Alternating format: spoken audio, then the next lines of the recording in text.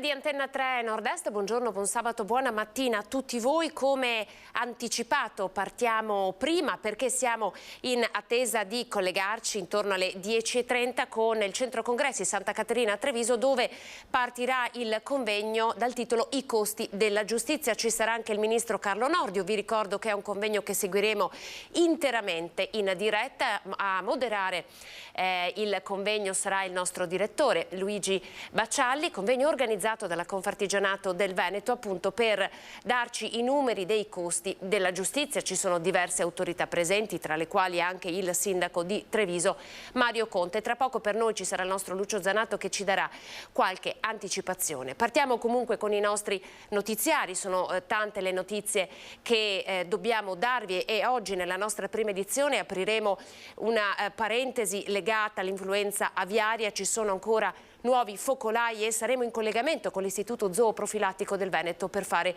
il punto. Poi tema della siccità, l'importanza della nostra acqua, il razzismo e ancora tante notizie di cronaca. Ci sono 3 manifestazioni in corso nella mattinata a Padova, ce n'è una a Venezia, quindi davvero sono tante le notizie che vi dobbiamo dare, ma partiamo con alcune notizie di cronaca perché è ancora in coma il 26enne investito da un taxi ieri poco prima delle 13 in via Carducci a Trieste. Restano gravi le condizioni del giovane che ha attraversato la strada in direzione del mercato coperto venendo investito e sbalzato per diversi metri. Partiamo da questa notizia.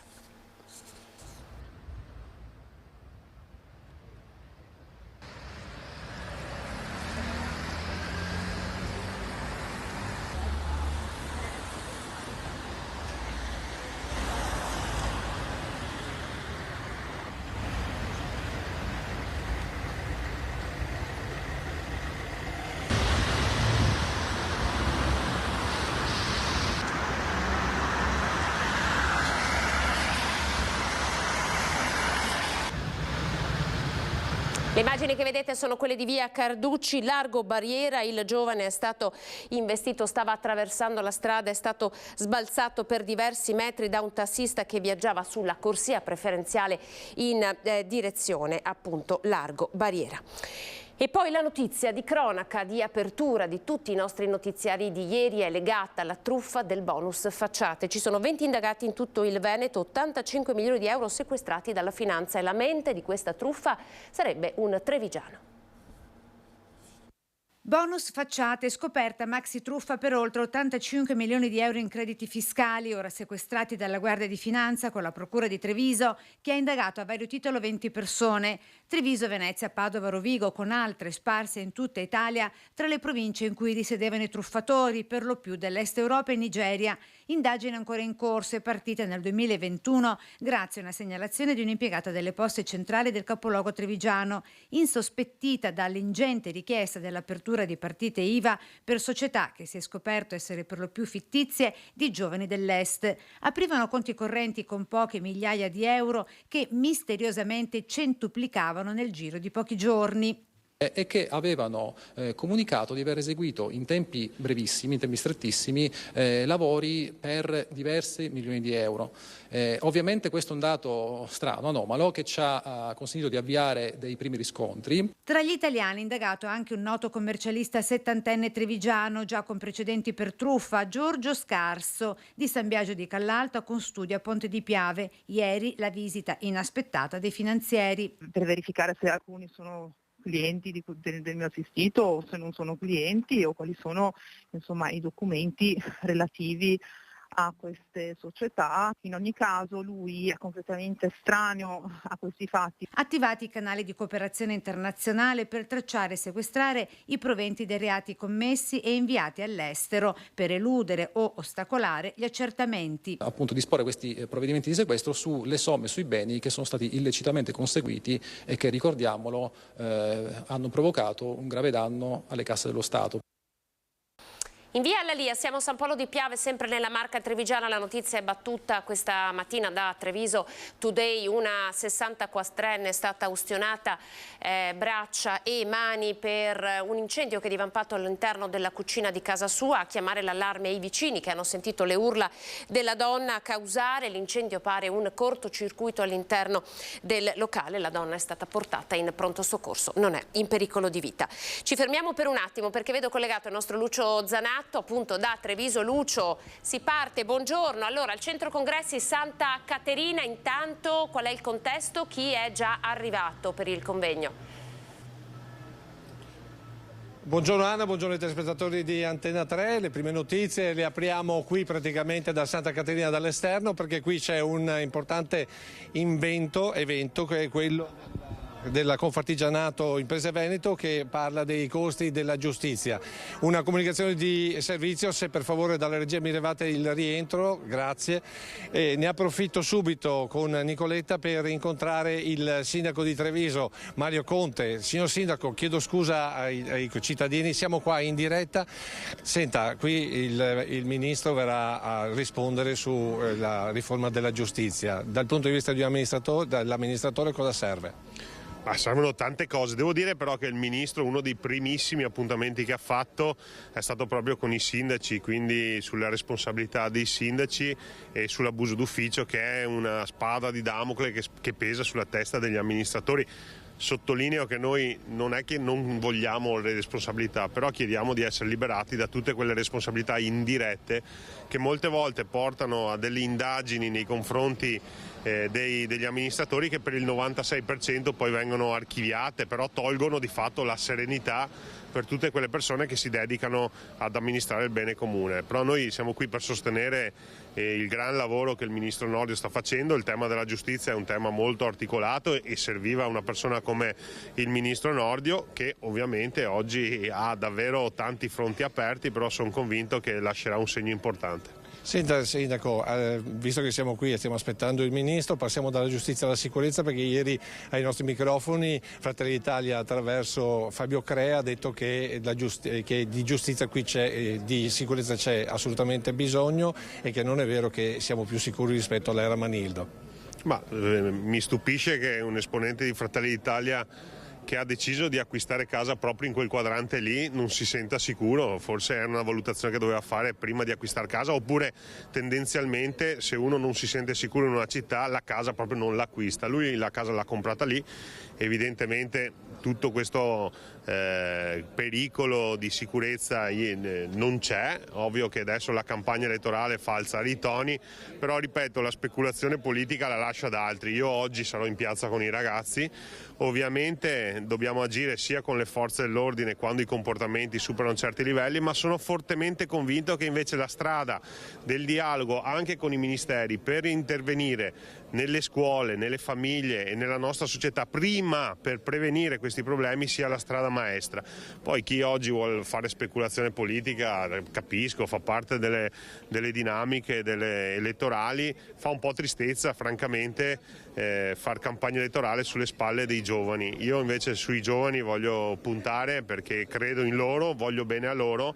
Mi dispiace quando assumono dei comportamenti sbagliati, se lo fanno vanno puniti, bisogna intervenire con le forze dell'ordine, ma il mio obiettivo è quello di prevenire questi fatti, e quindi ribadisco e sottolineo l'importanza di quella lettera che vuole anticipare il problema e non gestirlo dopo. Gli altri candidati sono tutti orientati alla gestione del problema dopo che il problema è successo. Ecco, io cerco di prevenirlo il problema. Grazie sindaco, adesso lasciamo il sindaco che è uno dei partecipanti di questo focus sulla giustizia, un focus della giustizia, Anna, che pensa ha dei numeri molto importanti, perché 124.000 imprese artigiane del nostro territorio chiedono sostanzialmente di più per quanto riguarda la riforma della giustizia. Pensa che la durata dei processi incide negativamente sulla percezione della qualità della giustizia, e il conto economico per il Veneto è di 3,3 miliardi di euro. Questa lentezza della giustizia e questa conflittualità.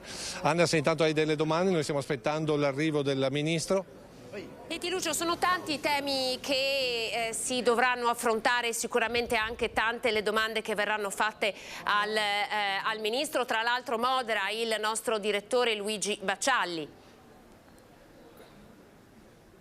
Sì, esatto, il nostro direttore che adesso noi incontreremo tra qualche secondo. Ricordo anche che oltre alla presenza del sindaco Mario Conte ci sarà un intervento del senatore Luca De Carlo, presidente della 9ª commissione del Senato, sarà in remoto perché si trova ancora a Roma, e poi naturalmente le presenze di Confartigianato Imprese Veneto, il presidente Roberto Boschetto, e poi naturalmente il presidente della Confartigianato di Treviso, ovvero Oscar Bernardi. Queste sono, diciamo così, le personalità che noi vedremo sul palco. Ricordiamo che seguiremo per intero sia diciamo così, tutta la giornata di studio e di confronto.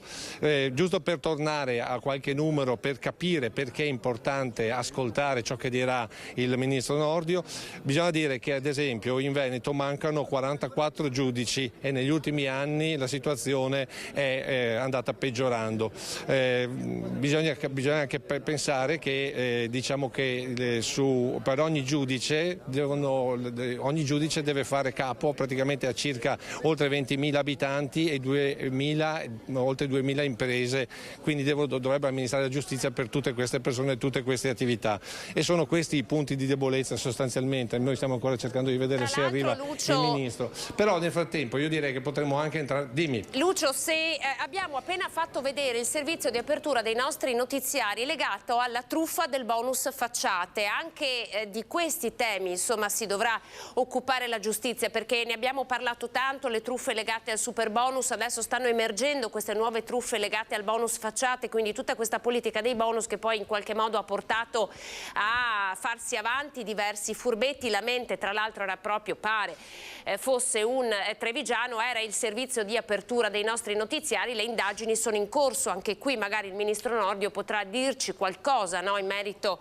a come la giustizia può operare anche per evitare che accadano cose di questo tipo. Beh, sicuramente la cosa importante è che come dire, sono i focus legati proprio alla giustizia, una giustizia che non è solamente giustizia penale, ma è anche giustizia civile, giustizia tributaria. La giustizia tributaria normalmente è considerata un po' la Cenerentola, e questi sono reati alla fine tributari, anche lì c'è un grosso deficit. Però visto che siamo qui e stiamo aspettando il ministro, andiamo, come dire, a toccare il nostro direttore. Direttore, allora, direttore, intanto siamo in diretta. Direttore, un focus importante questo sulla giustizia. Cosa chiederà il ministro? Beh, intanto gli chiederò come fa a trovare il tempo per dedicarsi anche a queste iniziative e a questi convegni, perché è un ministro sotto pressione, è sotto attacco, è stato a Cutro per il vertice sui migranti, ha spiegato le normative, sotto attacco per la questione del 41 bis, è un ministro della giustizia che sta cercando di riformare la giustizia tra mille difficoltà, quindi spero poi di avere l'occasione anche di fargli altre domande, anche per esempio su quanto è stato detto e abbiamo raccontato noi, la lettera della Rizzotto, consigliere regionale a Nordio, per il permesso premio che è stato concesso al killer di Iole Tassitani, no? Sono tutte notizie, tutte questioni che vorrei ovviamente sottoporgli. Poi naturalmente ci sono tutte le proteste che ogni sera a Focus lei raccoglie, anzi tu raccogli direttore, che raccoglie attraverso gli SMS di una regione che vorrebbe maggiore autonomia anche sotto il profilo della giustizia, se non altro quella amministrativa.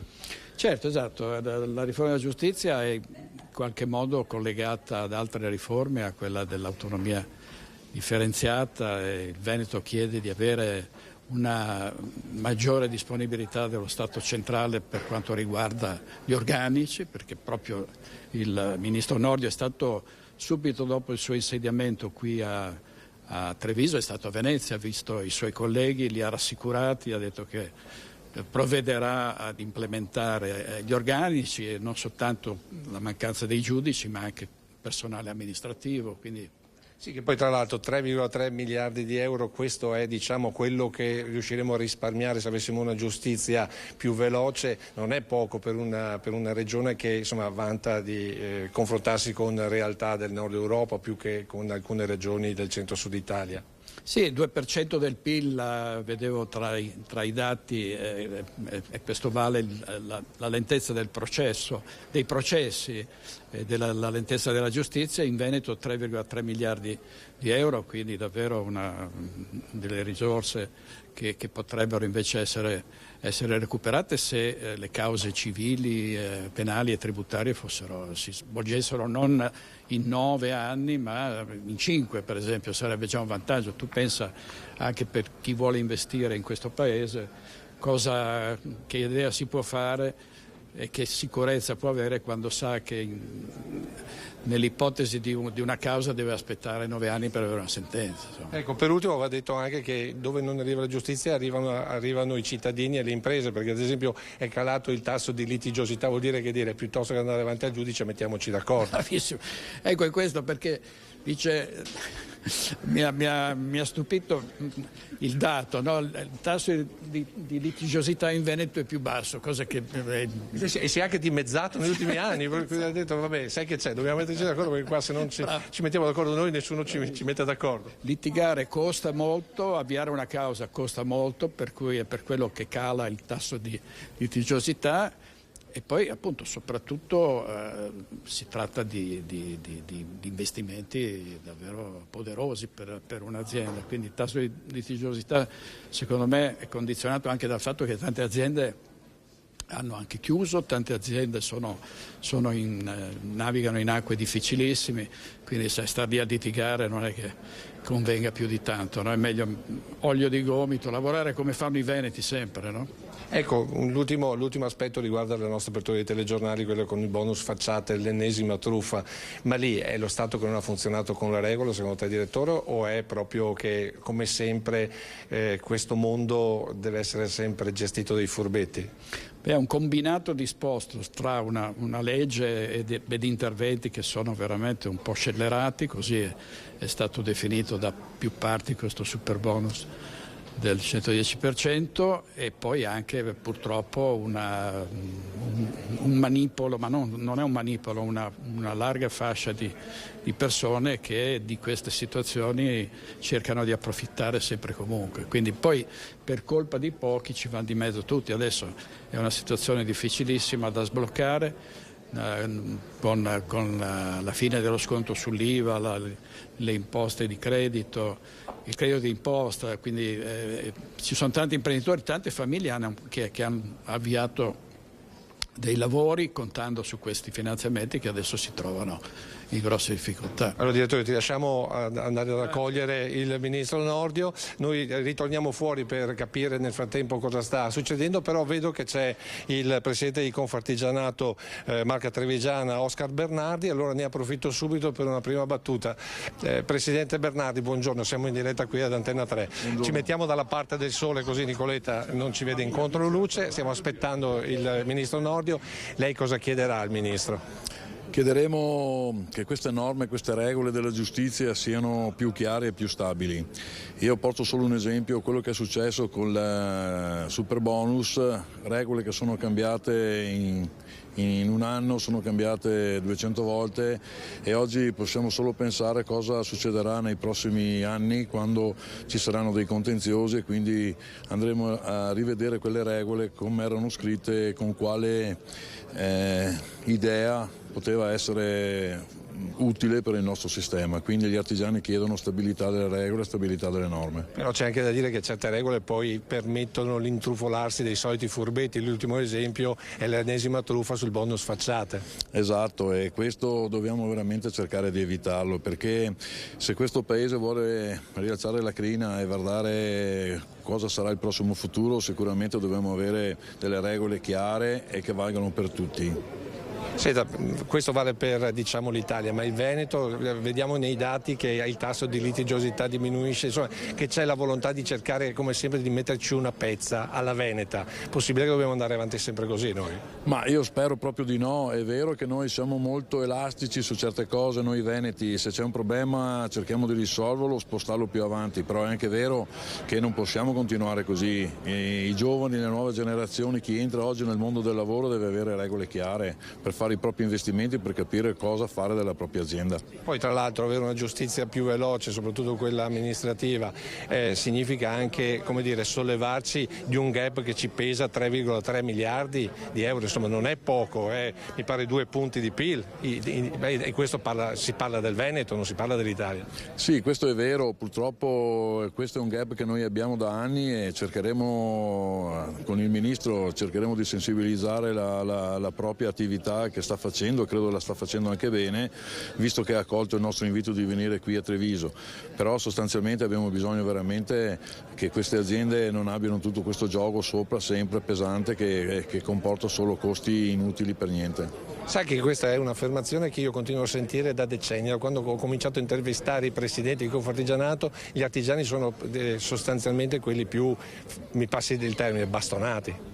Sicuramente sì, ma è anche vero che noi sono più di 10 anni che come associazione di categoria Confartigianato chiediamo questa valutazione, cioè del costo della giustizia oggi, cioè quanto ci costa a noi gestire queste cose, i tempi infiniti di sentenze che non arrivano e lungaggini incredibili. Quindi abbiamo chiesto già da molti anni la questione che nel nostro tribunale qui ci sia qualche giudice di più, sia giudice del lavoro che giudice di altri termini, quindi sicuramente ci serve. Grazie, mi pare di capire che sta per arrivare il Ministro, come vedete qui c'è un po' di movimento perché evidentemente le agenzie si stanno preparando perché come sempre ci saranno i primi lanci di agenzia. Del resto noi siamo costantemente in diretta pronti per capire, per raccontarvi insomma questa giornata dedicata all'economia e all'economia artigiana e non solo. Pensate appunto quanto pesa il fatto di non avere una giustizia giusta, insomma. Diamo ancora un'occhiata a quante persone stanno cercando stanno aspettando il Ministro. Come vedete c'è anche un ingente servizio di sicurezza e di controllo del territorio e ovviamente abbiamo diversi esponenti politici che stanno aspettando l'arrivo proprio del Ministro. Anna, se hai delle domande intanto.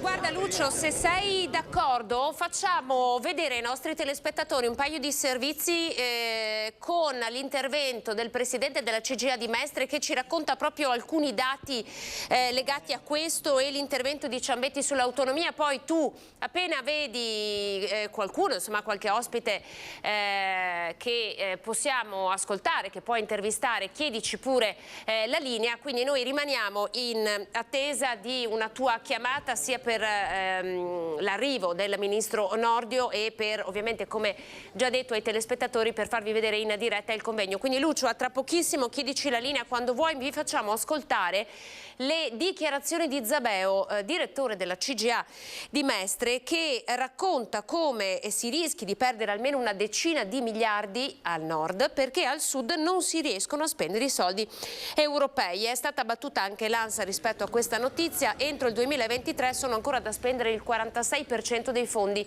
europei. Intanto vedo nel preview, se chiedo alla regia di farcelo vedere, la nostra Nicoletta Rizzetto sta mandando, eccola qua, questa è la macchina del Ministro Nordio, il Ministro che sta arrivando. Allora andiamo un attimo a Treviso con le immagini. Siamo in ritardo. Non ce la fanno per il PD.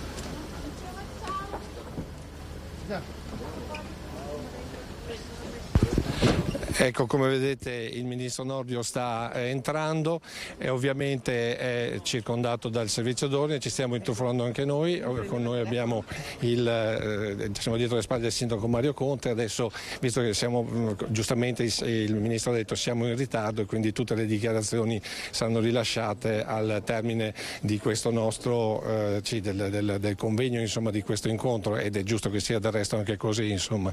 Del resto è importante sentire la voce del Ministro. Ci saranno naturalmente all'inizio i momenti di saluto da parte come abbiamo detto, sia dei presidenti del Confartigianato del Veneto e di Treviso, ci sarà il saluto del Sindaco Mario Conte, ci sarà l'intervento del Senatore De Carlo, insomma ci sono tante cose da ascoltare, da sentire, tante voci, tante opinioni poi da farsi per quello che ci verrà raccontato in questa mattinata di studio. Adesso ovviamente tutti prendono posto, come vedete vedete, insomma, siamo un po' in ritardo, però abbiamo cercato di raccontarvi un po', diciamo così, di crearvi la cornice di quello che è la base della discussione. Come avete capito, come hai capito anche tu Anna, qui in ballo c'è il futuro del nostro territorio, il futuro economico, perché se tu pesi tanto perché hai una giustizia che non è veloce, non è pratica e soprattutto magari per certi versi non è giusta, allora evidentemente non avrai neanche investitori dall'estero, motivo per il quale ad esempio, tanto per dire, il Veneto è una regione che proprio perché ha il basso tasso di litigiosità riesce ad ancora attrarre investimenti esteri, cose che ad esempio altre regioni non hanno. Adesso noi entriamo con Nicoletta perché abbiamo Simone sull'altra Camera, facciamo vedere un attimo quella che è, diciamo così, la preparazione di questo convegno. Come vedete in fondo il sindaco Mario Conte, poi abbiamo il nostro direttore che sta mettendo d'accordo con il ministro Nordio, poi abbiamo consiglieri regionali, abbiamo anche consiglieri comunali, insomma abbiamo un parterre politico, abbiamo un parterre anche dedicato alle aziende del nostro territorio, riconosciamo diversi volti di imprenditori, diversi volti di imprenditori artigiani, tutti qui proprio per stare a sentire che cosa dirà il ministro proprio in relazione a questa riforma della giustizia. Ricordiamo una riforma importantissima che colpisce non solo le aziende piccole e grandi del nostro territorio, teniamo conto che noi siamo soprattutto un territorio di piccole, medie, piccole e piccolissime aziende, a volte anche micro aziende. Pensate che solo 10 anni fa si faceva un conto, insomma, che una partita IVA, c'era almeno una partita IVA per ogni famiglia veneta, quindi già questo racconta molto del nostro tessuto produttivo. Ecco perché qui ci sono tante domande, ci sono tanti dubbi, c'è la richiesta di sentire, di capire, insomma, quali sono che risposte possibili ci possono essere per una giustizia che deve essere sicuramente molto più giusta. Ricordo ancora una volta, stiamo parlando di 124.000 imprese artigiane venete che stanno aspettando la riforma della giustizia. Ricordiamo anche che in questo momento il Ministro risponderà su questa carenza fisiologica per quanto riguarda i giudici. Ricordiamo che nel Veneto ne mancano 44 rispetto a quello che dovrebbe essere l'organico, dei 227 giudici effettivi tra ordinari e onorari, ogni giudice deve far capo, pensate, a oltre 20.000 abitanti e oltre 2.000 imprese per ogni giudice. Vuol dire che, insomma, il tasso di giudizio è molto difficoltoso da seguire, soprattutto se c'è una litigiosità. Litigiosità, come abbiamo detto prima, è molto bassa, è molto più bassa rispetto al resto d'Italia. Addirittura pensa Anna che si è dimezzata in pochi anni, dal 2014 al 2020 siamo passati da 143.000 cause a 91.000, quindi insomma, voglio dire, c'è stata, come dire, si sono messi d'accordo indipendentemente dalla giustizia. Questo la racconta lunga sul fatto che, come sempre, i veneti cercano di trovare una soluzione a dei problemi. Mi pare che adesso stia per cominciare adesso noi ci spostiamo verso il fondo della sala, giusto per dare un attimo il colpo d'occhio del parterre, e attendiamo che cominci il momento che cominci veramente a questo punto il momento di incontro, il convegno, e che vi consigliamo di ascoltare, di seguire, perché ci saranno sicuramente delle notizie importanti che il ministro, tra l'altro trevigiano, quindi di casa, racconterà non solo al suo territorio ma ai suoi imprenditori. Allora, giusto per continuare a raccontare qualche altro dato, l'ultimo dato che volevo raccontarvi è che di media, ad esempio, in Veneto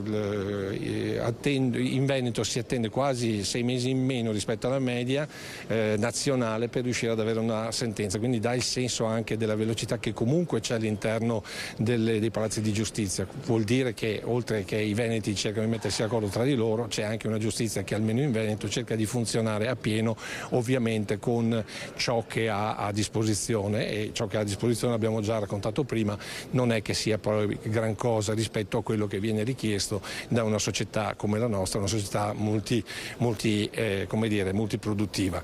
Mi pare che siamo pronti per iniziare e a questo punto ti restituisco la linea, Anna, e nel frattempo aspettiamo che parta il momento. Buongiorno, benvenuti. Convegno importante con il Ministro di Grazia e Giustizia Carlo Nordio. Siamo in diretta su Antenna 3, parliamo dei costi della giustizia e quello che le imprese, tutto quel che le imprese devono affrontare quando ci sono cause civili, penali e tributarie, e credo di interpretare il pensiero di tutti se dico che oggi è qui un ministro in questo centro congressi di Santa Caterina sotto pressione, reduce dal Consiglio dei Ministri tenuto a Cutro, sotto attacco per la questione del 41 bis, impegnato nella riforma della giustizia, che trova anche il tempo per stare al fianco degli artigiani. Credo che un applauso ci voglia.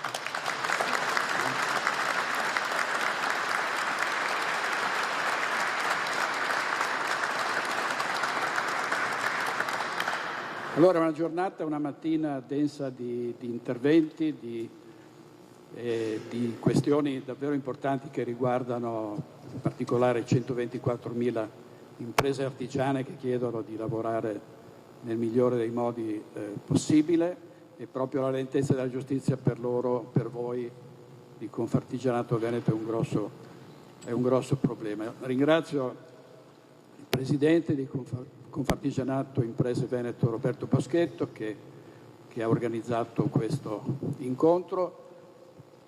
Abbiamo degli interventi prima di sentire il Ministro di Grazia e Giustizia. Il primo è quello del padrone di casa, il Sindaco di Treviso Mario Conte.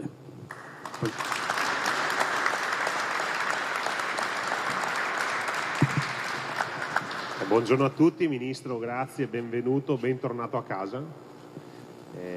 Do un benvenuto a tutti. Tra l'altro qui in Santa Caterina, proprio a poche settimane dall'inaugurazione che faremo della nuova abside, quindi questo luogo assumerà davvero un volto completamente rinnovato, rigenerato, e sarà sempre più cuore pulsante della cultura trevigiana.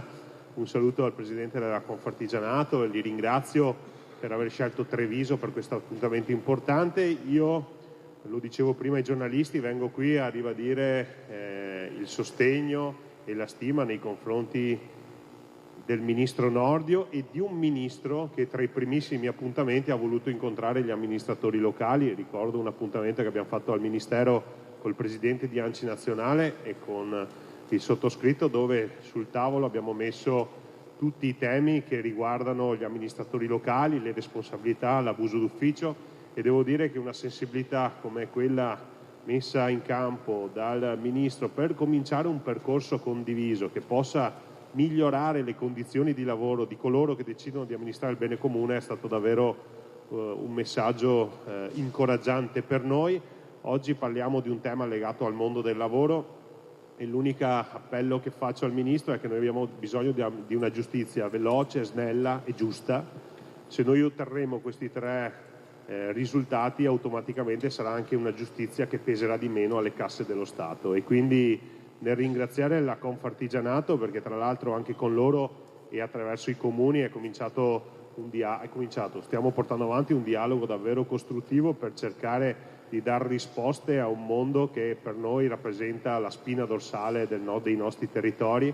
E quindi grazie davvero a tutti. Io non posso che augurare un buon lavoro, perché sia nel caso di Confartigianato e nel caso del Ministro della Giustizia siamo in buonissime mani, e l'Associazione Nazionale dei Comuni del Veneto è al vostro fianco per sostenere queste che sono delle iniziative importantissime. Quindi benvenuti a Treviso e buon lavoro, e grazie per essere qui.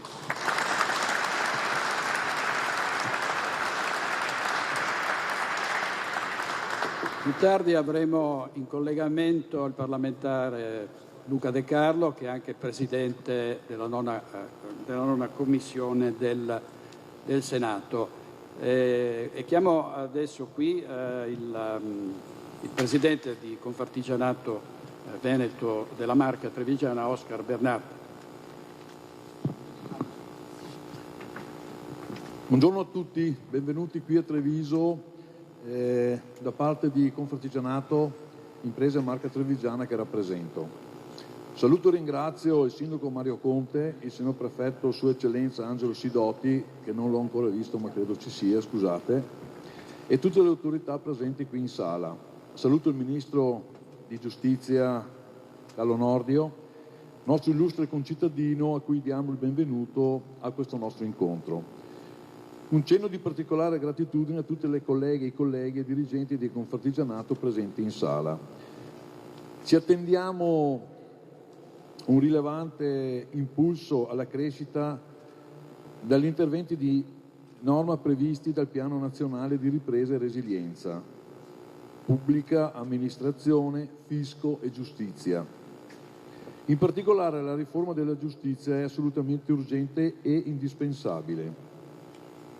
Proprio dalla riforma della giustizia civile e tributaria, come illustrerà poi nei particolari il Presidente Roberto Boschetto, noi imprenditori ci attendiamo in particolare interventi che portino ad una riduzione almeno del 40% della durata dei processi civili. Non va dimenticato che l'efficienza della giustizia civile influisce non solo sulle imprese italiane, ma anche sui programmi di investimenti di aziende straniere. È un elemento di attrattività importante. Scusate. Ritengo però necessario sottolineare che una maggiore efficienza è necessaria ma non sufficiente. Serve anche un contesto di regole e norme semplici e chiare che riducono la necessità di ricorrere alla giustizia. E porto un esempio lampante, sta nelle cronache di questi giorni il tema di Superbonus. Una norma complicata, modificata in 1 anno e mezzo più di 200 volte. Da qui ai prossimi anni sicuramente esploderà un contenzioso penale, civile e tributario. Bene quindi velocizzare la giustizia, ma non si dimentichi di lavorare anche per ridurre la necessità di ricorrere ad essa. Grazie e buon lavoro.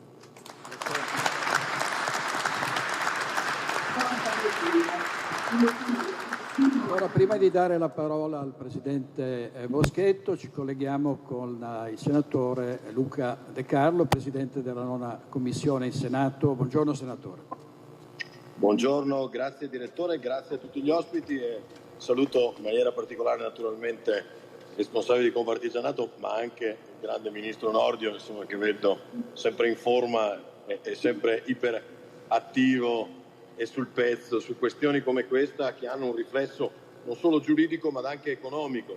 Quindi credo che l'importanza di tutto ciò, soprattutto per una regione come il Veneto, che ha dimostrato negli anni di essere la littorina di questa nazione e che tanti esempi fulgidi ha dato ad altri, oggi possa e debba ragionevolmente, come del resto stiamo cercando di fare, essere messa nelle condizioni di poter esprimere il proprio potenziale anche attraverso uno snellimento ed una velocizzazione di certe anche questioni giuridiche che fino adesso l'hanno in qualche maniera un po', anche se noi con una punta d'orgoglio ricordiamo sempre anche i dati che sono migliori magari di altre aree, però ciò non significa che non si possa e non si debba migliorare. Il nostro tessuto economico fatto di tante imprese, di oltre 100.000 imprese, 124.000 imprese, merita non solo più sostegno ma anche non solo ciò che prevede il PNR, poi che è una riforma della giustizia in senso ovviamente si spera migliorativo, ma io non ho nessun dubbio che il Ministro Nordio, che sa benissimo e lo ha sempre dimostrato, io ho fatto una campagna elettorale splendida assieme a lui e uno dei temi su cui si è sempre focalizzato è sul costo della giustizia e sugli suoi effetti sull'economia. Ecco, io credo che si debba essere fiduciosi, perché anche sotto questo aspetto questo è un governo che lavora in silenzio, che non fa grandi annunci, non fa grandi proclami, ma che sta lavorando veramente. Io sono veramente fiducioso, lo dico prima da sindaco, perché ne ho visti cambiare di governi, ne ho visti governi amici, pochi in realtà, e governi che in qualche maniera abbiamo osteggiato, non per partito preso, ma a volte anche proprio con evidenza e con assoluta oggettività. Oggi credo che si possano fare quelle tante riforme, e questo dovrà fare un centrodestra serio, unito, quelle tante riforme che magari non siano immediatamente percepibili come ottime riforme, ma che diano la possibilità di pianificare anche l'economia dei prossimi 20 anni. C'è una frase bellissima di Crosetto che dice: noi siamo quel governo che pianterà alberi della cui ombra ne godranno i nostri figli. Ecco, noi vorremmo essere proprio quello, vorremmo essere quelli che piantano. Si è frizzato il collegamento, succede, vediamo se riusciamo a riprenderlo, mi pare di no, proveremo. Io direi di andare avanti. Ci sente, senatore? Si era interrotto il collegamento? No, è nuovamente bloccato. Allora direi di andare avanti con il Presidente Roberto Boschetto, una relazione che snocciola tanti dati e soprattutto va nel dettaglio e racconta quella che è la situazione della spina dorsale dell'economia del Veneto, cioè le imprese artigiane. Presidente. Grazie Direttore. Buongiorno a tutti. Grazie al Ministro della Giustizia Carlo Nordio per essere presente a questo nostro incontro in tema di giustizia. Grazie al collega Oscar Bernardi, Presidente delle imprese Marca Trevigiana, e grazie al Sindaco, che abbiamo già avuto modo di iniziare un percorso di lavoro assieme, che entrambi hanno aperto i lavori. Grazie anche al Senatore Luca De Carlo, che ho conosciuto e ho avuto già modo anche con lui di confrontarci, e che so che ha a cuore le imprese artigiane. È un momento di riflessione importante per analizzare con la lente delle imprese una delle riforme principali per l'Italia. La giustizia è una delle infrastrutture su cui si gioca la serietà e lo sviluppo del nostro Paese Italia. Farei una premessa. L'efficienza del settore giustizia è condizione indispensabile per lo sviluppo economico e per un corretto funzionamento del mercato.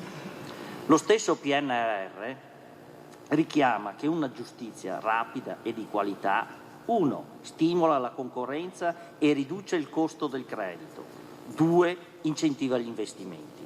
Sempre il PNRR stima che a. una riduzione della durata dei procedimenti civili del 50% potrebbe accrescere la dimensione media delle imprese manifatturiere italiane di circa il 10%. B. Inoltre uno studio recente ha valutato che una riduzione da 9 a 5 anni dei tempi di definizione delle procedure fallimentari possa generare un incremento di produttività dell'economia italiana dell'1,6%. Cosa quindi si aspettano le 124.000 imprese artigiane venete dalla riforma della giustizia? Innanzitutto che si pensi anche al civile e al tributario e non solo al penale, come siamo a volte abituati a sentire nei media. Poi che un sistema caratterizzato da magistrati di altissimo profilo venga sgravato dal problema dei tempi della celebrazione dei processi. Servono quindi piante organiche adeguate al bacino d'utenza di imprese, lavoratori e popolazione e ridurre i tassi di scopertura di magistrati e personale amministrativo. La durata dei processi è un costo economico importante.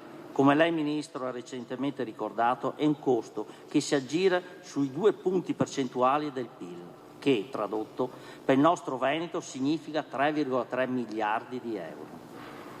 I problemi quindi legati al fattore tempo, in particolare per la giustizia civile del lavoro, devono essere al centro dell'attenzione del nostro dibattito. A conferma di ciò, da un confronto tra le varie regioni italiane risulta che, all'aumentare del numero di cause civili pendenti, cala il PIL pro capite. Qualche numero eclatante sulla giustizia civile e del lavoro riferito all'anno 2022. Cosa non va in Veneto? A. Il tasso di scopertura dei giudici è del 16,5% rispetto alla pianta organica prevista per legge. Ne mancano quindi 44.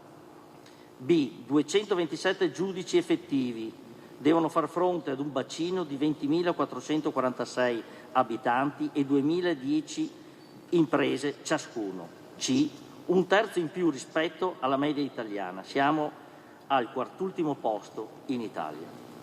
Punti di forza ci sono anche. A, prosegue il calo delle cause pendenti. B, i giorni medi necessari in regione, 311, sono quasi 5 mesi in meno rispetto alla media dell'Italia, che sono 457 giorni. C, per aiutare questo snellimento, anche la minore litigiosità dei veneti, che si esplicita in un calo costante delle cause aperte nell'anno. Infatti siamo passate dalle 143.399 del 2014 alle 91.100 del 2020. Quindi cittadini ed imprese del Veneto devono attendere quasi 5 mesi in meno per avere una sentenza. Ciò rende il nostro territorio più attrattivo di altri per insediamenti produttivi e imprenditoriali in genere.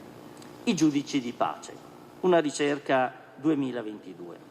Anche questo aspetto della giustizia civile ci preoccupa. Il tasso di scopertura è del 55%.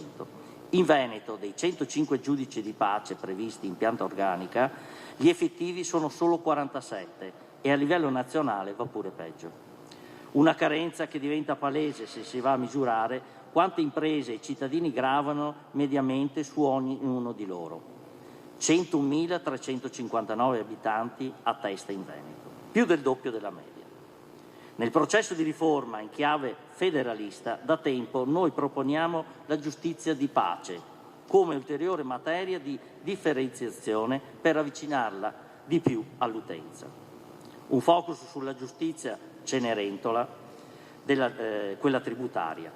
Nel 2022 ci siamo concentrati sulla giustizia tributaria, la cui riforma è entrata in vigore lo scorso settembre. Un ambito che ha ripercussioni importanti sul tessuto imprenditoriale, che oggi gestisce un contenzioso di oltre 41 miliardi, pari all'1% del PIL nazionale. È strettamente connesso allo sviluppo economico e industriale, quindi tutto questo, dell'Italia. Nel tempo la giustizia tributaria si è guadagnato l'appellativo, come dicevo prima, di giustizia Cenerentola, perché l'attività dei giudici tributari era a tempo parziale e con compensi inadeguati. Anche in questo caso le nostre analisi evidenziano carenze strutturali. A livello nazionale, a fine 2021, i giudici tributari erano 2.609, mentre per legge dovrebbero essere 4.668. In Veneto, a fine del 21, risultavano 117 giudici operativi sui 180 invece che erano previsti, quindi 63 in meno. Anche dal punto di vista del personale amministrativo vi è un sottodimensionamento rispetto alla dotazione organica prevista. 1.507 unità in servizio contro i 2.204 previste a livello nazionale. In Veneto erano 68 gli amministrativi sui 108 invece quelli previsti. Gli anni passano e le cose peggiorano. Negli ultimi 6 anni i giudici del personale amministrativo delle commissioni provinciali e regionali sono calati a doppia cifra. La nostra regione risulta ancora una volta sottodimensionata rispetto ai bacini dell'utenza, inteso imprese e lavoratori. Siamo al 4° posto più sottodimensionati dietro a Bolzano, Umbria e Trento nelle commissioni provinciali. Al 2° più sottodimensionato rispetto al Piemonte per quanto riguarda le commissioni regionali. In Veneto ogni giudice di commissione tributaria provinciale e regionale ha un bacino d'utenza quasi doppio, sia come imprese che come lavoratori rispetto alla media italiana. Indice di litigiosità e produttività. Anche in questo caso ci sono aspetti positivi che caratterizzano la nostra regione. Un basso indice di litigiosità tributaria delle nostre imprese che si ferma a 7,8 controversie aperte ogni 1000 imprese. In Italia invece è del 19,9%. Altro aspetto positivo, le poche cause pendenti nelle commissioni. In Veneto ne abbiamo 3.819, circa il 2,6% nelle commissioni provinciali. Sono invece 2.878 nelle commissioni regionali. Un ultimo aspetto che ci sentiamo di segnalare è il necessario distacco della giustizia tributaria dal Ministero dell'Economia. Il maggior numero di ricorsi vengono infatti fatti verso l'Agenzia delle Entrate, che è strettamente collegata al Ministero. Non è quindi una giustizia garantita e imparziale. Ecco, tutti questi dati che io vi ho letto potrebbero essere anche da un lato noiosi, ma sono dati che emergono dal nostro osservatorio che abbiamo da alcuni anni come Confartigianato del Veneto, ma che ci danno purtroppo una situazione che noi viviamo e che quindi viviamo come imprese e come Veneto. E quindi questa lettura noiosa serve solamente affinché il Ministro possa portare nei tavoli opportuni questa difficoltà, che è vera, quindi non è solamente una chiacchierata che vuol fare Confartigianato oggi sabato, ma una realtà importante per il nostro Veneto, per le imprese che rappresento, per i lavoratori, per i cittadini, e penso e sono convinto, Ministro, che lei, non solo perché è di Treviso ed è Veneto, ed è importante, ma soprattutto perché crediamo in lei come persona obiettiva e persona con i piedi per terra, usiamo dire noi qui in Veneto. Quindi siamo sicuri che lei possa fare molto e soprattutto per il mandato che ha sappia portare a casa qualcosa, quello che serve per noi. Quindi io la ringrazio a nome di tutti i miei colleghi, di tutto il mio direttivo regionale, ma soprattutto delle 124.000 imprese artigiane che ci sono nel nostro Veneto. Io la ringrazio e le auguro soprattutto buon lavoro per un ministero importante che lei ha, che so che è difficile, perché la giustizia ne parliamo da anni, ma questa volta speriamo di poter con lei portare a casa qualcosa. Ne abbiamo veramente bisogno. Grazie a tutti.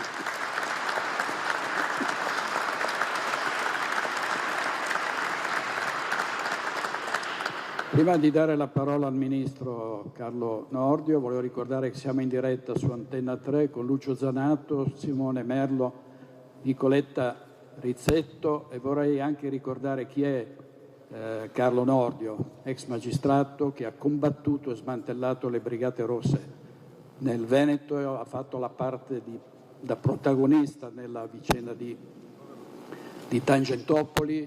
Vi consiglio di leggere il suo libro Giustizia, ultimo atto, da Tangentopoli al crollo della magistratura. Ha indagato sulle Coop rosse e ha scoperchiato il Mose. Credo che da un uomo di questo spessore, di questo valore, possiate aspettarvi, ne sono convinto, buone notizie.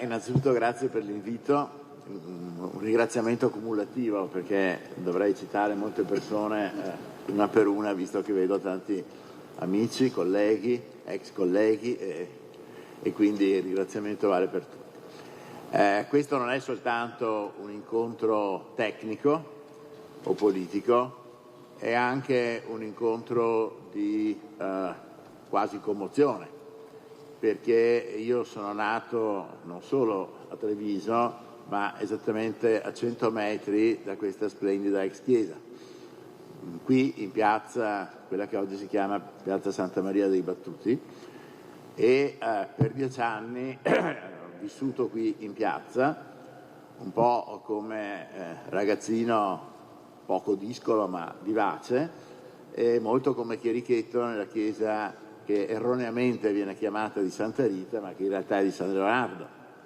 Quindi è una location, come si dice oggi, che mi prende il cuore ogni volta che ci passo davanti. Detto questo, è anche la prima uscita pubblica che io faccio da Ministro dopo un paio di mesi.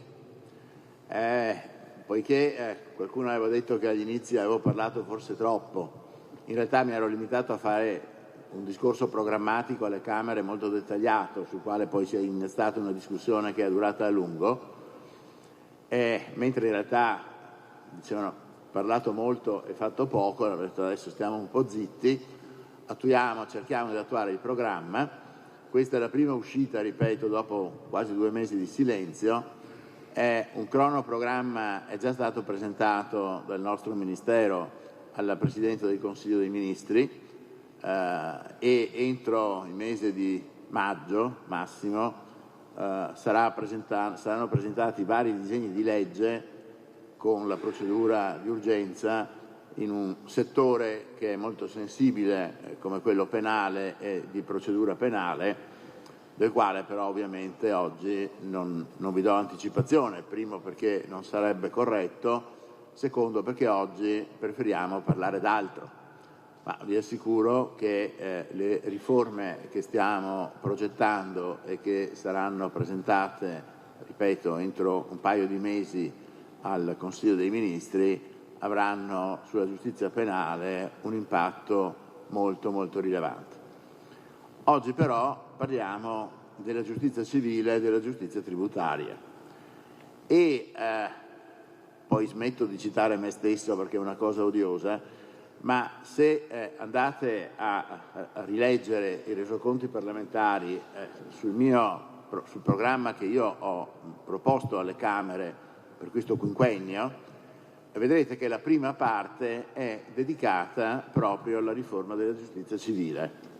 Naturalmente i giornali non ne hanno parlato perché l'impatto mediatico era tutto rivolto, è e probabilmente sarà ancora alla giustizia penale, che poi è stata alimentata anche da vari altri episodi di cui avrete letto, quindi il caso Cospito, il caso ovviamente degli migranti, eccetera.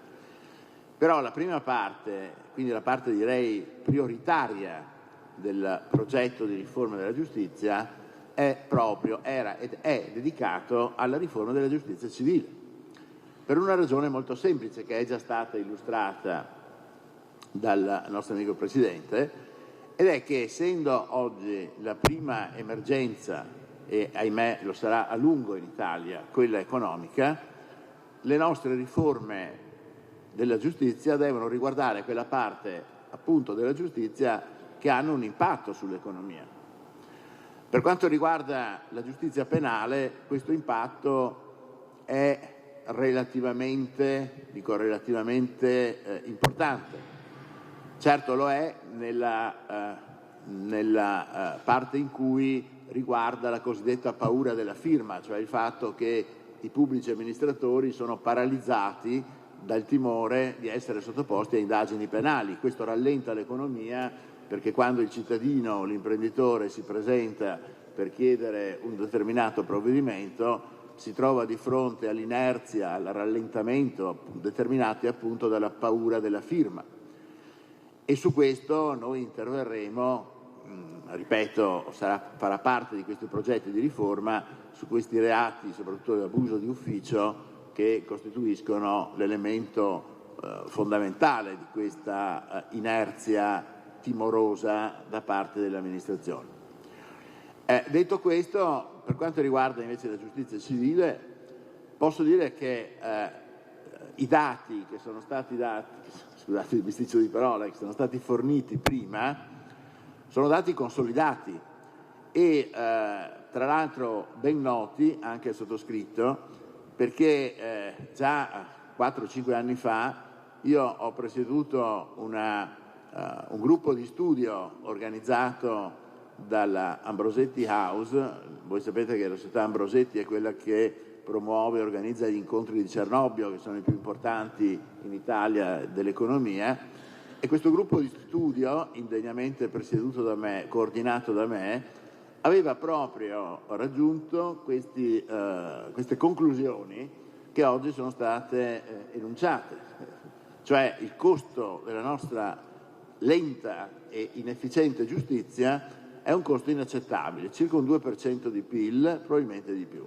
quindi una finanziaria ogni anno. I dati del Veneto sono quelli che sono stati forniti prima. Quindi la priorità, la riforma, quindi bisogna accelerare i processi civili e tributari, bisogna semplificare la normativa esistente, bisogna individuare bene le competenze e bisogna attuare quello che è stato suggerito, per non dire imposto, dall'Europa, la cui attuazione è indispensabile per ottenere i finanziamenti, tra l'altro, dell'Europa stessa, finanziamenti che sono addirittura di arrivo, visto che questi adempimenti sono stati praticamente tutti realizzati. Noi insisteremo per attuare nei limiti del possibile anche una rimodulazione di questi finanziamenti per la parte che riguarda la giustizia. Non sto adesso a darvi i dettagli tecnici, ma la cosa importante è che molto è stato fatto e quel che resta da fare sarà sicuramente fatto entro i tempi stabiliti. I numeri sono cosa noiosa, io preferirei parlarvi magari della filosofia del diritto penale, però siamo qui per stare con i piedi per terra, come ha detto lei. E quindi qualche numero, per quanto noioso, io sono abituato a parlare a braccio, questa volta dovrò consultare le carte, però ve lo do. Io non dico che siano ottime notizie, perché le risorse sono quelle che sono, ma sono buone notizie, perché dimostrano innanzitutto un impegno di questo governo. Peraltro va dato atto che la direzione del Ministro della Giustizia precedente, la Ministra Cartabia, era quella giusta per ottenere questi finanziamenti e accelerare i processi, ma era un'attività condizionata da una composizione parlamentare così disomogenea che rendeva quasi impossibile le riforme. Voi sapete che le riforme non le fa il Ministro, non le fa il Ministero, le fa il Parlamento. Oggi invece abbiamo una maggioranza compatta, omogenea e duratura e quindi queste riforme potenziate è più facile attuarle. Nel frattempo posso solo dire che nel Veneto sono stati già previsti 45 funzionari amministrativi. I numeri sembrano esigui, ma guardate, i funzionari amministrativi sono l'elemento portante della struttura giudiziaria. Altri ne saranno assunti, i concorsi sono già stati avviati e in generale nel 2023 è prevista l'assunzione niente meno che di 5.000 unità di personale amministrativo e la stabilizzazione per 1.000 operatori. Il personale amministrativo è importante quasi e per certi aspetti di più del magistrato, perché il magistrato è come un pilota militare.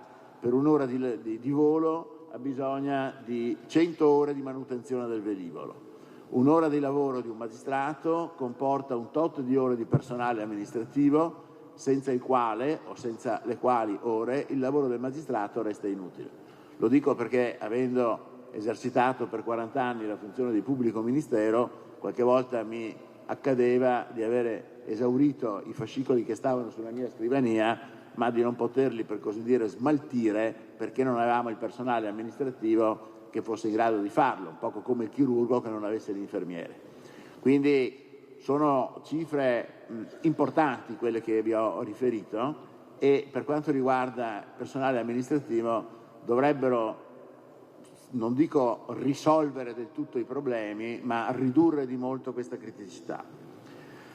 Quest'anno, per quanto però riguarda anche i magistrati, sono previsti niente meno che 3 concorsi di magistratura nel corso dell'anno.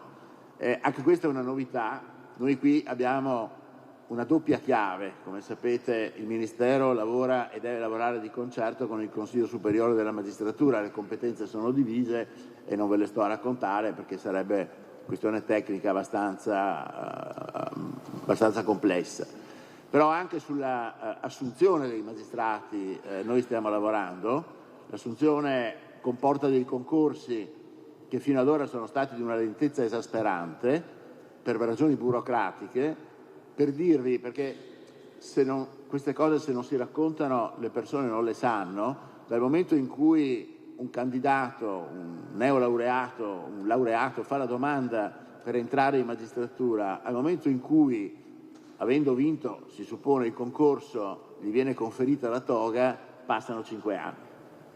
È incredibile. È esattamente il tempo che è passato quando il concorso l'ho fatto io nei lontani anni 70.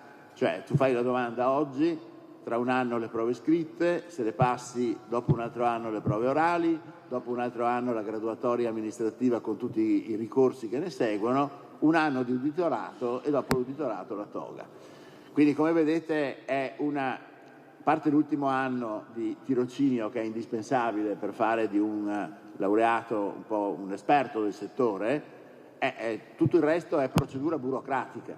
Tutto questo va snellito e quindi, snellendo i concorsi, snellendo le procedure di assunzione, anche le carenze della magistratura, che sono notevoli, poco a poco saranno colmate. Va anche detto che sarà potenziata, e già siamo addirittura di arrivo, la magistratura onoraria, che oggi viene trattata malamente. Gran parte dei processi, delle cause, viene trattata da giudici onorari che sono retribuiti in modo indecoroso e non hanno nemmeno un'assistenza previdenziale e sociale degna del loro ruolo. Anche di questo ci stiamo occupando e siamo addirittura di arrivo. La cosa più importante, oltre all'assunzione del personale, però, è la modernizzazione del sistema giustizia. Ve lo dice uno che ha difficoltà ad aprire il cellulare, non parliamo poi di aprire il computer, perché per la mia generazione sono oggetti misteriosi. Ma come insegnava il saggio, la dotta ignoranza consiste nella consapevolezza di non sapere. Io so di non sapere, però so che proprio perché sono ignorante del settore devo avvalermi di gente particolarmente esperta. E su questo abbiamo fatto dei passi avanti al Ministero, abbiamo assunto direi il meglio del meglio di quanto riguarda la digitalizzazione e la informatizzazione dei processi, dei procedimenti e dei vari atti giudiziari. E non solo giudiziari. Questo è proprio terreno pratico. Da un mese è entrato in vigore, è stata una cerimonia molto importante anche alla presenza del Presidente della Repubblica, però sarà estesa in tempi molto brevi questo progetto Polis, per cui, per farla breve, se una persona che abita, mettiamo, a Oderzo dovesse chiedere un certificato penale o un altro certificato, sapete quanti ne occorrono in Italia per mettere in piedi un'azienda, non occorre che venga il Tribunale di Treviso come accade ora, è sufficiente che vada all'ufficio postale e dall'ufficio postale, cliccando un paio di bottoni, riuscirà ad avere tutti i certificati. Non sono le grandi rivoluzioni epocali della filosofia del diritto, ma quelle che rendono molto più facile la vita. Pensate a quante ore di lavoro si possono risparmiare evitando anche gli intasamenti stradali, evitando l'inquinamento, evitando tutti quei movimenti di persone, di automezzi, eccetera, che oggi sono invece richiesti da questi adempimenti burocratici, che sono sicuramente troppi, ma che comunque possono essere facilitati da questa digitalizzazione, da questa informatizzazione, che ovviamente riguarda sia gli atti extragiudiziari di cui ho parlato adesso e sia ovviamente i processi. E quindi sarà molto più facile l'accesso anche per gli avvocati ai tribunali e agli uffici giudiziari generali attraverso appunto questa nuova scienza di cui, ripeto, io sono abbastanza ignaro, ma che so e ho visto con le mie mani che funziona. Sono stati fatti probabilmente degli errori anche nella riforma sul processo civile, sono stati lamentati dagli avvocati, sono stati recepiti anche dai magistrati, sono stati recepiti e nei limiti del possibile verranno corretti. Dobbiamo tener conto che abbiamo dei vincoli che ci sono imposti proprio dall'Europa per ottenere questi finanziamenti e non li possiamo sforare. Quando si sente questa espressione, ce lo chiede l'Europa, non è che noi rinunciamo alla sovranità, è un patto, è un contratto che noi abbiamo fatto, un do ut des, voi ci date i soldi ma noi ci impegniamo a fare queste riforme, quindi non è pensabile che noi facciamo marcia indietro o che siamo inadempienti. Come ho detto prima, se ci sono delle criticità che possono essere rimodulate restando sempre rigorosamente entro i paletti che ci sono stati suggeriti o imposti dal PNRR, lo faremo, e lo faremo ovviamente di concerto e con il consenso dell'Unione Europea, proprio per evitare malintesi o altro. Costi per la giustizia lenta possono anche essere, dal punto di vista finanziario, recuperati in due modi. Noi abbiamo delle spese immense per delle cose che forse non sapete.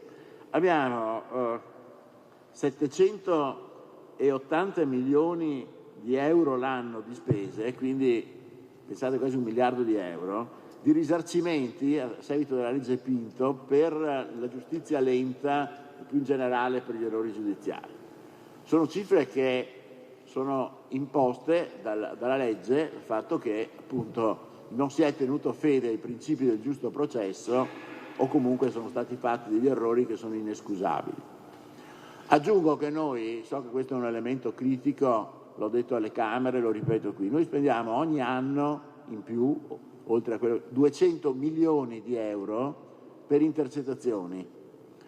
È di ieri la notizia, pubblicata sul Foglio, che in un tribunale italiano sono stati spesi, un tribunale tra l'altro non di grandi dimensioni, una procura meglio, sono stati spesi 4 milioni di euro, e dico 4 milioni di euro, per un'indagine durata 5 anni nei confronti di amministratori che si è risolta assolutamente nel nulla, con una generale assoluzione. Sono stati soldi sprecati, come sono la gran parte dei denari impiegati nelle intercettazioni. Quando l'ho detto alle Camere, qualcuno si è alzato e ha detto ecco, le vuole togliere, fare un regalo alla mafia, al terrorismo. Lo ripetiamo ancora una volta, mafia e terrorismo non si toccano per quanto riguarda questo sistema di indagine. Ma abbiamo fatto anche qui, abbiamo i dati alla mano, una serie di impressionanti spese per processi che non hanno niente a che vedere con la mafia, con il terrorismo, con gli altri reati gravissimi, che si sono risolti nel nulla.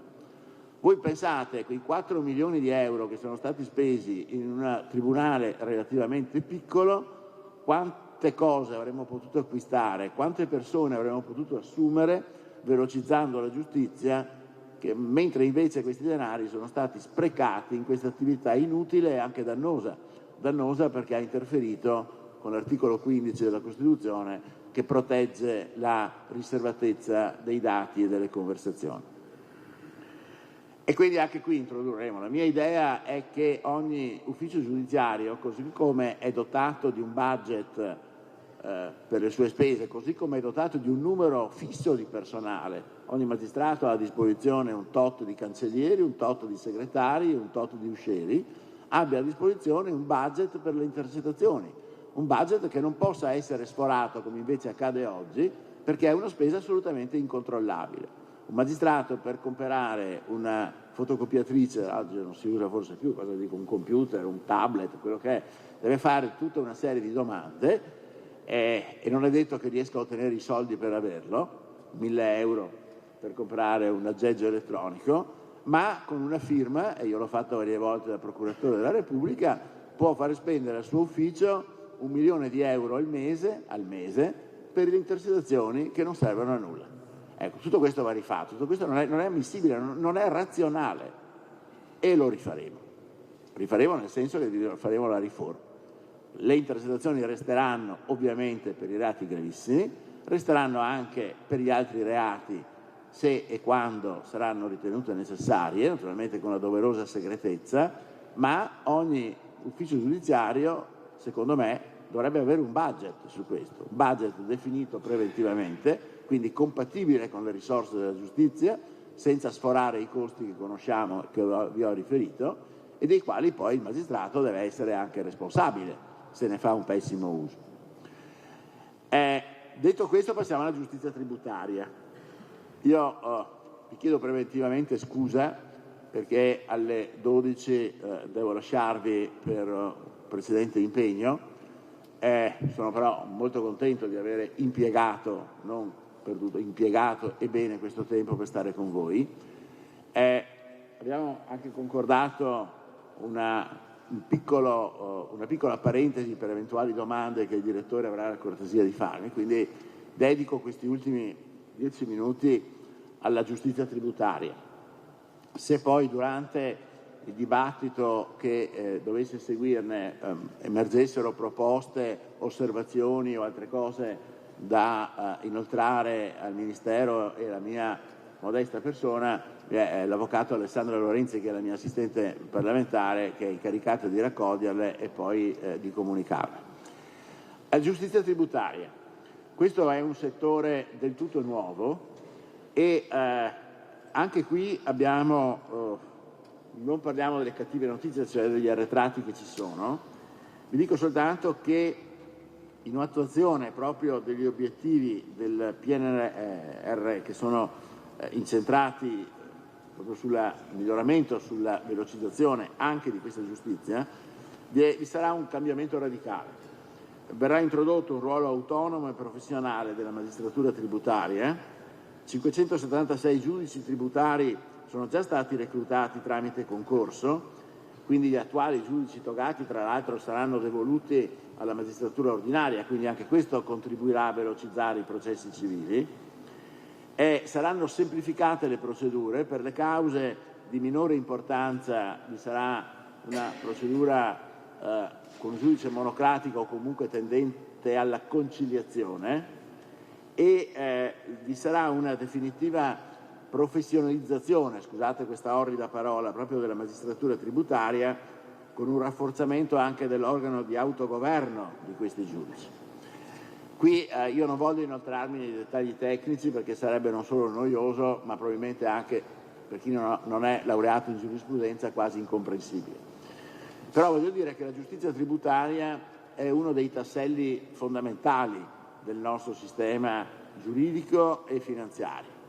Generalmente le commissioni vengono, anzi quasi sempre, presiedute da magistrati, che tra l'altro non sempre, magistrati ordinari, hanno la preparazione tecnica adeguata e in ogni caso le garanzie di imparzialità, le garanzie di competenza, le garanzie anche di indipendenza della giustizia tributaria devono, secondo me, allinearsi con quelle della magistratura ordinaria, cioè devono essere, è una giustizia così delicata che deve essere amministrata da persone incardinate nel sistema e non raccolte sia pure tra persone qualificatissime, ma senza quella stabilizzazione che invece la contrassegna in questi momenti.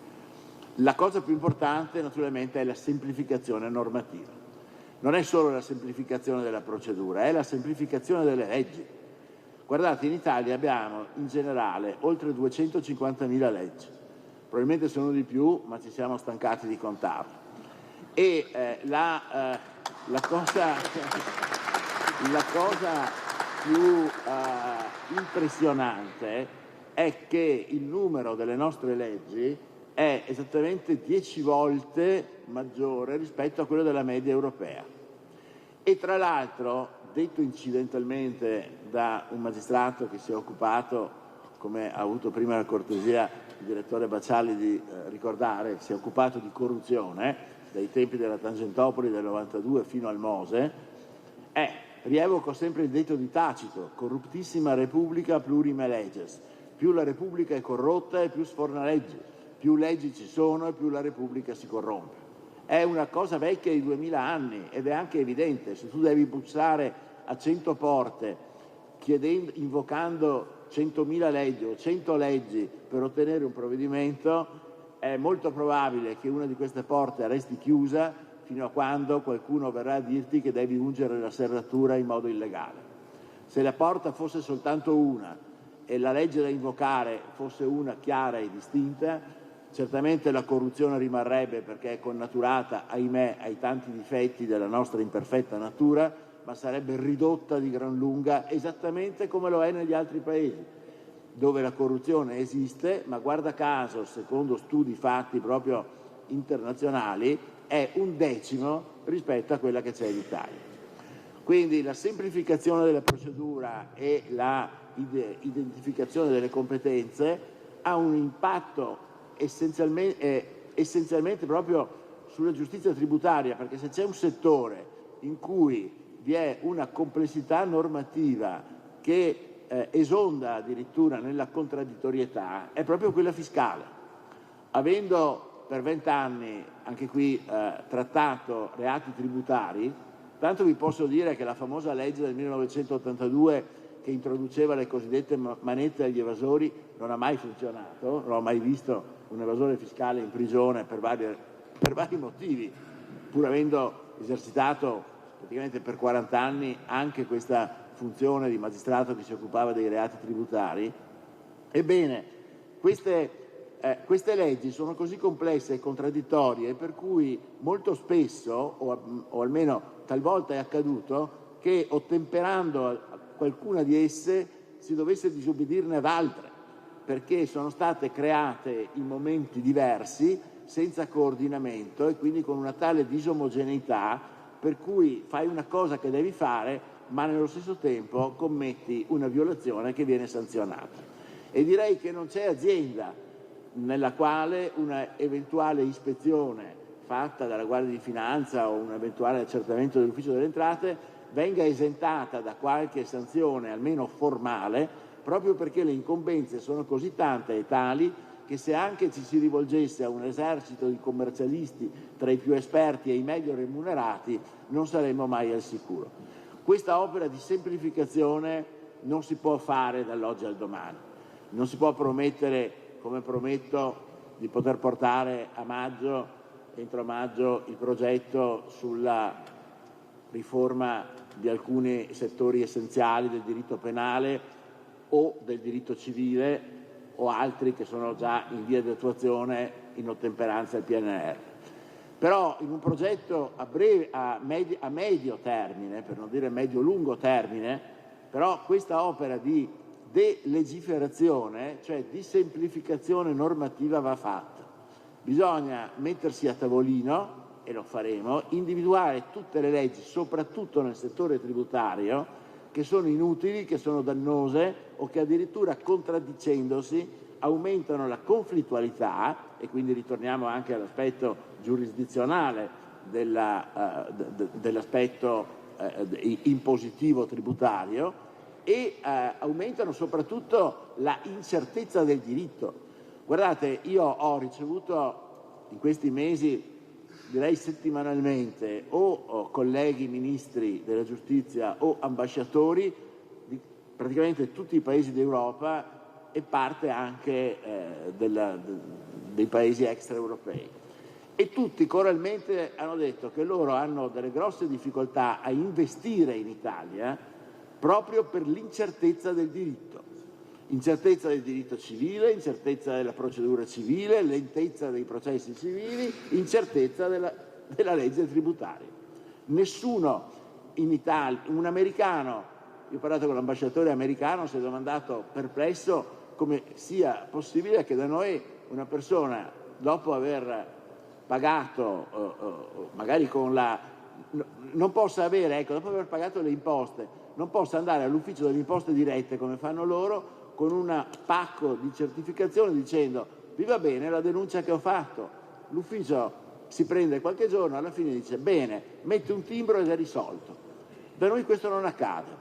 Da noi una persona, un imprenditore può assoldare un esercito di commercialisti e può star sicuro che magari dopo un po' arriva la benemerita. Io ho lavorato per anni con la Guardia di Finanza, sono amico degli ufficiali, quindi è un'opera benemerita che fanno, però è un'opera lunga, necessariamente lunga, perché le procedure sono lunghe e le leggi sono molte, e l'imprenditore, l'artigiano si trova per 7, 8, 10 giorni, un mese, talvolta di più, con questa verifica in corso, nonostante abbia pagato fino all'ultimo centesimo, compresa la parcella dei commercialisti. Ecco, è questa incertezza del diritto che tiene lontani molti italiani dalla voglia di intraprendere e soprattutto tiene lontani gli stranieri dal desiderio di investire in Italia.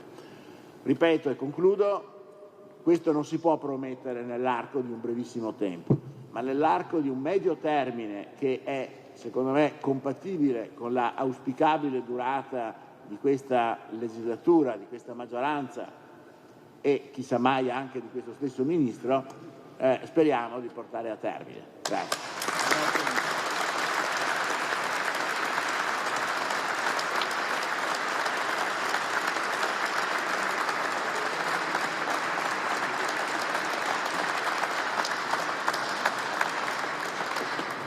Io avrei due domande, in una per il Ministro, perché risulta chiaramente che questa lentezza è dovuta in gran parte alla carenza di organici, pochi magistrati, poco personale amministrativo.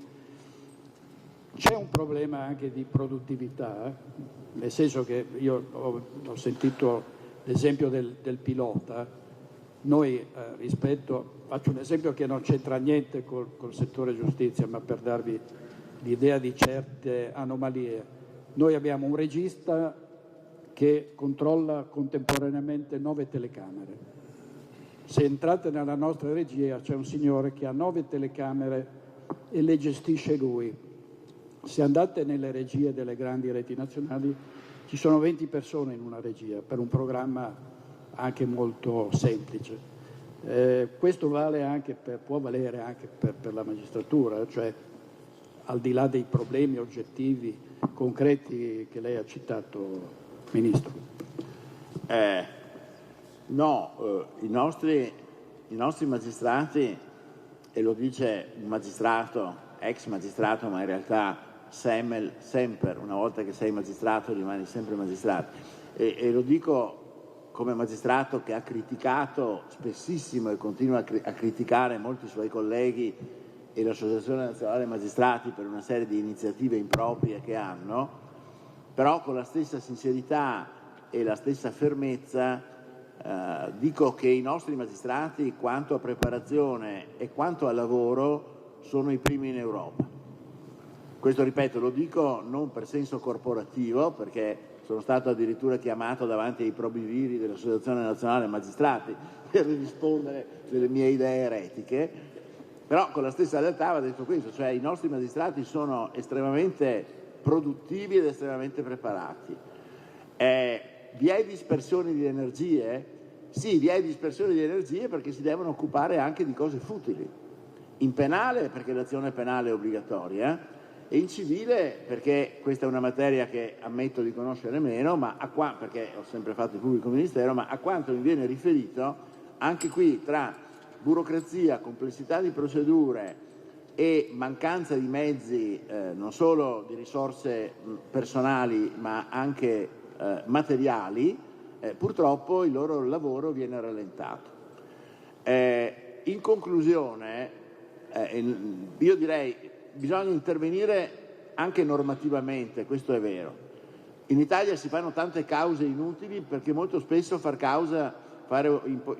piantare una causa non si rischia nulla, salvo la parcella dell'avvocato e magari i diritti di cancelleria, che peraltro sì, non sono magari da poco, ma non sono neanche dissuasivi.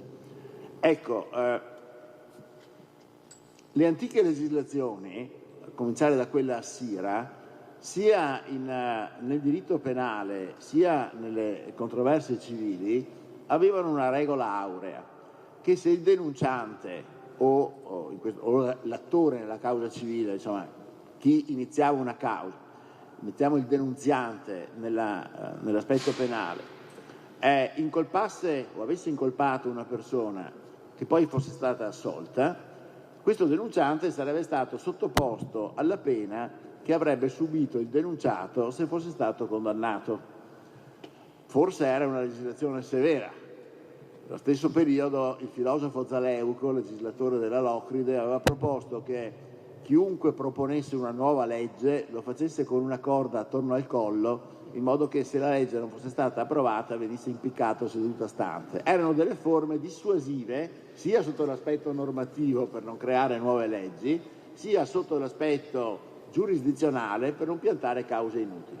Ecco, da noi non esiste la lite temeraria, o meglio esisterebbe ma non c'è questa dissuasione, come non esiste la querela temeraria. Uno può querelare una persona o addirittura denunciarla in penale, se non c'è la calunnia non rischia nulla. Ecco, allora rispondo alla domanda. I magistrati su questo non solo non hanno nessuna colpa, posso dire paradossalmente talvolta addirittura lavorano troppo, perché vi sono magari delle indagini che con un po' di esperienza potresti anche chiudere subito, per eccesso di zelo, di pignoleria, eccetera, mantieni in piedi, magari sottraendo le tue energie a delle cause che sarebbero più importanti. Aggiungo che se c'è un pericolo che la nostra magistratura, i nostri colleghi corrono, è anche quello di decidere quando si è stanchi. E ognuno di noi ha una serie di risorse fisiche e psichiche al di là delle quali commetti l'errore. E l'errore, che già è sempre in agguato nella difficilissima attività del giudicare, se viene poi provocato dall'essere stanchi e dall'aver lavorato troppo, diventa quasi inescusabile. Quindi, se mai dovessi dare un suggerimento ai miei colleghi o ex colleghi, non è di lavorare di più, ma è di lavorare di meno, magari selezionando in modo più accurato quello che è l'oggetto del contendere, soprattutto nel diritto penale. Detto questo, io credo che sarebbe importante normativamente introdurre dei sistemi dissuasivi per quelle che sono le cause civili e le denunce penali e, per quanto riguarda la strumentazione, potenziare, ma questo già lo stiamo facendo, attraverso la tecnologia, tutte queste attività che oggi richiedono delle energie che vengono disperse. E in questo senso, ecco, io mi sento molto ottimista. Ministro, mi ha stupito la minore litigiosità dei veneti, no? Calano le cause pendenti, è perché sono meno litigiosi o perché, come lei diceva, avviare una causa costa molto? Ma io, non avendo mai fatto il giudice civile, a questa domanda non saprei rispondere in modo tecnico, posso rispondere da magistrato, da lettore, da scrittore o ex scrittore editorialista anche del Gazzettino che lei ha diretto a lungo, e poi dal Messaggero, del Gazzettino di oggi. Quindi da cittadino che un po' se ne intende del sistema, ma che non è un tecnico del processo civile. Io credo che dipenda da due cose. Innanzitutto dal fatto che la gente veneta è molto laboriosa e anche molto pratica, e quindi se vede che il rapporto costi-benefici non è tale da portarti un vantaggio, magari rinuncia quando magari pensa di avere ragione, ma lascia perdere. In secondo luogo è che, perché probabilmente, lo dico con orgoglio, in Veneto vi è meno contenzioso perché la gente rispetta di più i patti. Nel processo civile, a differenza del processo penale, vi è un conflitto di interessi, no? Tra l'attore e il convenuto, tra il creditore e il debitore, tra il lavoratore e il datore di lavoro, eccetera. Allora, se più le persone ubbidiscono alle leggi, rispettano le regole e si comportano bene, meno aumenta la litigiosità. E questo, conoscendo la mia terra e i miei concittadini, penso sia una delle ragioni per cui da noi la conflittualità è minore.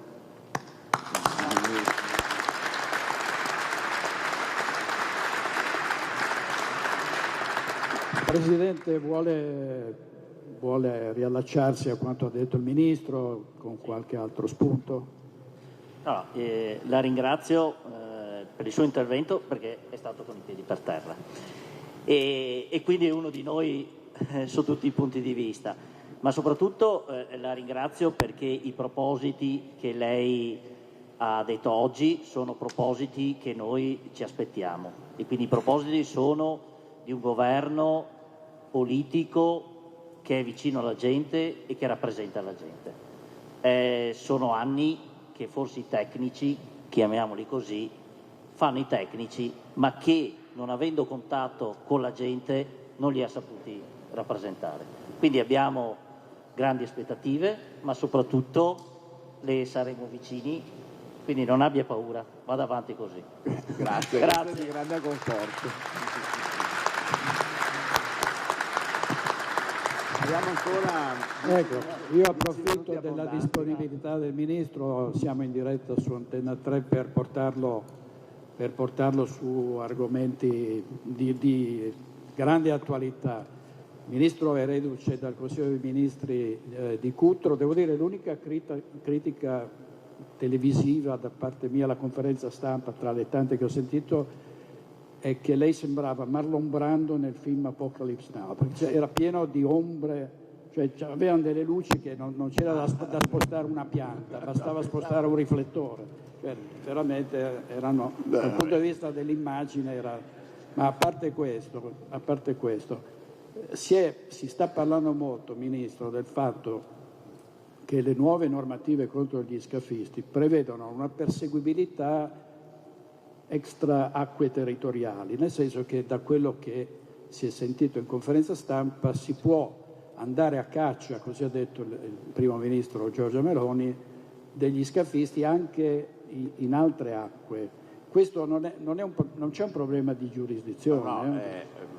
Sì, l'espressione, se si ascolta tutta la risposta della nostra Premier è stata molto chiara. Comunque vi spiego la legge, è molto semplice. Vi è un territorio sul pianeta che, in questo caso è il Mediterraneo, che può essere definito no man's land, terra di nessuno, e sono le acque che non sono sotto la giurisdizione territoriale degli Stati. Sapete che ogni Stato ha giurisdizione penale nell'ambito dei suoi confini e per quanto riguarda l'acqua, i mari che lo circondano, tranne la Svizzera che mare non ne ha, ecco, esistono delle regole di diritto internazionale che fissano quella che è la competenza territoriale, per cui se un reato avviene all'interno di una nave o di un'imbarcazione nelle acque territoriali italiane, a meno che non si tratti di una nave militare straniera, perché le navi militari hanno un altro regolamento, la competenza a conoscere di quel reato è del giudice italiano. Ma se il reato avviene in acque extraterritoriali, cioè mettiamo in pieno Mediterraneo, dove l'Italia non ha giurisdizione, si pongono dei problemi enormi, perché se la nave ha una bandiera, allora quella si chiama protesi dello Stato, è come se fosse Amburgo che galleggia se la bandiera è tedesca. Ma se si tratta di una nave, di una barca che non ha bandiera, che non si sa a chi appartenga, che non si sa dove sia registrata e a bordo avviene un reato, non si capisce bene chi ne abbia la giurisdizione. Allora la legge che noi abbiamo fatto, che è molto chiara, dice che quando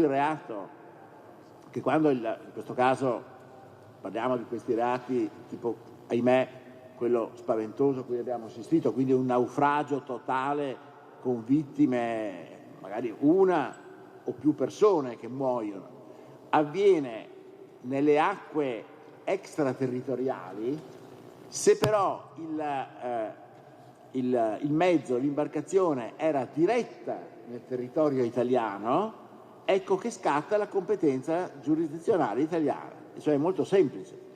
Semmai sarà problema di prova, perché bisognerà capire se la nave sicuramente sta arrivando in Italia o meno. Infatti la legge parla di diretta in Italia, qui abbiamo un po' accolto, adesso non voglio entrare nei dettagli tecnici, quello che è l'aspetto del reato tentato, quando ci sono atti univoci diretti in modo non equivoco a commettere. Ecco, qui non abbiamo introdotto quella formula, ma si capisce benissimo che è la stessa, cioè noi dobbiamo avere la prova che la nave è diretta in Italia.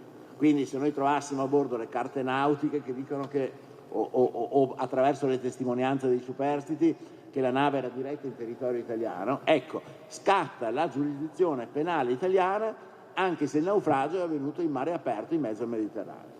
Questa è una fortissima novità che, tra l'altro, semplifica, ahimè, le procedure in queste tragedie, perché fissa la competenza territoriale che fino a questo momento è rimasta assai incerta. Solamente non tocca la giurisdizione, questo è stato chiarito ma non valeva nemmeno la pena di chiarirlo, degli altri stati quando i reati sono commessi nell'ambito delle acque territoriali degli altri stati. Ma questo è ovvio perché sarebbe come se un reato... Aggiungo però che oltre a questo noi stiamo portando a compimento, non è stato detto nella conferenza stampa perché c'entrava poco o nulla con quello di cui stavamo discorrendo e comunque dall'aspetto tecnico si è subito passati a quello un po' polemico purtroppo, e noi stiamo portando a termine proprio in settimana, perché lo presenteremo alla conferenza di Londra che avrà luogo proprio domenica prossima, è il codice dei crimini contro l'umanità, il codice nazionale dei crimini contro l'umanità. Noi siamo una delle ultime nazioni ad esserne sprovviste, lo abbiamo già pronto anche con la relazione, probabilmente lo presenteremo al Consiglio dei Ministri probabilmente già del prossimo Consiglio dei Ministri, e si tratta della fissazione dei criteri dei crimini contro l'umanità che sono quelli fissati a suo tempo dal processo di Norimberga. È una cosa molto diversa da quella che è la strage, l'omicidio premeditato, l'omicidio colposo, l'omicidio con la colpa con previsione. È un codice fatto molto bene, ci abbiamo lavorato 4 mesi, naturalmente nessuno ne ha parlato, in realtà era giusto anche non parlarne, ne parlo io oggi, ed è un fiore all'occhiello di questa prima parte della nostra riforma penale, anche perché ci allinea con la gran parte dei paesi europei, che sarà appunto presentato. Non ha molto a che vedere con questi reati di cui discutiamo oggi, ma è un fortissimo segnale di attenzione che questo governo ha verso questa forma di criminalità e per la tutela della umanità in generale. Ecco, adesso non mi addentro sulla competenza a giudicare dei reati commessi quando e dove, questi crimini contro l'umanità, sarebbe estremamente complesso, ma più o meno si viaggia sulla stessa lunghezza d'onda, cioè ci sono dei crimini per i quali l'Italia afferma la sua giurisdizione anche se sono stati commessi al di fuori del territorio italiano. Grazie Ministro, è una notizia importante, davvero. Poi, con pene molto più severe, fino a 30 anni per strage dei migranti, no? Quindi una stretta. Volevo sentirla anche sul caso Cospito, il 41 bis. Lei ha tenuto il punto, non ha ceduto come credo tutti i cittadini italiani si aspettino da parte di uno Stato forte, non cede ai ricatti, non cede a richieste che sono inaccettabili. Che sviluppi ci saranno, Ministro? Ma detto in termini molto brevi, perché la questione è estremamente complessa, il caso Cospito ha due settori. Uno è di competenza esclusiva della magistratura di sorveglianza, che più volte si è espressa nel senso che Cospito deve restare al 41 bis. Sono decisioni che sono state confermate più e più volte, anche di recente anche dalla stessa Corte di Cassazione. Quindi è la magistratura ordinaria che nella sua assoluta indipendenza e autonomia ha deciso che deve restare dov'è e com'è. Naturalmente i ricorsi continuano e non sappiamo cosa accadrà nel futuro, perché la possibilità di ricorrere non si esaurisce in un'unica pronuncia.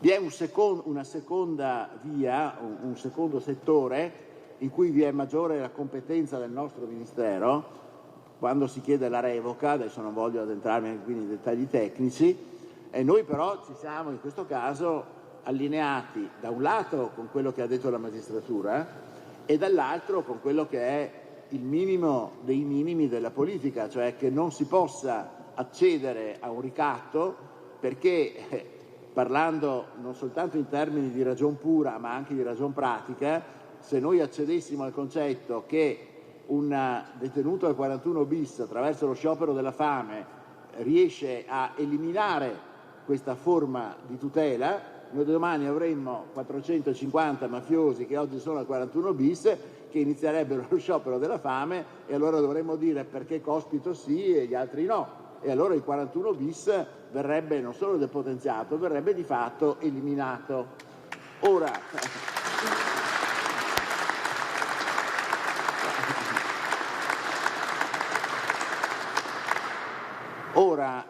No, deve essere chiara una cosa, che la esistenza del 41 bis può essere discussa finché si vuole, ma deve essere discussa in ambito politico, quindi in ambito parlamentare, se mantenerlo o meno, se si ritenga che sia o non sia conforme alle leggi internazionali sui trattamenti umanitari del detenuto, e sarebbe una discussione assolutamente legittima in cui ognuno potrebbe anche avere idee diverse, magari dire per esempio che si può applicare per i mafiosi e i terroristi ma non per altri tipi di reato, per altri tipi di imputati.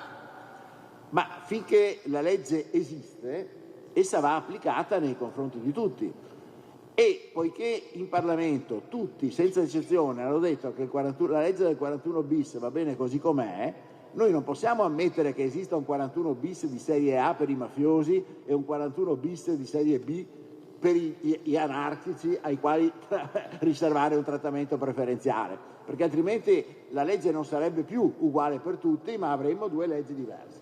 Quindi si discuta pure se si vuole cambiare la legge, ma finché la legge c'è va applicata, e su questo punto noi sicuramente non cederemo a nessuna forma di pressione.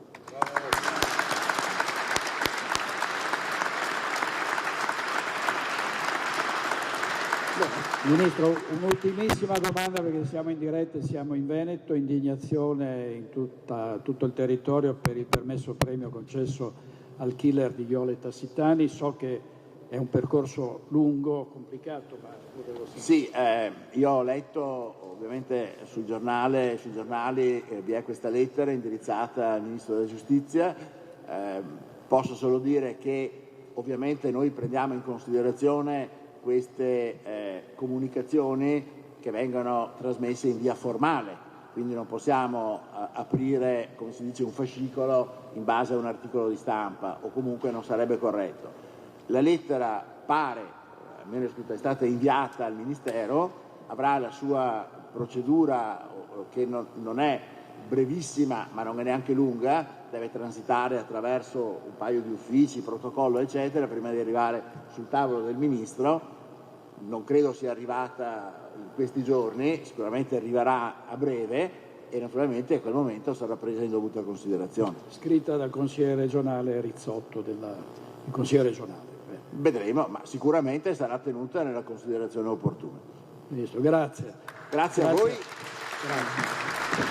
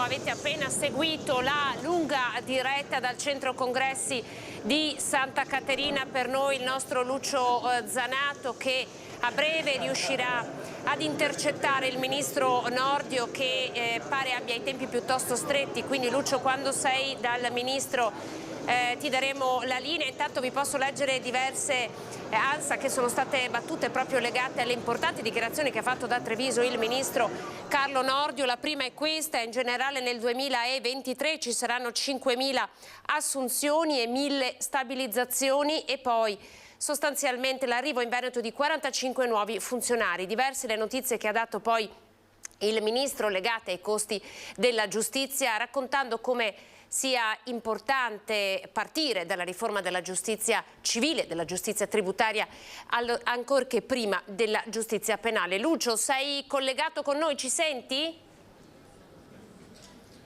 Sì, assolutamente, stiamo aspettando che arrivi il ministro e stiamo aspettando per potergli porre delle altre domande. Come avete sentito nella nostra lunga diretta, già il nostro direttore, come dire, in gergo ha un po' spoilerato alcune domande che avremmo voluto fargli, tipo appunto su Tassitani. Eccolo qua il ministro. Buongiorno ministro, siamo in diretta su Antenna 3. Allora, grande lavoro per dare un nuovo volto a questa giustizia. Sì, abbiamo essenzialmente affrontato i problemi della lentezza della giustizia civile e della giustizia tributaria.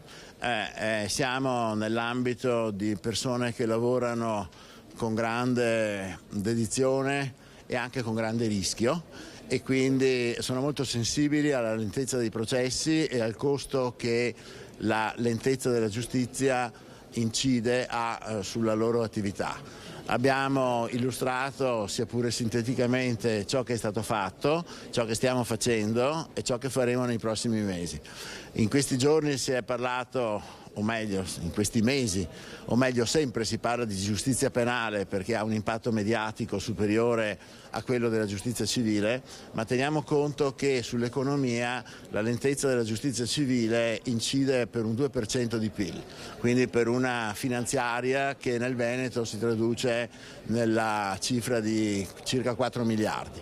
E noi siamo fermamente convinti che il piano nazionale sia in buona attuazione, sia in buona fase. Stiamo per ricevere anche la prima tranche degli aiuti europei per l'accelerazione dei processi. Le riforme procedono con celerità e con efficienza. Abbiamo portato insomma anche qualche buona notizia anche per il Veneto. Ecco, il budget per quanto riguarda le intercettazioni è una novità e anche la responsabilità da parte dei magistrati che cominciano, come dire, a dover fare i conti con il paese. Oggi ho espresso un'idea che esprimo da molto tempo, nel senso che ogni ufficio giudiziario, così come dispone di una serie di risorse che sono prefissate, come il numero dei cancellieri, dei segretari e degli uscieri, possa disporre di un budget prefissato per quanto riguarda le intercettazioni. Le spese per le intercettazioni sfuggono invece a qualsiasi controllo preventivo. È di oggi la notizia che un tribunale italiano nemmeno tanto grande ha speso, anzi una procura ha speso 4 milioni di euro per alcuni anni di indagine con intercettazioni che non sono approdate assolutamente a nulla, e questo secondo me è uno spreco irragionevole che va rimediato. Colleghi? Nuove assunzioni anche in arrivo? Sì, le assunzioni sono in arrivo, abbiamo accelerato i concorsi per magistratura, ne faremo 3 prossimamente, cercando soprattutto di accelerare quelle che sono le procedure tra il momento della domanda per entrare in magistratura e il momento dell'assegnazione della toga se hai vinto il concorso. È un periodo che oggi oscilla attorno ai 4-5 anni ed è anche questo irragionevole. È in gran parte dovuto alla lentezza della burocrazia che cerchiamo di snellire. Per quanto riguarda il personale amministrativo, che è tanto e forse anche più importante, abbiamo già assunto, abbiamo in progetto di assumere anche con gli aiuti di questo piano europeo alcune migliaia di addetti che saranno superiori a quelli che andranno in quiescenza e che dovrebbero, assieme alla semplificazione delle procedure, garantire quell'abbattimento del 40% dei processi civili che è previsto dal piano appunto europeo. Diceva 45 persone in Veneto, di personale amministrativo, diceva 45 nuovi arrivi in Veneto. Sì, sono 45 per ora, ma sicuramente ne arriveranno di più. È ovvio che essendo ministro veneto la mia attenzione non è tanto per favorire la mia regione quanto per attenuare le criticità che si sono accumulate in questo tempo. Il Veneto è sempre stato sacrificato in questo settore, anche perché per esempio a Venezia, dove io ho sempre operato, la vita è molto più cara, quindi bisogna trovare dei sistemi per incentivare anche non solo le assunzioni ma anche le richieste di assegnazione. Ma su questo abbiamo già lavorato, concluderemo degli importanti accordi di cui avrete notizia anche con le amministrazioni per agevolare anche l'alloggio di chi volesse venire a lavorare da noi. Che cosa cambia con il decreto migranti, sul caso Cospito? Ho detto adesso durante il mio intervento che il 41 bis, il Parlamento è tutto d'accordo, tutto propenso a mantenerlo così com'è e quindi non si può pensare a un 41 bis di serie A per i mafiosi e a un 41 bis di serie B per gli altri. Per di più, se noi accedessimo al principio che chi attua lo sciopero della fame durante il 41 bis legittimamente inflitto secondo le regole può evitare questa applicazione, allora noi consentiremmo alle centinaia di mafiosi che sono sottoposti a questo regime attraverso lo stesso espediente dello sciopero della fame, di annullare quello che è il contenuto dello stesso 41 bis, lasciandolo alla loro discrezionalità. Questa sarebbe una resa dello Stato e quindi una abolizione surrettizia di questo articolo di legge. Grazie. Corriere della Sera, c'è un caso molestie sessuali in Consiglio regionale, si arriverà a delle denunce? Questo non lo so, guardi, questo riguarda la... Ultimissima, allora ci promette che a maggio ci sarà il progetto di riforma penale civile? Sì, entro maggio lo presentiamo. Grazie Ministro. Ecco, abbiamo sentito con il Ministro Nordio le novità per quanto riguarda la riforma, per quanto riguarda, diciamo così, la giustizia penale civile, la riforma, abbiamo sentito anche della riforma della giustizia tributaria, tra le altre cose cercare di trovare giudici molto più competenti, perché lui stesso ha ammesso di non, in certe situazioni, di essere in difficoltà, perché la giustizia tributaria è completamente diversa rispetto a quella penale, addirittura quella civile. E poi abbiamo parlato anche di un taglio delle leggi, perché ci sono leggi che praticamente sostanzialmente sono in contraddizione l'uno con l'altra, e di conseguenza è inevitabile, ha detto nel corso del suo intervento, che nemmeno una schiera di commercialisti riesca a proteggere gli imprenditori da possibili sanzioni da parte appunto della giustizia tributaria. Tante le cose che ha detto il Ministro, tra le altre ci è rimasto impresso il principio che veniva utilizzato nell'antichità, per la giustizia nell'antichità, cioè che chiunque presentasse una legge doveva presentarla con la corda al collo, proprio perché doveva dimostrare che era una legge giusta e non era fatta semplicemente per complicare una situazione, anche perché tra le altre cose il Ministro ha sottolineato come in una democrazia dove ci sono troppe leggi alla fine c'è anche troppa corruzione. Abbiamo visto che le auto stanno partendo con la scorta, io direi di a questo punto tornare in studio, se non hai domande Anna. Grazie Lucio, a te Nicoletta Rizzetto, Simone Merlo per questa bella diretta, questo bel contributo, siamo riusciti a farvi ascoltare. Arrivederci Lucio, grazie, buon lavoro. Siamo riusciti a farvi ascoltare tutto il convegno, i costi della giustizia, tanti numeri e tante notizie che il Ministro Nordio ha lanciato proprio da Treviso su questa urgenza di riforma della giustizia tributaria e civile, le nuove assunzioni, e poi ovviamente puntellato un po' dai giornalisti, ha parlato anche di varie tematiche di attualità, da Cutro al caso Cospito e poi al permesso premio per l'omicidio di Jole Tassitani, e di questo continueremo a parlare nel corso della nostra prima edizione. Vi ricordo che saremo collegati anche a breve con i nostri colleghi sul territorio, ci sono diverse manifestazioni oggi in Veneto, ma prima di partire con tutti i contenuti andiamo in pubblicità, vi aspetto tra pochi minuti. – 12:15, buongiorno, ben ritrovati, prima edizione, riprendiamo un po' il filo delle notizie. Abbiamo seguito la lunga diretta con il nostro Lucio Zanato, l'arrivo del Ministro Nordio a Treviso per il convegno organizzato da Confartigianato legato ai costi della giustizia, moderato dal nostro direttore Luigi Bacialli. Apriamo adesso la pagina legata alla cronaca, la notizia è di questa mattina ed è la morte di Silvano Vernizzi. Tra pochissimo riusciremo anche a farvi vedere il servizio che sta realizzando la nostra Marta Marangona. Addio a Silvano Vernizzi, è morto a 69 anni l'ingegnere manager delle strade del Veneto, amministratore delegato e direttore generale di Veneto Strade. Vernizzi era stato anche commissario per il Mose, riuscendo a portare a termine i lavori della grande opera. Era già stato colto da un malore diverso tempo fa, aveva problemi di salute. Vernizzi è venuto a mancare nella notte all'età di 69 anni. Il Ministro ha parlato di Cutro, vi facciamo vedere questo video, queste immagini dei migranti, perché continuano le operazioni di soccorso della Guardia Costiera. Siamo a largo della Calabria, le immagini delle operazioni. I 3 eventi SAR sono in corso e vedono l'intervento di diversi mezzi aeronavali che operano sotto il coordinamento della Guardia Costiera italiana, 6 motovedette della Guardia Costiera classe 300, 2 pattugliatori della Guardia di Finanza. Vi facciamo vedere le immagini a testimonianza che gli sbarchi stanno continuando e l'attività della Guardia Costiera ugualmente.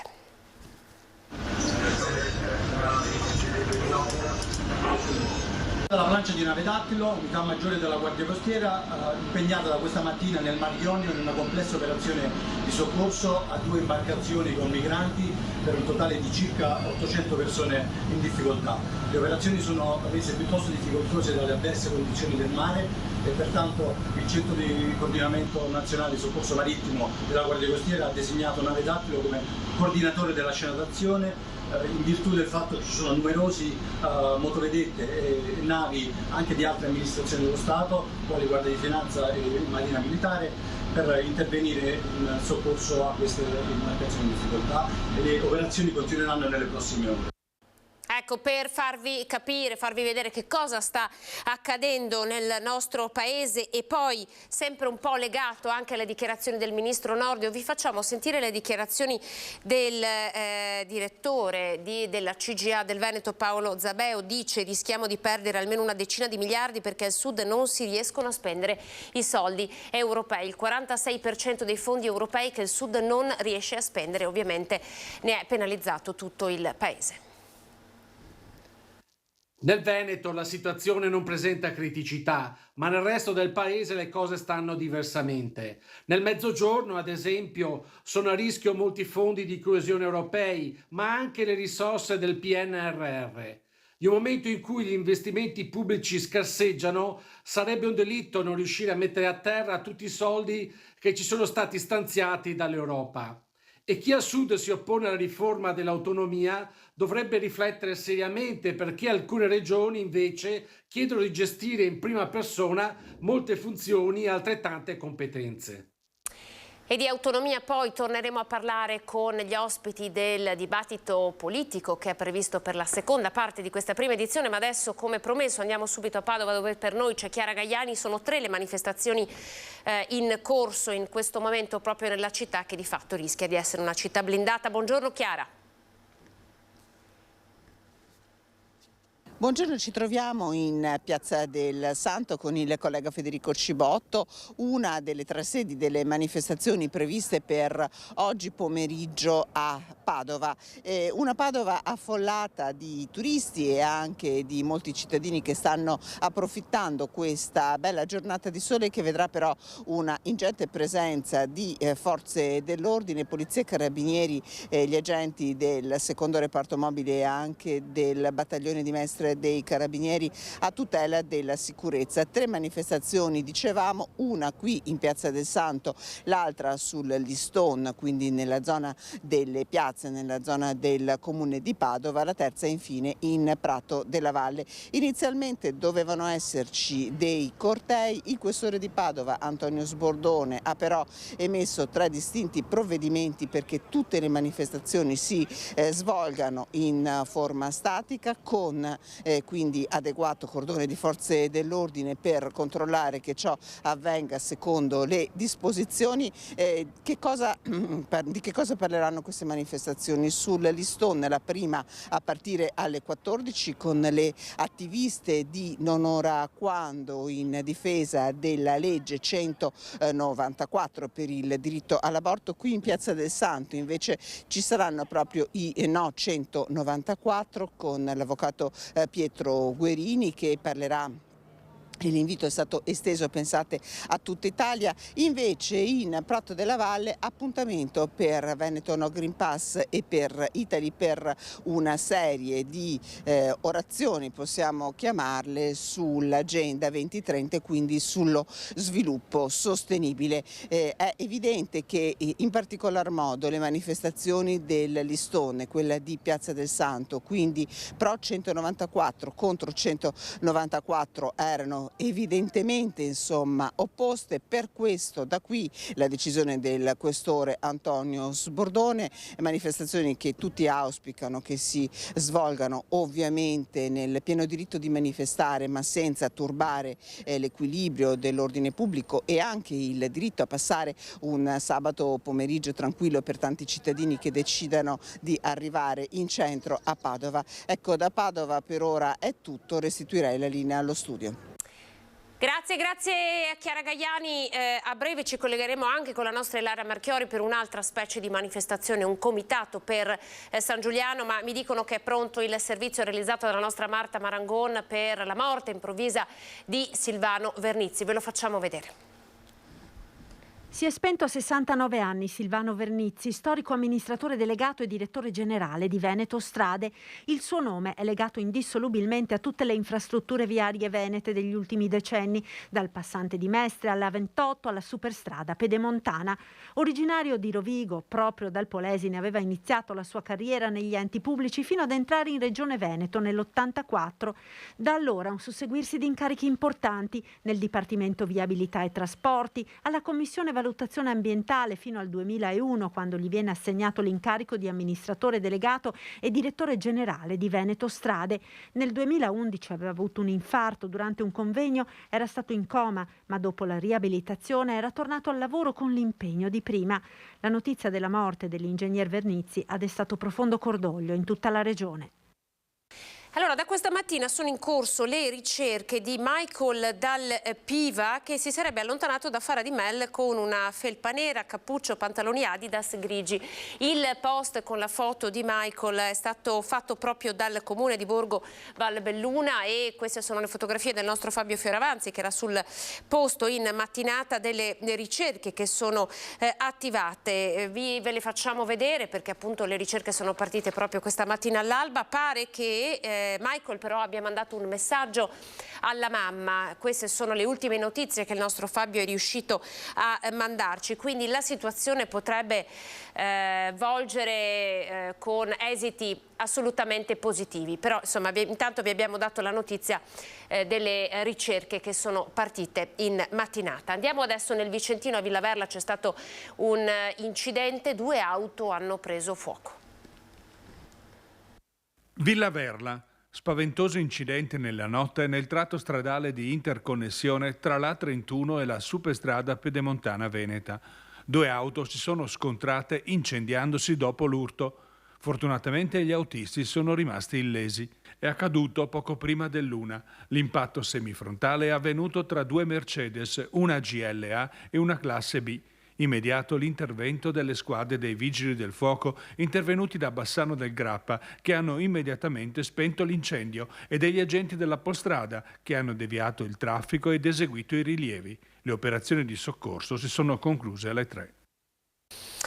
L'incidente mortale di sabato notte a Gorgo al Monticano, oggi l'ultimo saluto ad una delle 2 ragazze decedute. Vi facciamo vedere il servizio che abbiamo realizzato ieri, perché i funerali che avrebbero potuto essere congiunti non lo saranno per le diverse religioni delle 2 famiglie.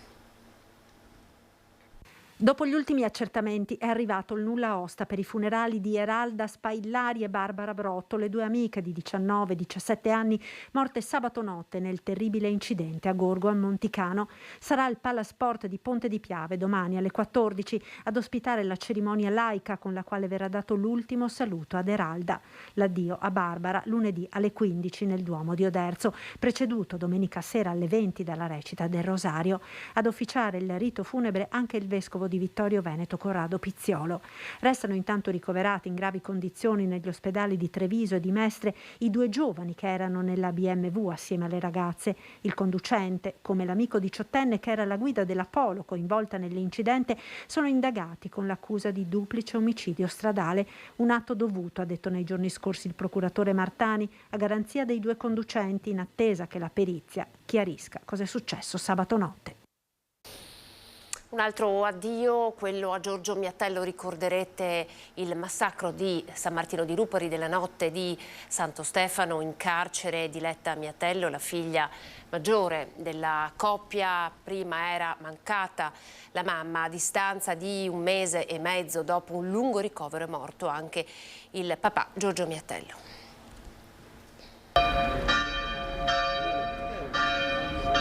Nel giorno dell'ultimo saluto a Giorgio Miatello, 89 anni, scomparso il 28 febbraio, impossibile non tornare con la mente a 2 mesi prima, quel 27 dicembre, quando la moglie Mariangela Sarto era stata picchiata a morte e lui stesso era stato gravemente ferito. Per quel delitto è in carcere a Verona la figlia Diletta, accusata dell'omicidio della mamma e del tentato omicidio di papà Giorgio. Dio Onnipotente, Eterno, Signore della vita e della morte, noi crediamo che la vita di Attilio Giorgio è ora nascosta in te. A salutare Giorgio Miatello nel Duomo di San Martino di Lupari, nella cerimonia celebrata da Monsignor Livio Buso, i familiari e l'altra figlia, ed era stata proprio lei a scoprire il cadavere della mamma e a soccorrere Giorgio, che dopo un mese di ricovero in ospedale era in una casa di riposo di Campo San Piero per un percorso di riabilitazione ed era l'unico testimone che avrebbe potuto raccontare il dramma di quella sera. Giorgio Miatello però non ce l'ha fatta, stroncato da una crisi respiratoria. Andiamo avanti, è stata chiesta l'archiviazione per la morte di Henri Mazzoun, il 18enne ritrovato senza vita a 2 giorni dalla scomparsa nelle acque del fiume Brenta. Siamo a Cadoneghe, nel Padovano. Un gesto volontario, secondo la Procura di Padova, che ha chiesto al giudice l'archiviazione del caso, la morte a soli 18 anni di Henri Amadassoun, studente che viveva con la famiglia a Cadoneghe. Il suo corpo senza vita era stato recuperato nelle acque del fiume Brenta all'altezza della passerella che collega Cadoneghe a Torre, quartiere di Padova, dopo 2 giorni dalla scomparsa il 20 settembre 2021. A questa tesi continua a opporsi la famiglia del 18enne. Continuiamo con la cronaca, questa volta andiamo ad Asiago per un uomo denunciato per furto che rubava i vestiti che erano esposti nei manichini fuori dai negozi. Occhiali da sole, un cappellino nero, ciabatte e un giubbotto trapuntato. Peccato però che nessuno sia passato dalla cassa. Denunciato un 55enne pregiudicato che qualche giorno fa ha rubato dagli espositori esterni di alcuni negozi di via 4 novembre ad Asiago merce per un valore di circa 150 euro. L'uomo portava con sé una borsa dove nascondeva negozio dopo negozio la rifurtiva. Le strane manovre però non sono sfuggite all'attenzione di un passante che ha subito allertato il 112. Sul posto i carabinieri di Canove, che dopo aver preso in custodia l'uomo lo hanno perquisito e poi accompagnato in caserma. È così che il 55enne domiciliato ad Asiago è stato denunciato a piede libero per furto continuato e aggravato. Con la cronaca adesso ci spostiamo a Vicenza, la famosa Campomarzo, il grande giardino, il grande parco che si trova davanti alla stazione. Nuovo blitz delle forze di polizia contro lo spaccio. Blitz antidroga a Campomarzo. L'ennesima operazione decolla quando gli agenti del nucleo operativo speciale, dalla sede distaccata della polizia locale, notano alcuni personaggi sospetti che s'aggirano per il parco. Delta 1 e Delta 2 da nucleo 1. Abbiamo del movimento nell'area verde. Preparatevi. Gli agenti della polizia locale, gli uomini del nucleo mobile della Guardia di Finanza di Vicenza identificano 10 persone, la maggior parte già note per consumo di stupefacenti. Viene anche notato uno scambio tra uno spacciatore e 2 tossicodipendenti che, bloccati, consegnano 4 dosi di eroina per quasi 2 grammi e vengono segnalati alla prefettura. Lo spacciatore, a cui vengono sequestrati 2 grammi di eroina e 700 euro, già noto alle forze dell'ordine, è stato fotosegnalato, identificato e denunciato in stato di libertà. Queste sono le leggi e finché non cambiano, questi personaggi già noti e stranoti continueranno a girare. Ciò non significa che negli ultimi anni a Campomarzo molto sia stato fatto, dalla sede distaccata della polizia locale, che si è rivelata preziosa in operazioni come questa, alla creazione del nucleo operativo speciale, oggi protagonista, fino al potenziamento della videosorveglianza. Ma serve un giro di vite a livello legislativo. I cittadini lo chiedono, il Parlamento si attivi. Andiamo avanti con il nostro telegiornale, con il sequestro della Guardia di Finanza. Siamo nel Padovano. Prodotti pericolosi per la salute dell'uomo sono stati trovati e sequestrati. La Guardia di Finanza di Padova ha sequestrato oltre 420 prodotti per la cura della persona e l'igiene contenenti una sostanza vietata e ben 1.600.000 articoli per negozi irregolari e potenzialmente pericolosi per i consumatori. Dopo una serie di indagini, le Fiamme Gialle hanno individuato 2 negozi. Un primo intervento è stato fatto dalla compagnia di Piove di Sacco in un esercizio commerciale che vendeva cosmetici contenenti una molecola, nota anche come Lilial, inserita tra le sostanze considerate cancerogene o tossiche e vietate in quanto messe al bando sul mercato europeo. I prodotti, profumi, deodoranti, creme, prodotti per l'igiene personale, sono stati sequestrati e il rappresentante legale denunciato alla Procura della Repubblica. Nel corso di un altro servizio, il gruppo Padova ha eseguito un controllo presso un'attività commerciale in zona industriale, dove sono stati trovati 600.000 articoli di vario genere, espositori di monili, parti di manichini e blister potenzialmente pericolosi, privi di indicazioni utili per prevenire i rischi. Scoperto anche un magazzino del quale il commerciante aveva taciuto l'esistenza, dove erano stoccati un ulteriore 1 milione di prodotti con le medesime irregolarità, segnalato il titolare della ditta alla Camera di Commercio di Padova. Allora, questa è la cronaca, ma abbiamo ancora tanti servizi da farvi vedere. Intanto però vedo collegato, voglio salutare il primo ospite di questa nostra prima edizione, il direttore del Centro Nazionale ed Europeo Influenza Aviaria dell'Istituto Zooprofilattico del Veneto. Siamo davvero lieti di averla con noi, dottor Calogero Terregino. Buongiorno. Buongiorno. Grazie per aver accettato il nostro invito. Vogliamo parlare di influenza aviaria, abbiamo tante cose da dire, ci sono stati diversi focolai nel Veneto, ma parleremo anche di vaccino, quindi intanto la saluto, le chiedo di attenderci ancora pochi secondi, andiamo in pubblicità e poi torneremo insieme qui in diretta su Antena 3 per parlare di aviaria. Vi aspetto. Eccoci, ben ritrovati, prima edizione. Saluto nuovamente Calogero Terregino, direttore del Centro Europeo e Nazionale dell'Influenza Aviaria dell'Istituto Zooprofilattico del Veneto. Buongiorno dottore. Buongiorno. Grazie per essere con noi. Allora, l'influenza aviaria, perché torniamo a parlarne? Perché la moria di diversi uccelli selvatici anche a causa della siccità ha fatto un po' tornare l'allarme. Abbiamo dato anche noi come giornalisti la notizia di diversi focolai che ci sono stati, non in numero uguale a quello dello scorso anno. Però è un virus sorvegliato a vista, ce lo conferma? Sì, infatti la ringrazio per l'invito perché è l'opportunità di fare un po' chiarezza. Abbiamo letto tantissimi articoli di giornali su questa situazione degli ultimi tempi legata a questa moria di gabbiani e quindi cerco sinteticamente di dare una visione un po' generale della problematica.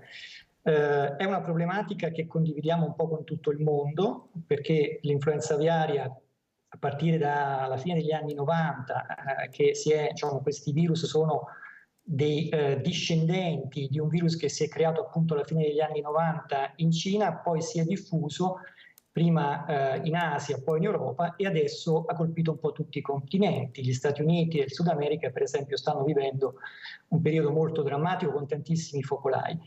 Quindi quello che noi viviamo in Italia è il riflesso di una situazione molto complessa dovuta al fatto che questi virus molto virulenti per il pollame hanno però trovato il modo di diffondersi con gli uccelli migratori. Quindi gli uccelli migratori portano per migliaia di chilometri in giro questi virus e ogni tanto alcune specie più sensibili muoiono esse stesse. Quindi troviamo anche uccelli selvatici morti, ma che riescono in qualche modo a raggiungere alcuni posti, probabilmente anche per una certa resistenza nella popolazione che c'è di questi animali. Alcuni sopravvivono, altri muoiono, ma comunque riescono a portare il virus anche in vicinanza di allevamenti di pollame e quindi si ha il passaggio poi del virus dall'uccello selvatico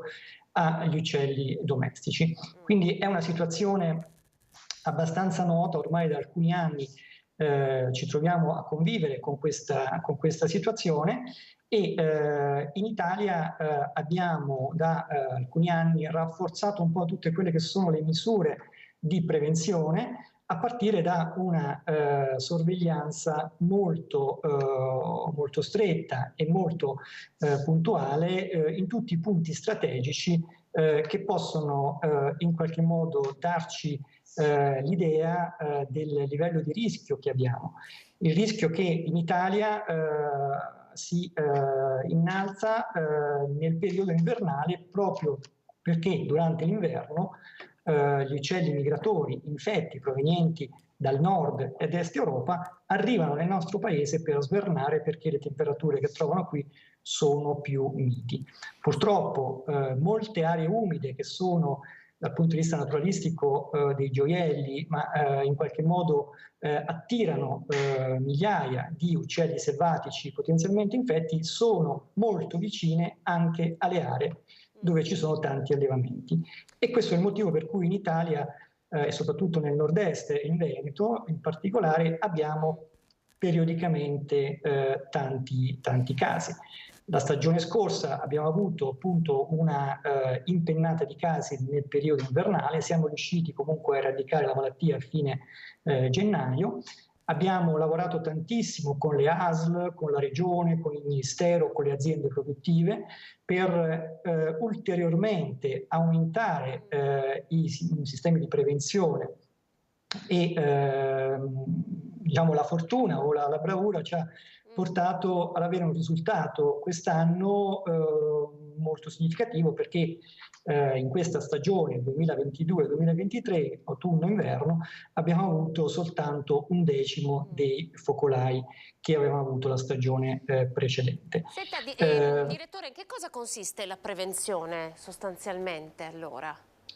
La prevenzione parte da una analisi della situazione, analisi del rischio si dice. Quindi noi monitoriamo a livello globale la situazione, monitoriamo gli uccelli selvatici. Quando identifichiamo un numero elevato di focolai in aree che possono portare uccelli selvatici nel nostro paese, quindi per esempio conosciamo benissimo le dinamiche di spostamento degli uccelli selvatici, e se anche posti remoti come la Russia meridionale o il Kazakistan stanno aumentando i focolai, sappiamo che dopo qualche mese arrivano da noi gli uccelli selvatici, quindi ci prepariamo. La sorveglianza quindi negli uccelli selvatici fa intuire che il livello di rischio è aumentato, e allora si comincia a innalzare il livello di sorveglianza anche nel pollame, quindi si fanno dei controlli periodici in alcune categorie più a rischio, come i tacchini da carne o le vaiole, per controllare se gli animali non hanno dei sintomi che possono essere sospetti, e quindi si fanno sia visite cliniche da parte delle ASL sia campioni per individuare la malattia anche all'inizio. Si prendono poi delle misure di prevenzione, il Ministero, la Regione emana dei dispositivi che indica agli allevatori di prendere delle misure di biosicurezza più stringenti. Purtroppo nel periodo invernale una delle cose che siamo costretti a chiedere agli allevatori è quella di chiudere gli animali all'aperto, quindi alcuni allevamenti biologici free range purtroppo devono rinunciare a far uscire gli animali all'aperto, perché purtroppo sono molto esposti al contatto con gli uccelli migratori. Quindi sorveglianza, biosicurezza e controlli periodici ravvicinati di tipo clinico e laboratoristico. Senta, una volta intercettato un caso, poi come funziona? No? Sappiamo che ovviamente tutto l'allevamento viene abbattuto, ma come funziona proprio la catena? Anche ci racconti un po' i vari ruoli? Sì, infatti allora, è un esercito di persone che lavora per la prevenzione verso questa malattia. La collaborazione con le aziende avicole è fondamentale, perché gli allevatori, i veterinari aziendali sono quelli che vivono tutti i giorni con gli animali, quindi noi chiediamo una collaborazione in primis a loro per intercettare qualsiasi sintomo che può essere riconducibile alla malattia. E questo avviene regolarmente, devo dire in maniera molto responsabile da sempre. Noi abbiamo diversi sospetti che poi non vengono confermati, proprio perché giustamente gli allevatori o i veterinari aziendali segnalano qualcosina di anomalo e ci chiedono alle ASL di fare i campioni e ai laboratori di controllare. Quindi la sorveglianza clinica degli animali, i controlli periodici che comunque vengono fatti da parte delle ASL, ci sono dei campionamenti che vengono fatti per esempio su tutti gli allevamenti di tacchini da carne, di vaiole, ogni 2 settimane o ogni settimana, a seconda del periodo, in cui si vanno a controllare gli animali che non stanno tanto bene, gli animali morti, e si va a fare il tampone a livello di trachea, per esempio come appunto per il Covid e per gli uomini. Anche qui il tampone è uno strumento che ci permette di capire se quell'animale che sta un po' male o l'animale morto è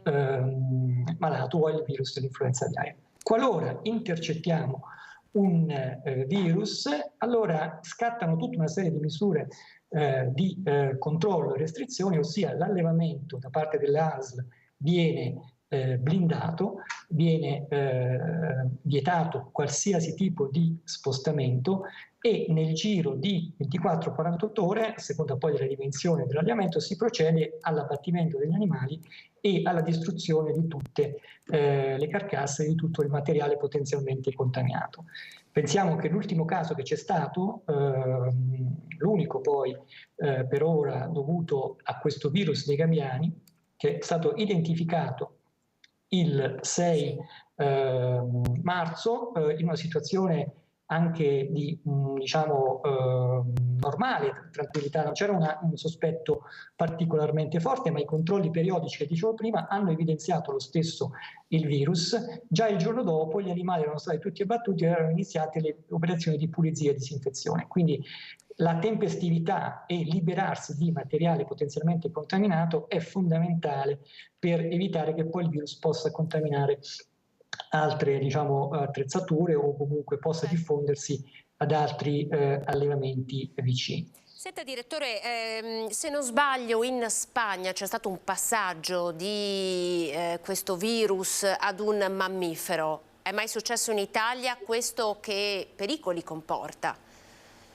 Allora, in Italia non abbiamo mai identificato questo che si chiama appunto salto di specie dagli uccelli ai mammiferi, però proprio per riprendere il discorso che avevo fatto all'inizio, purtroppo questa situazione così diffusa della presenza del virus negli uccelli selvatici sta portando anche al coinvolgimento di mammiferi selvatici, quindi sono stati segnalati in Europa e in altre parti del mondo, in particolare negli Stati Uniti ma anche in Sud America, dei casi di infezione nei mammiferi, soprattutto i mammiferi che si cibano di carcasse, quindi volpi, orsi, tassi, faine, sono degli animali particolarmente sensibili al virus dell'influenza aviaria e venendo a contatto con queste carcasse di animali infetti possono essi stessi infettarsi. Il caso della Spagna è stato un caso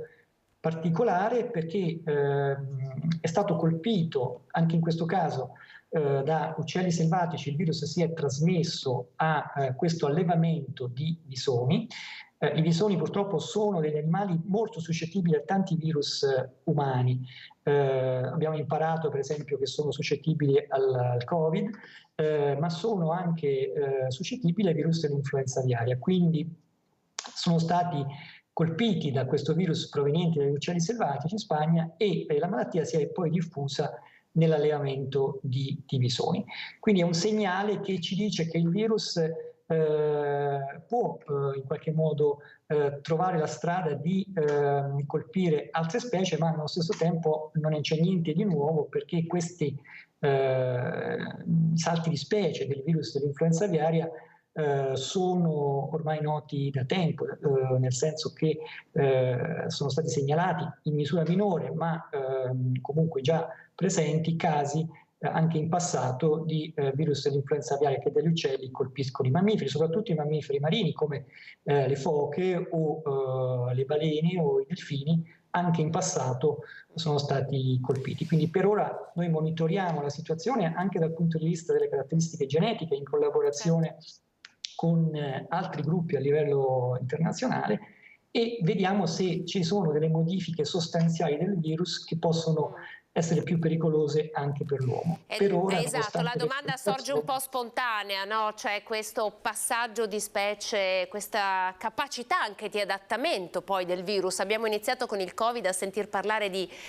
mutazione, di capacità di adattamento. Ecco, che rischi ci sono per l'uomo?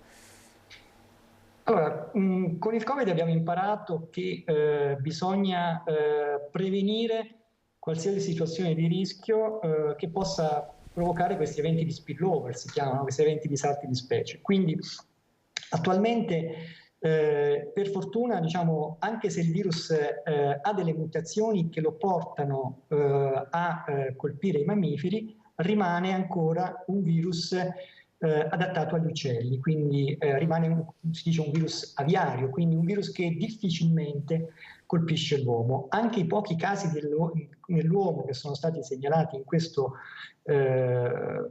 ultimo anno, da questo punto di vista in qualche modo ci indicano che l'uomo, quando viene colpito, è un ospite a fondo cieco, cioè non riesce a trasmettere il virus ad altri soggetti, e quindi non c'è quel rischio di epidemia o di pandemia dovuti attualmente a questi virus circolanti, perché i virus non sono ancora adattati alla popolazione umana. Senta, direttore, l'ultimissima domanda, perché poi volevo annunciarle che abbiamo collegata anche Cristina Zenne della Consulta Avicola della Coldiretti del Veneto. La saluto, buongiorno, salve Cristina. Buongiorno. Eccoci, immagino che vi conosciate. Sì, infatti, buongiorno caro anche il dottore. Volevo farle un'ultima domanda prima di passare un po' appunto a parlare con diciamo di aviaria dall'altra parte, dalla parte di chi gestisce un allevamento. Vaccino, abbiamo parlato di tampone, abbiamo parlato di mutazioni, vaccino, visto che ormai anche questo è un termine con cui abbiamo iniziato ad avere dimestichezza, il vaccino per l'aviaria, a che punto siamo? Sì, allora, attualmente proprio per questa situazione così grave a livello globale, diciamo, le industrie farmaceutiche si sono riattivate per produrre dei vaccini di nuova generazione. Anche noi stiamo testando questi vaccini che sono più adeguati a proteggere il pollame verso i virus attualmente circolanti.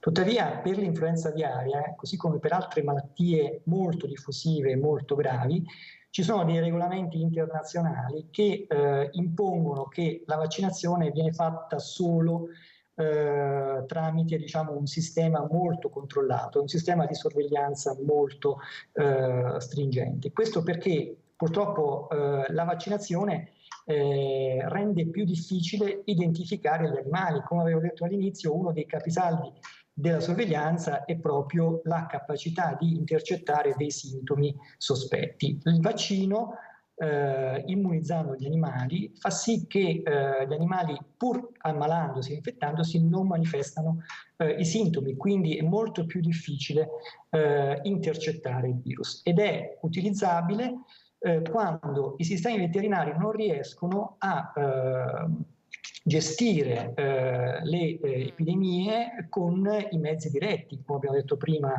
gli abbattimenti e lo smaltimento veloce del materiale contaminato. Quindi è uno strumento che noi teniamo in considerazione e che siamo pronti a utilizzare qualora la situazione lo richiedesse.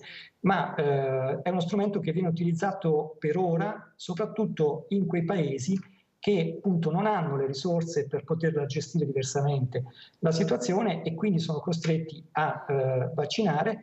Però ecco, il problema è che poi il sistema sanitario viene comunque investito di diciamo un carico di lavoro ulteriore per quelli che sono i controlli che le organizzazioni internazionali impongono quando si vaccina, e si rischia poi, ecco, di in qualche modo non poter più identificare e intercettare. Ci possono essere anche delle ripercussioni sul commercio, perché alcuni paesi potrebbero non accettare prodotti provenienti da allevamenti vaccinati.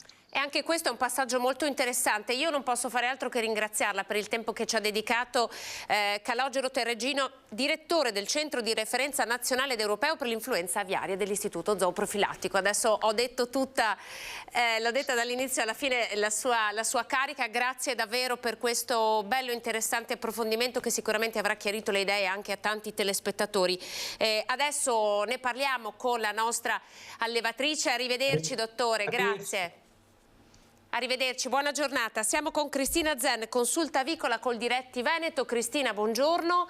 Allora, abbiamo sentito dire che quest'anno l'influenza aviaria è sostanzialmente tenuta sotto controllo rispetto ai numeri del 2021, sono stati numeri pesanti, ce lo può confermare? Qual è l'andamento epidemiologico che voi vedete in Veneto come col Diretti? Allora, innanzitutto buongiorno a tutti.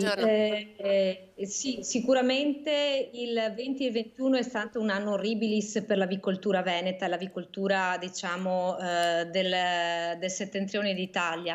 Non è stato facile, quest'anno stiamo riuscendo a tenere a bada tra virgolette il virus, perché abbiamo visto che i focolai si sono non dimezzati ma di più.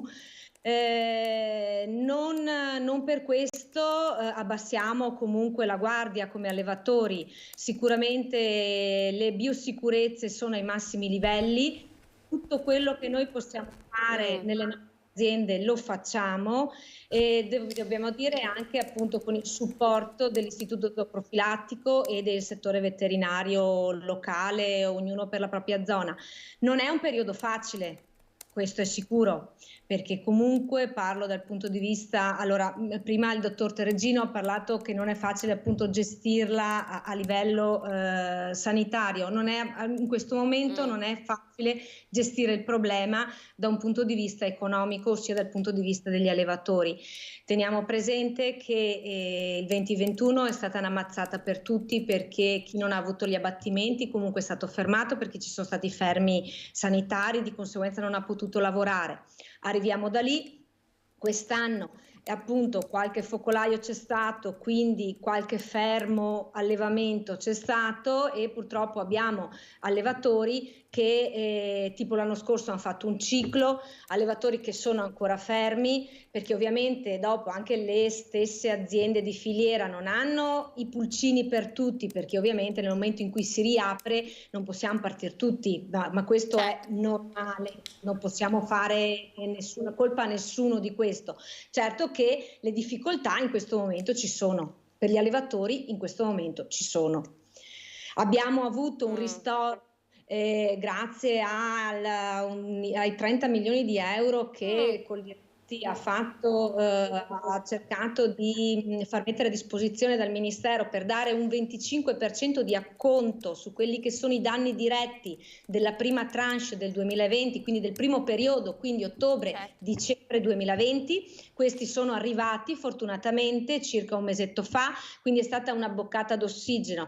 Adesso dovremo partire con il secondo periodo, quindi gennaio-maggio 2021, sempre con un 25%. Abbiamo a disposizione anche lì un po' di soldini e speriamo di dare anche qui una seconda boccata d'ossigeno agli allevatori che in questo momento sono veramente in condizioni diciamo precarie. C'è qualche azienda che veramente è in condizione precaria, però perché purtroppo per una cosa o per l'altra hanno ancora gli allevamenti fermi. Allora, infatti, tra l'altro, questa è una cosa molto interessante, perché poi noi anche diciamo andando a largo raggio i vari rincari che ci sono stati hanno colpito pesantemente gli allevatori, i costi energetici, quindi questo tema va ad aggiungersi poi ad un altro invece tema molto importante per il quale anche voi insomma siete stati ristorati fino a un certo punto. Sì, purtroppo sì, perché comunque il nostro ristoro viene anche dall'Europa. Ovviamente dobbiamo fare i dovuti controlli, dobbiamo fare anche una rendicontazione dei danni e dopodiché i soldi arriveranno. Sicuri che per l'influenza aviaria del 2017-2018 i danni diretti, quindi del fermo allevamento, i nostri allevatori li hanno visti per 2 anni e mezzo. Quindi lei capisce bene tra appunto i rincari energetici che ci sono in questo momento al fatto che molti allevamenti non hanno lavorato, la situazione di queste aziende è veramente problematica. Senta Cristina, quante sono le aziende in Veneto in tutto? Diamo un po' di numeri giusto per capire il volume del PIL poi di fatto prodotto sul territorio. Il numero preciso non lo so, io le so dire che in Veneto viene allevata praticamente quasi il 70% dell'avicoltura italiana è in Veneto. Il settore avicolo per l'agricoltura veneta è il primo settore per PLV, di conseguenza è un settore importante sia a livello appunto italiano che soprattutto a livello veneto, anche perché il settore avicolo è uno dei pochi settori che per l'Italia è autosufficiente. Noi produciamo sufficientemente per quello che consumiamo in Italia e poi abbiamo un margine che possiamo anche esportare. Cioè, questo è per dirla a grandi linee.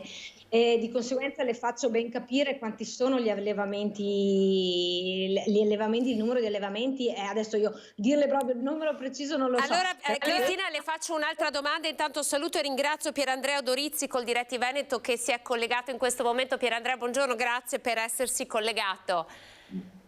Buongiorno, sì, ho avuto qualche problema. Nessun problema. Faccio una domanda a Cristina e sono subito da lei perché poi vorrei parlare di inflazione, di prezzi, visto che lei si occupa proprio del settore economico della Coldiretti. Cristina, alla luce di questo, no, dei rincari e di queste difficoltà che stanno affrontando gli allevatori, quanto si sono alzati i prezzi? È sostenibile per gli allevatori il mercato in questo momento? La domanda che c'è. Non è facile, sicuramente non è facile perché sì, appunto i rincari energetici stanno veramente mettendo a dura prova gli allevamenti che stanno lavorando, perché questo è il problema, poi non tutti stanno lavorando perché abbiamo questa ripartenza purtroppo a singhiozzo pure lenta, perché appunto non ci sono i pulcini per tutti, oppure si è appena chiusa la zona di sorveglianza, per cui gli allevamenti che sono in determinata zona, che magari hanno avuto l'ultimo focolaio, possono ripartire in questo momento. È difficile, è molto difficile. Per carità, il nostro è un settore che si è rialzato nel 2000, si è rialzato nel 2017, si rialzerà anche questa volta, mi auguro. Certo che questa volta molte aziende rispetto al passato sono in difficoltà, anche per questi rincari energetici che ci sono e delle materie prime, perché comunque è aumentato tutto. Certo. Pierandrea, proprio di questo parlerei con lei, visto che lei si occupa appunto della parte economica, in qualche modo ci può dare conto di quanto ha pesato l'inflazione per gli allevatori, gli agricoltori della Coldiretti? Sì, intanto buongiorno a tutti. Allora, i dati che sono, insomma, citiamo quelli di Ismea, insomma, che sono i dati Istat, danno per il 2022 solo per gli aumenti energetici un più 80% e un 20% per i mangimi, e il calcolo, ovviamente poi queste componenti compartecipano per una parte, insomma, no, nel conteggio delle spese, però in ogni caso nel 2022 rispetto al 2021 abbiamo un aumento del 20% dei costi che già nel 2021 erano già l'8% rispetto al 2020. Quindi vede che aumenti di costi che non vengono supportati da un aumento dei prezzi. Quindi sostanzialmente è un po' come se gli agricoltori fossero costretti anche a rinunciare alla marginalità, anche perché hanno dei costi maggiori ma che non vanno a scaricare interamente sul consumatore. Esatto, anche perché ovviamente il comparto avicolo poi ha un'organizzazione particolare in cui abbiamo delle filiere molto organizzate, forse insomma è un settore in cui appunto esiste l'uso della società come contrattualità, è un settore con massima efficienza in questo caso perché insomma è una forma comunque che garantisce a tutta la filiera la massima efficienza. È un settore che, prima Cristina sentivo che insomma, era un po' in difficoltà per i numeri, in Veneto abbiamo circa 2000 aziende, è il primo settore per PLV in Veneto ed è un settore che dà lavoro in Veneto tra addetti appunto al primario e gli addetti al secondario a più di 20.000 persone. la prima azienda, cioè il capo insomma, della filiera in qualche modo, una delle filiere principali è appunto quella di AIA, quindi che ha sede a Verona e che, giusto per ricordare, fattura 3,5 miliardi all'anno, giusto per dare insomma, qualche numero di cosa vale questo settore, dell'importanza che ha quando si blocca. Ricordiamo che è uno dei pochi settori agricoli che in Italia produce il 108% di quello che consumiamo, quindi è un settore in cui esportiamo. E quindi è un settore che va protetto, mi passi il termine, no? Perché prima Cristina ci raccontava della grande difficoltà, cioè allevamenti che ancora non sono ripartiti, quindi è un settore che va protetto. Certo che sì, perché è un plus valore che dà questa regione, perché appunto il 40% degli allevamenti sono qui in Veneto e circa il 50% dei capi, abbiamo più di 40 milioni di capi avicoli in Veneto, giusto per dare un'idea. È un settore molto specializzato che ha investito molti soldi proprio per quello che diceva il dottor Teresino prima, proprio per aumentare le biosicurezze, per difenderci da questi attacchi appunto dell'aviaria che avvengono ormai, ahimè, quasi costantemente. È un settore che per i danni, giusto per ricordare, quest'anno appunto, come ricordava anche Teresino, come ricordava anche lei, insomma la fortuna, l'organizzazione, la collaborazione tra allevatori e sanità ha fatto sì che abbiamo pochi casi sporadici e isolati l'uno dall'altro e che quindi insomma non danno problemi. Mentre l'anno scorso abbiamo avuto in Veneto più di 250 casi e più di 300 in Italia. Abbiamo avuto dei danni diretti, cioè solo per l'abbattimento di capi in Veneto più di 100 milioni che sono stati pagati poi per questo danno. Ma abbiamo poi il danno indiretto, che è quello che, come diceva Cristina prima, si protrae a tutt'oggi. Quindi per il blocco, soprattutto gli allevamenti dei tacchini, c'è dell'impossibilità da parte degli allevatori di poter ripartire. Quindi è più di 1 anno e mezzo che alcuni allevamenti non percepiscono reddito.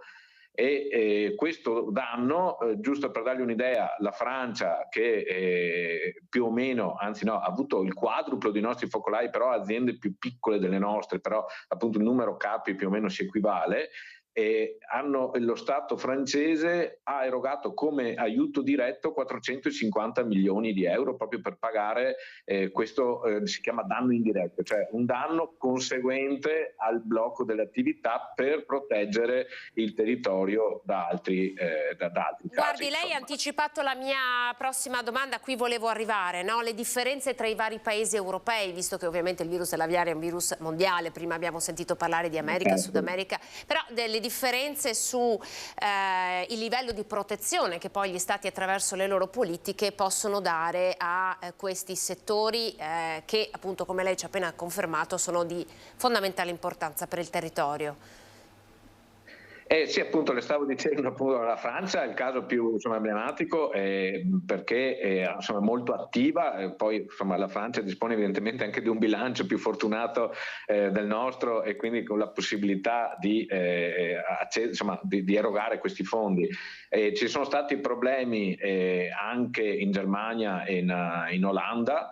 Lì non ho visto che siano state attivate delle misure, sinceramente, cioè noi abbiamo la Francia, qualcosa è stato fatto in Polonia ma ancora per rimborsare diciamo i danni di 2 anni fa. In Italia comunque appunto nei prossimi mesi è stato comunque una prima erogazione con sempre dei fondi diretti che sono stati erogati 40 milioni di euro. Una parte è già stata erogata, adesso una seconda parte verrà erogata, speriamo a breve, e poi rimarrà il grosso, che normalmente è quello che viene pagato direttamente dalla comunità europea. Grazie. Pensiamo che siamo sempre sui 500 milioni di euro di danno comunque, ecco, nella somma totale tra Veneto, Lombardia ed Emilia Romagna. Ed è veramente una cifra considerevole. Grazie per i dati che ci avete dato, è stato veramente un ottimo approfondimento, siamo riusciti a raccontare, parlare di influenza aviaria da diversi punti di vista, anche quello del peso economico poi che ha su un allevamento e non solo, per tutta la categoria l'influenza aviaria. Quindi ringrazio Cristina Zenne della Consulta Avicola di Coldiretti Veneto e Pier Andrea Odorizzi Coldiretti Veneto per essere stati in nostra compagnia. Grazie e ovviamente buon lavoro e buon weekend a voi. Arrivederci. Grazie mille a voi. Arrivederci. Allora noi dobbiamo andare in pubblicità, però prima di andare in pubblicità vorrei farvi vedere e salutare l'ospite che mi ha raggiunto in studio, Fabio Vettori, buongiorno, grazie per essere con noi, presidente di Alto Trevigiano Servizi, buongiorno con una lunga carriera insomma alle spalle, ma poi ne parleremo perché in qualche modo abbiamo parlato di influenza aviaria, della moria di uccelli, andiamo a raccontare della nostra acqua, la nostra come risorsa. Bene primario, la nostra risorsa che è così in pericolo, e poi parleremo anche di truffe, quindi questo è l'argomento che vi attende. Andiamo in pubblicità tra poco.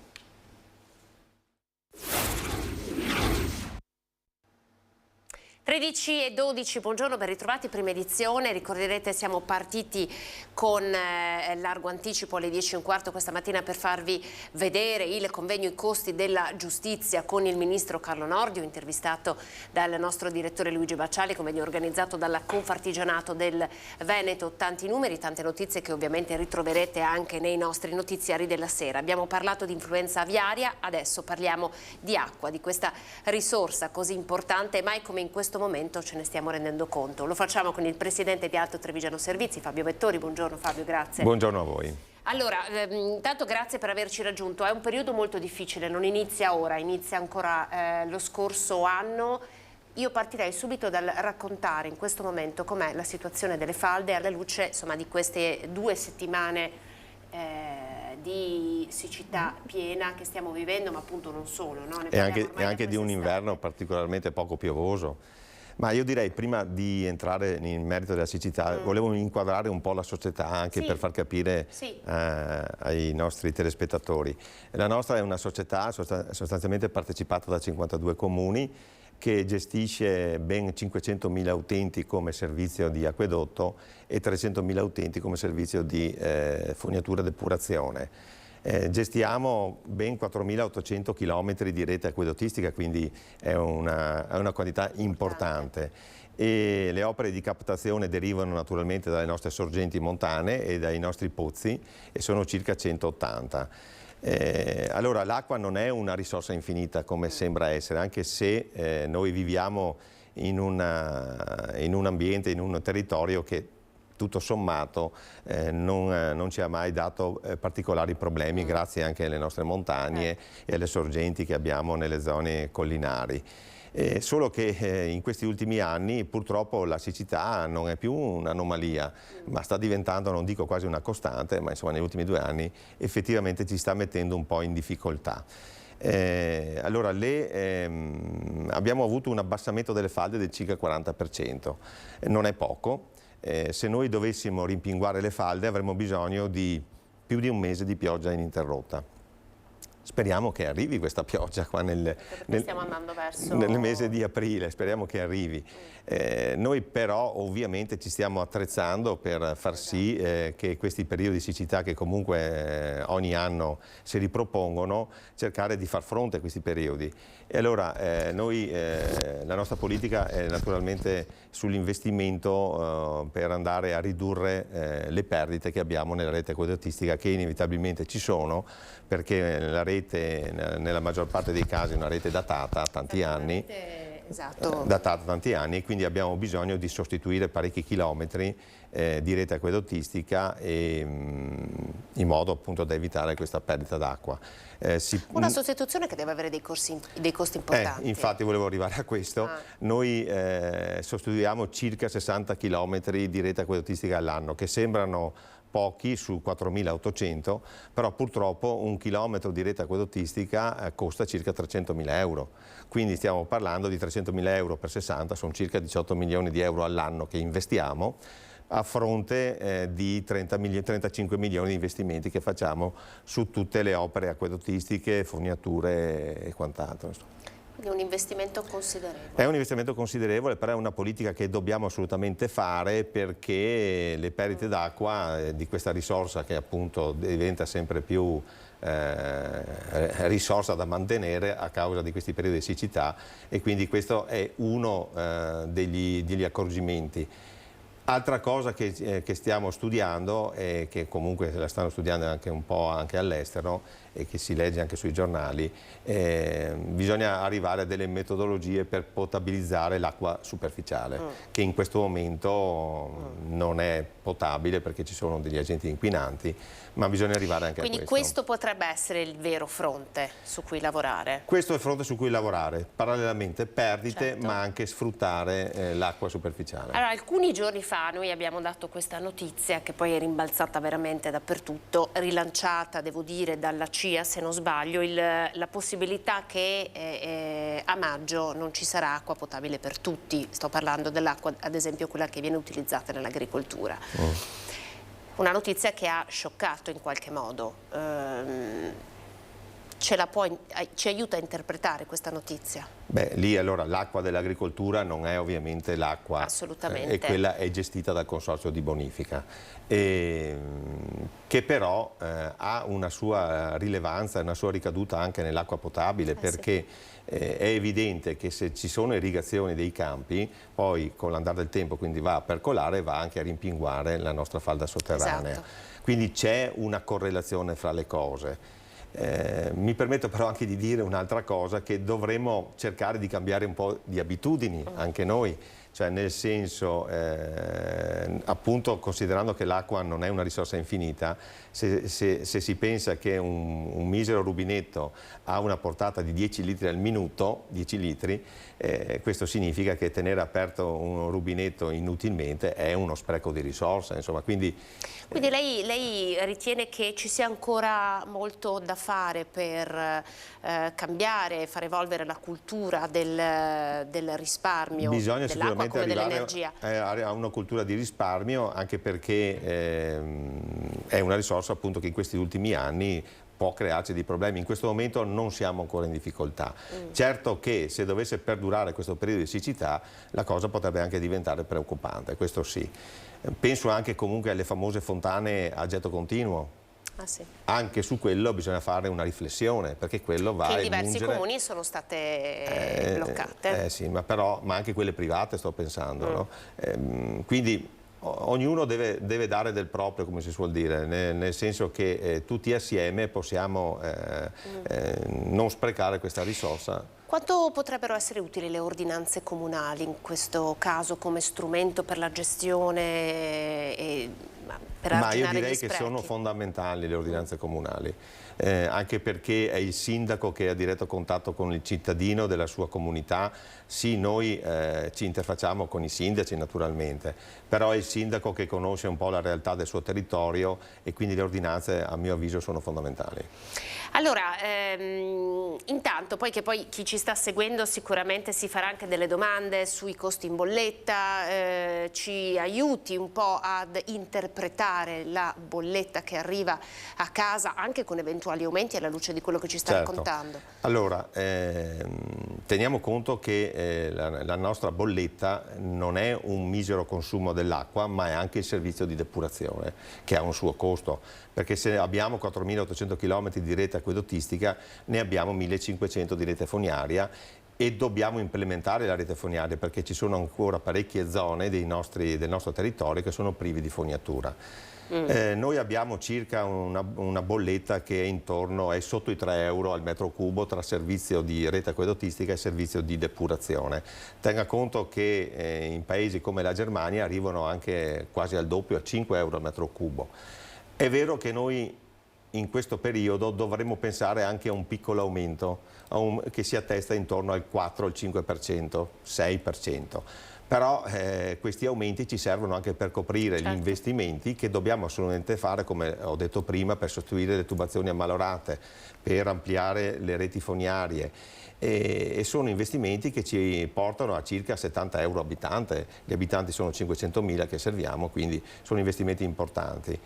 Quindi in realtà non c'è proporzione rispetto al 6% no, di aumento in bolletta, no? Sì, se questo poi è il costo... Sì, non c'è proporzione, ma pensiamo anche ai costi che ha avuto l'energia energia elettrica o gas, che sono naturalmente anche quelle delle risorse energetiche fondamentali, e la risorsa dell'acqua in questo momento non ha avuto, in questo periodo, in questi ultimi anni non ha avuto aumenti.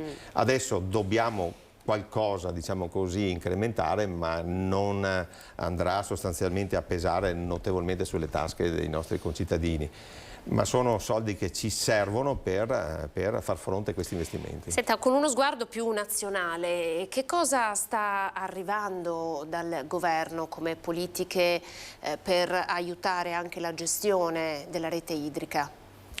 Allora, abbiamo il famoso PNRR che ci aiuta per alcuni, anche noi abbiamo partecipato con dei bandi a questo piano nazionale, e ci aiuta sì, perché riusciamo a fare degli investimenti. Faccio un esempio: dobbiamo fare un investimento di un impianto di depurazione a Salvatronda, a Castelfranco, e abbiamo avuto 10 milioni di euro da questo PNRR su un totale di spesa di 35 milioni di euro, quindi abbiamo avuto un'importante cifra.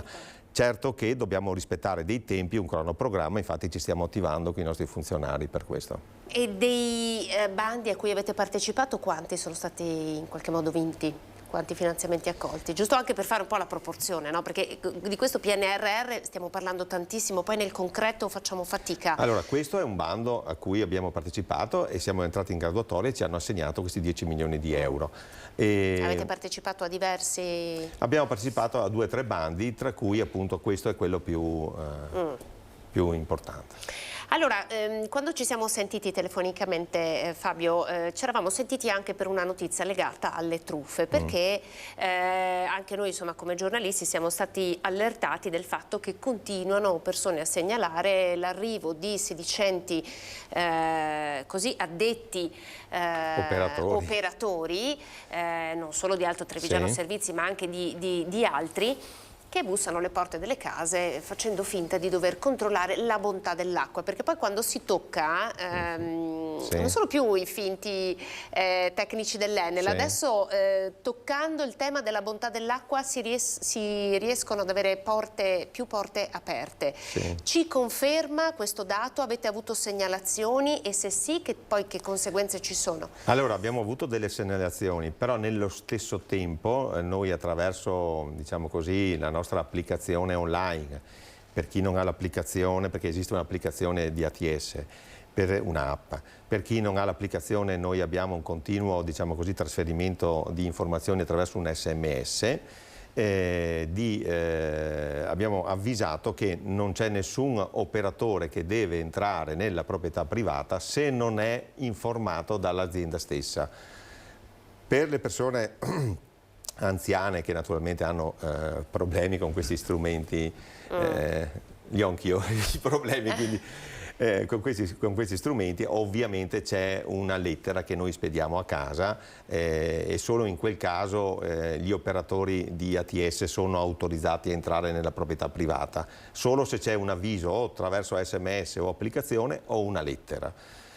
Per quanto riguarda la lettura dei contatori, adesso noi stiamo portando avanti una politica da anni che il contatore lo mettiamo al di fuori della proprietà, quindi non è necessario entrare nella proprietà. Se qualche operatore di ATS, falso operatore, vuole entrare nella proprietà per fare una lettura e il contatore è esterno, non ha nessun motivo per entrare, quindi bisogna stare un po' attenti anche a queste cose qua. Però i nostri utenti sono tutti avvisati quando gli operatori devono entrare nella loro proprietà.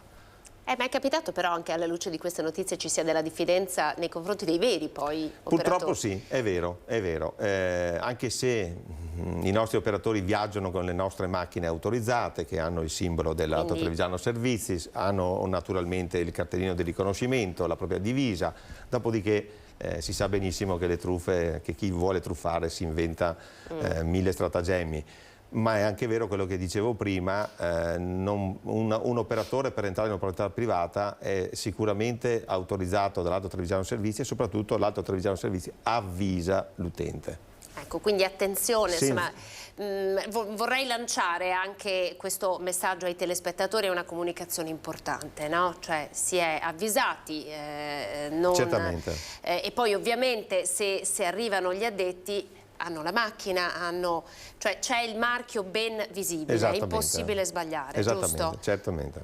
Allora ecco, questa era una notizia che ci premeva dare, poi importanti anche i dati che lei ci ha dato legati alle manutenzioni della rete e anche agli investimenti che sta facendo Alto Trevigiano Servizi, che in qualche modo andranno anche a giustificare gli aumenti in bolletta che confermato ci saranno, circa del 6%, a partire più o meno... Ci sarà verso la metà di quest'anno, verso giugno-luglio.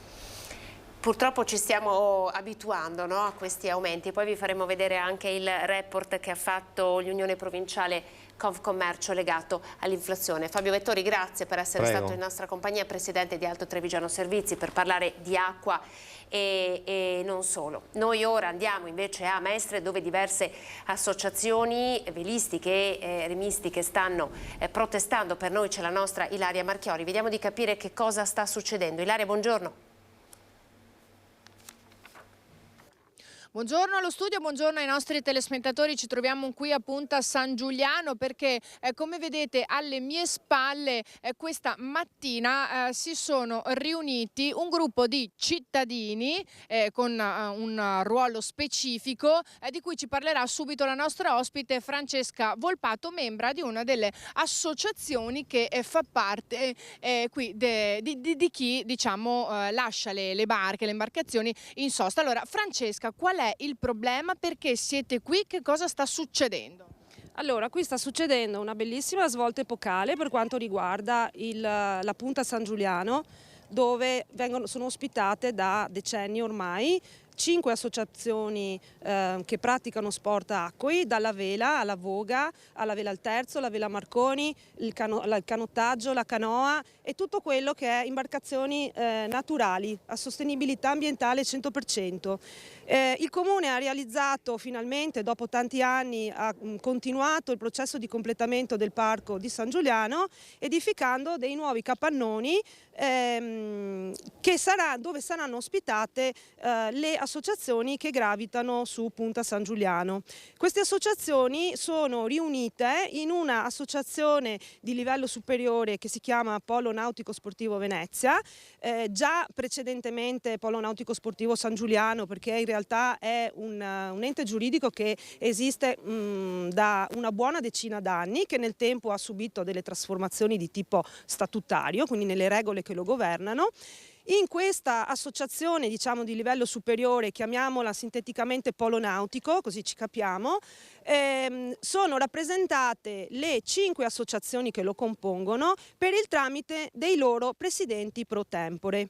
Allora, voi siete qui perché c'è qualcosa che non funziona. Allora, a fronte del la futura gestione dell'area che il Polo Nautico si prefigge di ottenere in concessione dal Comune di Venezia, inevitabilmente, di questo ne siamo consapevoli tutti, si è dovuto fare un budget di spesa che certamente è incrementale rispetto a quelle che erano le precedenti condizioni, cioè noi qui diciamo che eravamo un pochino accampati, no? C'era chi aveva già una sede istituzionale degna e altri invece che avevano trovato delle soluzioni temporanee. E di questo siamo tutti consapevoli, che a fronte di un investimento di 10 milioni di euro i costi di gestione sono destinati ad aumentare. Ma quello che ci si aspettava dalle nostre dirigenze è che ci fosse un processo di coinvolgimento di tutta la base associativa che li ha eletti e che riponeva fiducia in queste persone, ma questa fiducia in questo momento è decisamente calata per il fatto che ci sono arrivate dall'alto agli inizi di gennaio le nuove quote per utilizzare i servizi di banchina, quindi il fatto di poter tenere, per chi ha la barca di proprietà, tenere qui la barca e usufruire delle gru per scendere in acqua, ma nel piazzale ci sono anche barche sociali, non ci sono solo barche private. Noi qui facciamo attività sportive, non siamo una darsena, ok? Quindi la vostra richiesta qual è? La nostra richiesta, e abbiamo portato anche all'attenzione della dirigenza un progetto alternativo nella ridistribuzione delle quote, è quella che le quote vengano riviste a fronte di elementi contingenti che nel tempo sono cambiati e che presumibilmente e ragionevolmente, lasciano vedere che in realtà per l'anno 2023 i costi ipotizzati messi a budget a dicembre non si stanno in realtà di fatto realizzando, e questo permetterebbe innanzitutto di avere un processo di distribuzione più equo tra tutti i soci, perché appunto noi siamo soci di associazioni e deve vigere il principio dell'uguaglianza del trattamento tra i soci. E quindi noi abbiamo portato un progetto che è stato bellamente snobbato. Abbiamo avuto degli incontri a fronte dei quali parte di questa dirigenza a metà discussione si è alzata, ha lasciato il tavolo e se n'è andata senza aprire un ragionamento costruttivo. E sostanzialmente ognuna di queste 5 associazioni sta andando, diciamo, pur con una pseudo linea comune sulla tariffa per le quote dei servizi di banchina, ognuno sta un po' viaggiando per se stesso. Sta succedendo anche che c'è chi ha già ad esempio iniziato a vendere alcune imbarcazioni.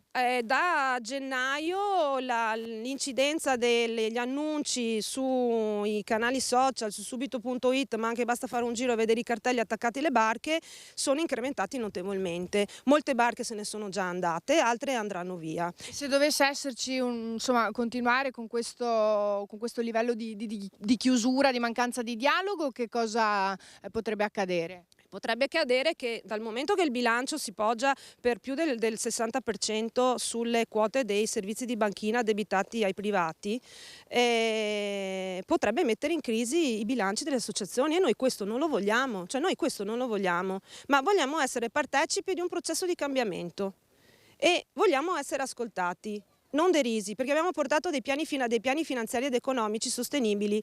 All'interno di questo magnifico posto ci sono persone con professionalità specifiche, anche a livello internazionale nella gestione di progetti di strutture pubbliche, che hanno chiesto di essere coinvolti per poter portare una fattiva collaborazione. Non gli è stata nemmeno data risposta.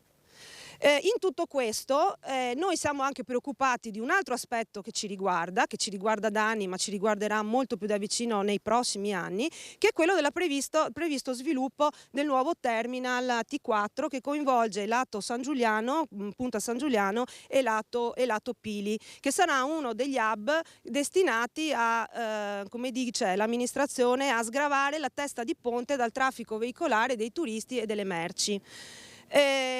Il canale San Secondo è previsto, secondo il piano pubblicato dalla città metropolitana, è previsto essere un canale ad alta velocità. È l'unico canale che noi abbiamo per andare fuori in laguna, perché davanti qui alla punta ormai abbiamo un campo da calcio, quando c'è poca acqua non si riesce più ad uscire, quindi l'unico punto che abbiamo per uscire in laguna, in acque per noi navigabili, è il canale San Secondo, che già oggi in stagione estiva e il sabato comunque la domenica è notevolmente trafficato e che genera spesso dei contrasti tra chi va a motore e chi va a vela. Questo messaggio va al Comune. E questo messaggio va al Comune. Abbiamo avuto la possibilità di esprimerci anche mercoledì mattina in Consiglio Comunale, facendo presente la criticità del luogo e chiedendo che venga rivista la destinazione del canale e che quindi venga trasformato in un canale a bassa o a media velocità, in modo tale che si possa convivere tutti. Noi non vogliamo litigare con nessuno, noi vogliamo un dialogo, noi vogliamo soprattutto, in quanto soci del Polo Nautico, e questo è uno dei punti del nostro manifesto del Comitato, è quello di accelerare il processo di unificazione di queste 5 associazioni in una unica associazione sportiva, processo che stanno portando avanti da un ventennio. Io sono qui da 25 anni e ne ho sentito parlare dopo un anno che ero qui del famoso Polo Nautico Punta San Giuliano. Siamo ancora divisi per 5, ognuno viaggia a compartimenti semistagni. Ecco, allora avete sentito quali sono le richieste? Una richiesta comunque duplice: da una parte c'è il Polo Nautico, dall'altra l'altro interlocutore è il Comune di Venezia. Io ringrazio Francesca Volpato per averci spiegato che cosa sta succedendo. Da Mestre restituisco la linea allo studio.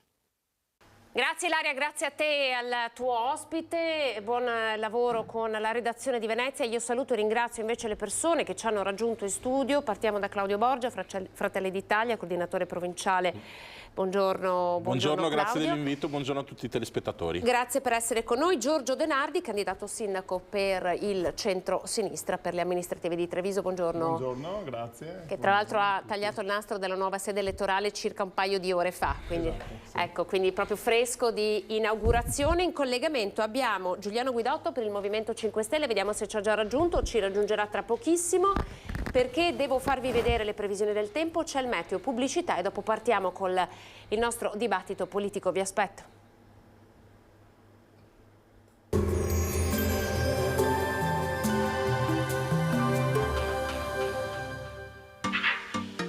Tremonti, attrezzature e materiale per saldatura professionale a Montebelluna. Bentrovati al meteo. Alta pressione sul nostro territorio, il tempo dunque si mantiene buono. Vediamo insieme il dettaglio di sabato 11 marzo. Sul Veneto la giornata sarà contraddistinta dal bel tempo, sarà in prevalenza sereno o poco nuvoloso, solo con qualche nebbia di notte in pianura ma in dissolvimento di mattina. Temperature con andamento piuttosto irregolare ma saranno comunque gradevoli, minime comprese tra 2 e 6 gradi, massime tra 11 e 16 all'incirca. Spostiamoci ora sul Friuli Venezia Giulia. Anche in questo caso cielo in prevalenza poco nuvoloso con qualche addensamento ma prevarrà insomma il sole. Temperature minime tra 4 e 6 gradi, massime sui 13-15 gradi. Infine diamo uno sguardo al Trentino Alto Adige dove avremo poche novità, sarà anche qui per lo più soleggiato, salvo una maggiore nuvolosità verso sera. Temperature minime intorno ai 4 gradi, massime sui 16-17 gradi. Dal meteo di Antenna 3 per ora è tutto, grazie per l'attenzione, arrivederci.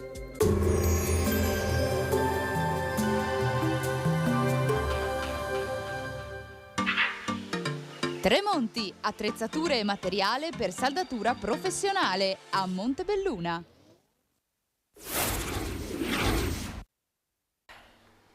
Eccoci, ben ritrovati, ultima parte di questa nostra prima edizione che come sapete è iniziata molto presto. Stamattina siamo partiti alle 10:15 perché c'era il ministro Carlo Nordio a Treviso a moderare il convegno di Confartigianato sui costi della giustizia, il direttore Luigi Baccialli. Tante le notizie che sono emerse e le commenteremo, le dichiarazioni di Nordio anche qui con i nostri ospiti che vi ripresento. Siamo con Claudio Borgia per Fratelli d'Italia, con Giorgio Denardi che è candidato sindaco a Treviso per il centro-sinistra e poi con Giuliano Guidotto per il Movimento 5 Stelle che stiamo attendendo in collegamento. Allora io direi che prima di partire con il commentare alcune dichiarazioni importanti che sono state lanciate proprio da Treviso dal Ministro questa mattina, vi vorrei far vedere le altre dichiarazioni che hanno scatenato qualche polemica, quelle di Fabio Crea, Fratelli d'Italia, proprio qui in questo studio, intervistato ieri dal nostro Nicola Zanetti, ha parlato di sicurezza e ha in qualche modo sollevato il tema della sicurezza. Ha detto c'è un problema sicurezza a Treviso. Fratelli d'Italia ovviamente nell'alleanza del centrodestra a sostenere la candidatura di Mario Conte. Allora guardate il servizio che abbiamo realizzato dopo quelle dichiarazioni e poi ovviamente lo commentiamo insieme ai nostri ospiti qui in studio. Rapine in via Roma, aggressioni, violenze, e lo abbiamo evidenziato come Fratelli d'Italia. Perché? Non per discostarci dai nostri alleati, ma perché riteniamo, e questo fa parte del nostro programma, è un elemento centrale. Vi assicuro, sia come residente come esponente di Fratelli d'Italia, che un problema di criminalità c'è stato, c'è in questo periodo come c'era nel momento in cui governava il centrosinistra Manildo. Alleati sì, parliamo del centrodestra, ma di fronte ai fatti non bisogna nascondersi dietro ad un dito, dice lineare e diretto come sempre Fabio Crea, Fratelli d'Italia, che solleva per la città di Treviso il tema della sicurezza in diretta su Antenna 3. Tutto quello che viene in un quadrante della stazione di via Roma, adesso di via Fiumicelli, di piazza Borsa, esiste, non si può tutto, come dire sì ma sono ragazzi o goliardate, no, c'è un problema di criminalità. Oggi i residenti di Treviso il sabato pomeriggio sondaggio non escono più. Il partito di Meloni potrebbe avere un peso politico considerevole nelle prossime amministrative. Crea Lancia Lamo, il partito che sostiene la corsa di Mario Conte, potrebbe puntare a soffiare l'attuale sindaco la competenza. Ricorda sul tema le ordinanze anti-alcol, le uniche che per l'allora vice sindaco Roberto Grigoletto avevano funzionato. Il sindaco del resto ha scritto ai ministri, a mezzo governo per chiedere aiuto. È una missione questa di debolezza, si è reso conto che effettivamente non ce la può fare e ha tolto il distintivo dello sceriffo e ha chiesto aiuto. E tende la mano. Noi non speculiamo, soprattutto sotto le elezioni, ma siamo disponibili a dare una mano all'attuale amministrazione. Però occorre anche fare delle scelte, non bastano le parole. La situazione oggi è davvero imparagonabile. Ai noi, purtroppo Treviso è diventata una città insicura proprio per la presenza di queste baby gang. Allora, da dove partire? Partirei da Claudio Borgia, Fratelli d'Italia. Questa mattina, tra l'altro, noi abbiamo anche incontrato Mario Conte che insomma ha detto spiace sentire queste dichiarazioni, anche perché poi tra l'altro pare che Fabio Crea abbia preso casa proprio in quel quadrante, proprio in quella zona, quindi lui ha detto insomma così poco sicura non è quell'area, ma al di là, non entro nel merito perché c'entriamo con Giorgio De Nardi, c'è una rivalità, in questa campagna elettorale sta cercando Fratelli d'Italia di emergere secondo te? No, non è questo, io credo che Fabio volesse intendere che il problema della sicurezza è un problema diffuso, generalizzato, che c'è tra l'altro da tempo, da anni, ma non a città, in tutte le realtà generali a livello nazionale, perché lo sappiamo, il fenomeno delle baby gang non è un fenomeno tutto trevigiano o tutto della Marca, è un fenomeno generalizzato, perché ovviamente soprattutto nel nord Italia, dove non c'è una criminalità organizzata diffusa e quindi non ci sono le organizzazioni criminali come per esempio in altre parti, in altre realtà, è ovvio che ci sono queste baby gang, e ricordo che le amministrazioni comunali possono intervenire con quali, lo dico sempre, ne abbiamo parlato spesso, con quali mezzi? Intanto con la prevenzione nelle scuole. Questo è il grande, come dire, le grandi frecce che ha un'amministrazione comunale. Poi certo c'è la videosorveglianza, che ricordo è stata potenziata a Treviso come in tante realtà, e poi ovviamente ricordo che la repressione, c'è la polizia locale che però ha, diciamo, per la maggiore un'altra funzione. Ricordo che la repressione è in capo alle forze dell'ordine e le amministrazioni lavorano prevalentemente sul tema appunto della prevenzione. Detto questo, Fratelli d'Italia non vuole avere nessun tipo di, non vuole entrare in competizione assolutamente con la Lega. È ovvio che sul tema della sicurezza noi abbiamo una particolare attenzione, ma non noi a Treviso, noi in tutte le realtà nazionali, perché è sempre stato il cavallo di battaglia della destra storica, la sicurezza. Quindi sicuramente all'interno della prossima amministrazione con a capo Mario Conte, che riteniamo aver fatto un ottimo lavoro, sicuramente porteremo la nostra esperienza, la nostra visione, le nostre idee anche sul tema della sicurezza. Io dico sempre, io che governo insieme alla Lega a Montebelluna, che tutto è migliorabile, tutto è potenzialmente migliorabile, però nessuno ha detto che è stato fatto poco, neanche Fabio. Quindi tu interpreti queste dichiarazioni come non è un attacco. Fare di più. No, non è un attacco. È ovviamente, adesso insomma siamo alle porte della campagna elettorale, Fratelli d'Italia, come sapete, ha un consigliere comunale, probabilmente nella prossima amministrazione conterà di più e sicuramente porterà più proposte all'interno della maggioranza. Questo non significa che quello che è stato fatto fino ad oggi, come dire, è da reputare in modo negativo, assolutamente, se no non sosterremo dal primo minuto Mario Conte. È ovvio che noi su questo tema abbiamo una sensibilità particolare, ecco, per cui non c'è polemica. La sicurezza deve andare a Fratelli d'Italia. Queste richieste non sono io a farle, c'è un coordinatore provinciale, c'è un coordinatore regionale, noi non parliamo mai poi l'ho vissuto anche a Montebelluna, io prima mi occupavo di famiglia e scuola, oggi mi occupo di ambiente. Noi non avanziamo mai proposte sulle careghe, sui posti, sui ruoli, ma prima appunto sulle proposte programmatiche, sul programma, sulle idee progettuali, quindi chiarissimo. Su questi temi, sulle deleghe, credo che sarà una partita che si vedrà poi a risultati avvenuti e sicuramente c'è un dialogo con Mario da parte del nostro coordinatore invece sui temi programmatici. Ecco, questo devono fare degli alleati, parlarci e parlare di questo, però Mario ha fatto bene e lo sosteniamo con forza. Giorgio De Nardi, due cose in qualche modo le chiedo. Intanto un commento alla dichiarazione di Crea e poi un commento anche alla dichiarazione di Grigoletto, terzo polo, ex Partito Democratico, che in qualche modo però ha teso la mano a Mario Conte. Allora io sono rimasto molto perplesso, ho scritto anche esterrefatto di questi giorni, della reazione di Conte rispetto a questi fenomeni che sono successi in città, perché nel momento in cui si chiede l'autonomia locale si va poi a chiedere a Roma un aiuto per risolvere i problemi locali. E questo l'ho trovata una cosa che non c'entra niente con la politica di avere una possibilità a livello locale sempre maggiore di poter intervenire sulle questioni locali. Quindi secondo me i panni sporchi vanno lavati in casa e ci sono tutte le condizioni per poter fare bene un'azione che è stata dimenticata, che è quella di prevenzione. Quindi quando sento parlare di repressione e di forze armate dico quella è l'ultima istanza. Non possiamo pensare di affrontare un problema di questo tipo con i carabinieri, la polizia e i vigili con la pistola.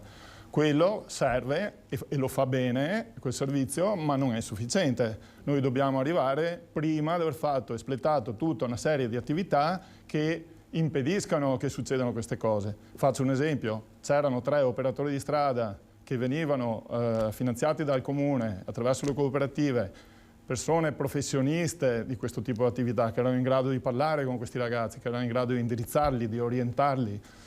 Sono stati cancellati e sono stati tagliati perché la spesa sociale non è considerata importante. Si preferisce investire sulla repressione piuttosto che sulla prevenzione.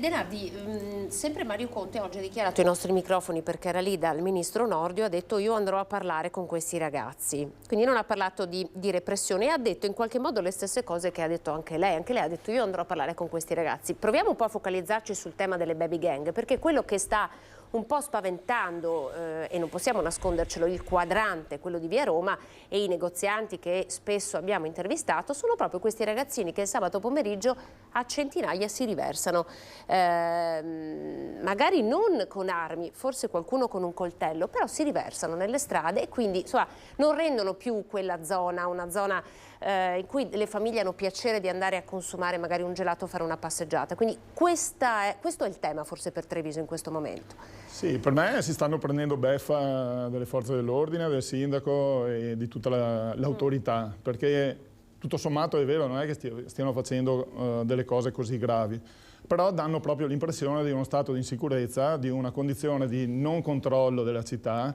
e manifestano un disagio, questo è evidente, una frustrazione. E non è solo andando a parlare il sindaco con il corteo dei poliziotti e dei carabinieri intorno che si può costruire un dialogo con dei ragazzi. Secondo me il concetto deve partire da una serie di attività che oggi mancano, che consentano di staccare i giovani da questo tipo di interessi, che li staccano dal fatto di diventare dipendenti dai telefonini, oppure da tossicodipendenza, oppure da altri problemi ancora, come i disagi alimentari e le deviazioni che portano poi questi ragazzi a stare male. Quindi non è solo un problema di sicurezza, è un problema di disagio della gioventù. Se ne vanno all'estero, vanno a Milano, vanno a Bologna a studiare, a lavorare. Stiamo perdendo la gioventù, nascono sempre meno ragazzi, bambini, e sempre meno ragazzi rimangono a Treviso. Questo è il vero problema, non la polizia che controlla i ragazzi. Ma vogliamo parlare del fatto, cioè lo vogliamo dire che però il primo baluardo di educazione lo devono fare le famiglie, perché qui non può essere tutto in capo sempre alle amministrazioni e dare sempre responsabilità alle amministrazioni, perché le amministrazioni fanno quanto è nelle loro possibilità per intervenire intervenire. Sugli operatori di strada c'era un progetto finanziato e in tanti comuni è terminato perché purtroppo i fondi e le risorse sono terminate e quindi si fa con quello che si ha.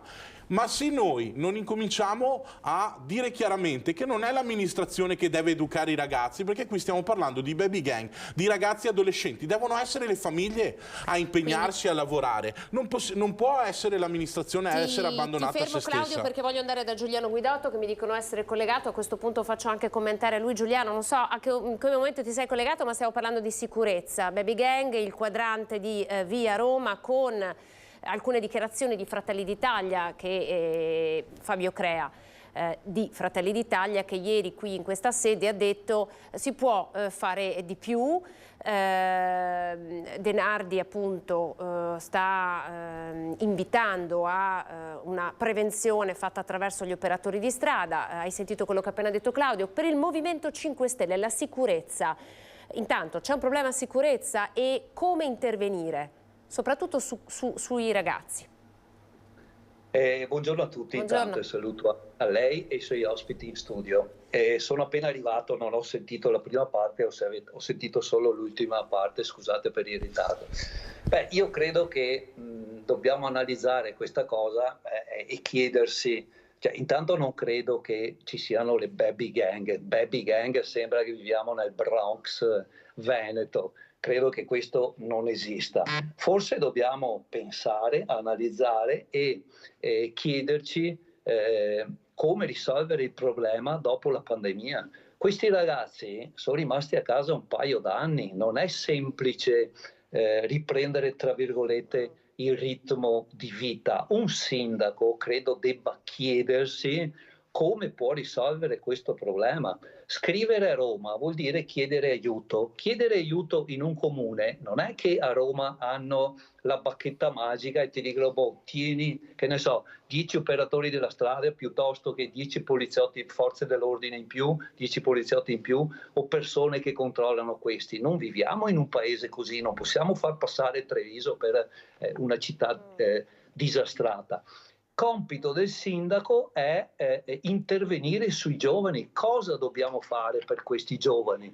Cosa proponiamo a questi giovani? Giustamente diceva Denardi, se ne vanno all'estero, ma forse questo è un altro problema. Guardiamo qua i problemi della città, perché prendono a botte un autista di bus? Perché non fanno il biglietto del bus? Certo, potremmo intervenire anche nelle famiglie, ma vorrei dire all'esponente della Lega, io non oso pensare che una famiglia non insegni ai propri figli o gli dica non fare il biglietto, entra nell'autobus senza pagare, se qualcuno ti ferma dagli un pugno in faccia. Questa mi sembra una cosa ovvia, una cosa chiara. Il sindaco ha le responsabilità, l'amministrazione deve garantire periodiche consulenze, deve ampliare le pari opportunità, deve aiutare le donne, i bambini, le mamme, politiche per la famiglia, tutte queste cose qua. Sti ragazzi cosa fanno se non vanno a lavoro? Cosa fanno se non studiano? Cosa fanno? Dobbiamo dare queste possibilità. Questo è il compito di un sindaco. Allora, vi voglio far vedere una cosa, Giuliano, e poi chiederò subito a te di commentare il servizio che vi facciamo vedere, perché ieri è stato reso noto l'ultimo rapporto sulla situazione del terziario e all'Unione Provinciale di Ascom Confcommercio è emersa con forza la notizia che tantissimi pubblici esercizi continuano a cercare personale e questo personale non lo trovano. Io poi personalmente ho fatto l'intervista che sentirete tra pochissimo, che era molto più lunga, è stata tagliata per esigenze di tempo ovviamente, ma la signora mi diceva che loro cercano personale da più di un anno, non hanno candidature maschili, solo candidature femminili, sono ragazze straniere, tantissimi parlano di reddito di cittadinanza per 1.200 euro al mese. Lo dico perché ho raccolta io al microfono questa dichiarazione, ma non la sentirete. Non vale la pena fare questo lavoro. Allora vi chiedo di ascoltare, è una provocazione perché è il Movimento 5 Stelle ad aver introdotto il reddito di cittadinanza, ma siete stati anche critici nei confronti di questa misura, voi in primis, però vorrei darvi uno spunto in più per ragionare sui giovani. Allora guardiamo il servizio e poi lo commentiamo insieme. Presentarsi si presentano comunque già avendo delle richieste loro, no sabato, non domenica, non le sere fino a un certo orario, la disponibilità. È difficile, sì. Da quant'è che state cercando? Tanto. Pochi metri più in là il titolare del bar caffè si nega per un'intervista perché sta proprio facendo un colloquio di lavoro. La fotografia che emerge dall'osservatorio congiunturale dell'Unione Provinciale di Confcommercio presentata questa mattina racconta proprio questo con dati inequivocabili. 2/3 circa delle imprese, qualcosa di meno a dire la verità, hanno difficoltà nell'assumere le risorse delle quali hanno bisogno e soprattutto non ci riescono perché non trovano tutte le competenze delle quali hanno bisogno. In qualche caso, anzi più di qualche caso, soprattutto per quanto riguarda i pubblici esercizi, le imprese del turismo sono ritenute poco attrattive, non è più come una volta. La crisi tanto temuta in realtà non c'è stata, a pesare sulle imprese del terziario piuttosto è l'inflazione che è stata caricata solo in minima parte sui consumatori. Questo significa contrazione dei margini e quindi riduzione della possibilità pratica delle imprese di fare investimenti. Questo non può essere un fenomeno che può durare ovviamente nei trimestri a lungo periodo, questo non reggerebbe, ecco. Però per il trimestre di picco dei cari energetici questo è accaduto e va sottolineato l'impegno e anche la maturità con cui le imprese hanno voluto mantenere i propri listini quasi invariati. Il 28,7% delle imprese aveva pianificato degli investimenti, solo 1 su 3 li porterà a termine. Marginalità ridotte che hanno messo in difficoltà soprattutto i piccoli imprese a conduzione familiare. È cresciuta per questo, conferma Confcommercio, anche la domanda di prestiti. Vediamo che sia a livello privato che a livello quindi famiglie, sia nelle imprese del terziario, continua ad esserci una richiesta del credito con continuità. Giuliano, parto da te. Che prospettive diamo a questi ragazzi? Ti piace il passaggio, ad esempio, dal reddito di cittadinanza al nuovo sussidio MIA che ha presentato il governo? Guardi, per il sussidio MIA il governo, mi scusi se a me piace essere realista sulle cose, il governo degli ex sovranisti ha tagliato sti 3 miliardi per fare questo, come dice lei, MIA, una mancetta, perché 350 euro capisce anche lei che insomma una persona che deve vivere è praticamente insostenibile. Ma detto questo, io vorrei fare un piccolo passo indietro. Quando ho iniziato a lavorare io guadagnavo 800.000 lire al mese. Una Vespa costava 900.000 lire al mese. Pertanto un ragazzo come me che iniziava a lavorare andava felice al lavoro, voleva lavorare, prendeva uno stipendio, era in regola con i contributi pagati e con poco più di un mese di stipendio poteva comprarsi una Vespa. Ora, oggi come oggi, non sono, anzi, oggi come oggi raccogliamo i frutti di un non risultato. Praticamente in 30 anni non abbiamo mai lavorato e mai costruito politiche del lavoro degne di un lavoratore che cerca lavoro. Non possiamo pretendere che è ovvio che la vita è cambiata, c'è il nonno che guadagna la pensione, c'è il nonno che dà la mancia al nipote, c'è il papà che compra comunque il cellulare al figlio, questo lo facciamo tutti, il figlio tra virgolette si accontenta. Andare in un luogo di lavoro dove possono dirgli guarda vieni a lavorare il sabato o la domenica, ti mettiamo in regola, magari vieni qualche sera alla settimana, ti diamo 400 euro, il ragazzo dice va bene grazie, arrivederci, rimango a casa, non vengo. Allora dobbiamo, tornando al reddito di cittadinanza, certo, probabilmente c'era qualche lacuna, era da rivedere, era da sistemare, su questo non si può dire di no, però sono stati fatti, il governo Conte 2 ha stanziato 1 miliardo di euro per i centri dell'impiego, dobbiamo potenziare i centri dell'impiego, lavorare sulle politiche del lavoro, dobbiamo prepararle queste cose, altrimenti i giovani non vanno a lavorare. Lì in effetti qualcosa evidentemente non ha funzionato nei centri.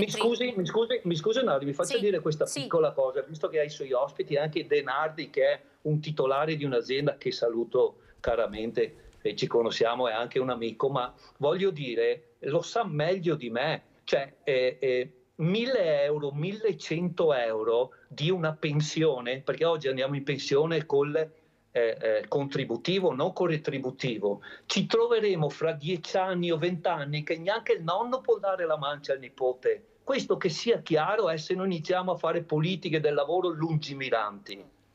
Allora, Giorgio, allora sono da te con una risposta su questo, anche ovviamente da imprenditore, e poi anche da te, visto che insomma è stata contestato, no? Il sussidio MIA che è stato varato dal governo.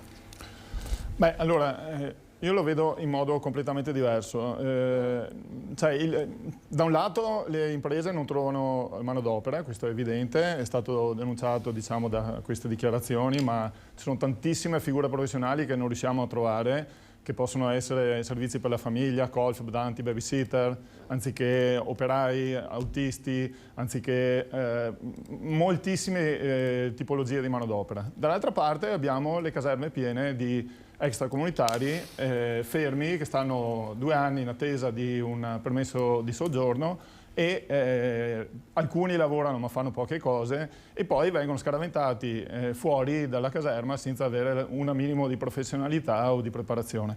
Quindi secondo me la via è quella di lavorare sull'integrazione di questi flussi migratori, dove abbiamo visto le cose sconcertanti, perché Piantadosi parla di 80.000 all'anno, Lollobrigida, stessa coalizione, 500.000, quest'anno sono 200.000.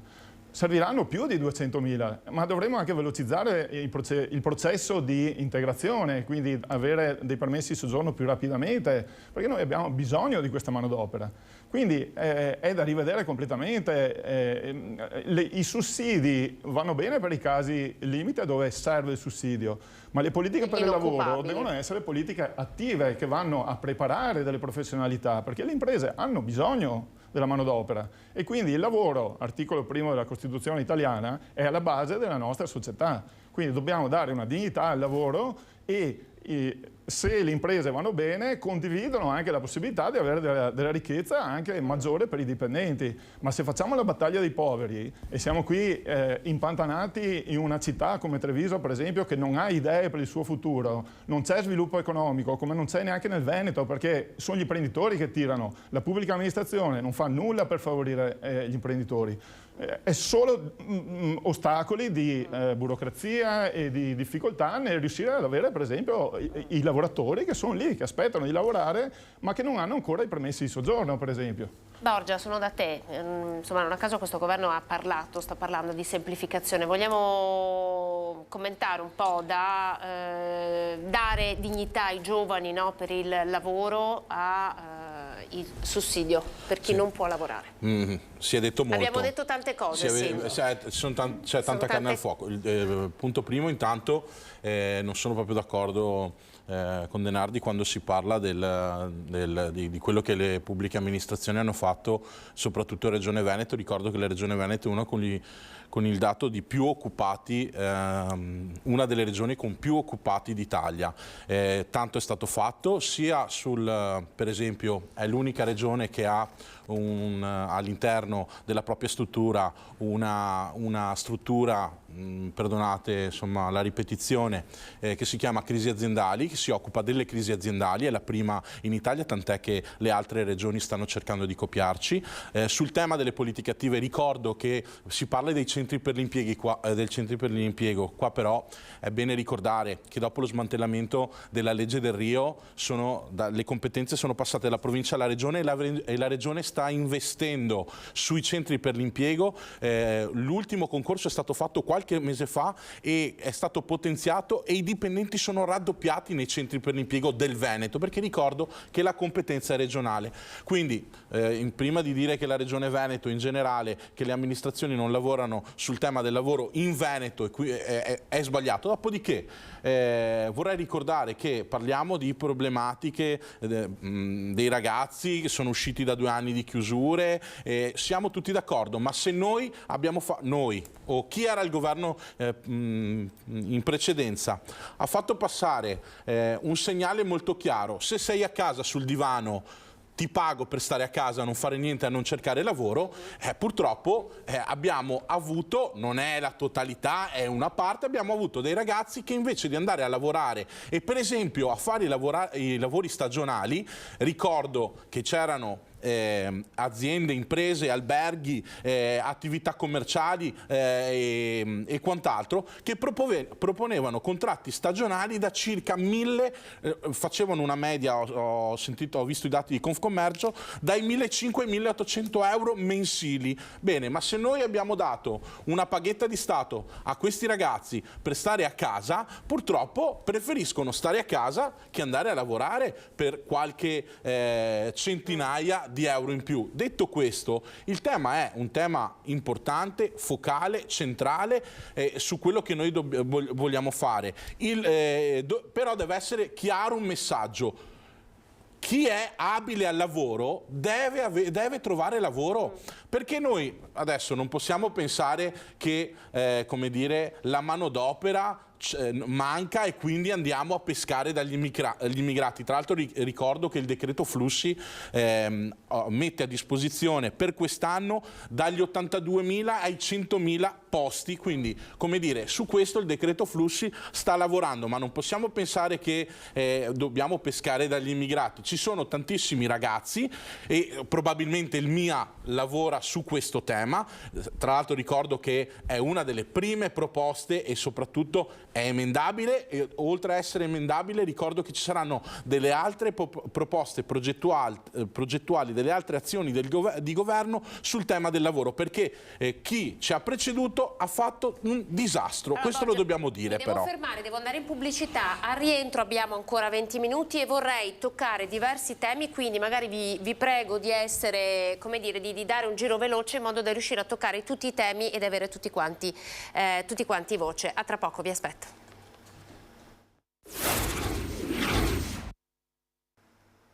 Prima edizione, buongiorno, ben ritrovati. Siamo in qualche modo alle battute finali, ma vogliamo ancora estrapolare qualche contenuto dai nostri ospiti. Io partirei da Giorgio De Nardi, candidato sindaco per il centro-sinistra a Treviso. Allora, Giorgio, lei oggi ha inaugurato la sua sede, tra l'altro a 200 metri dal comune di Treviso, quindi anche meno. Così, anche meno.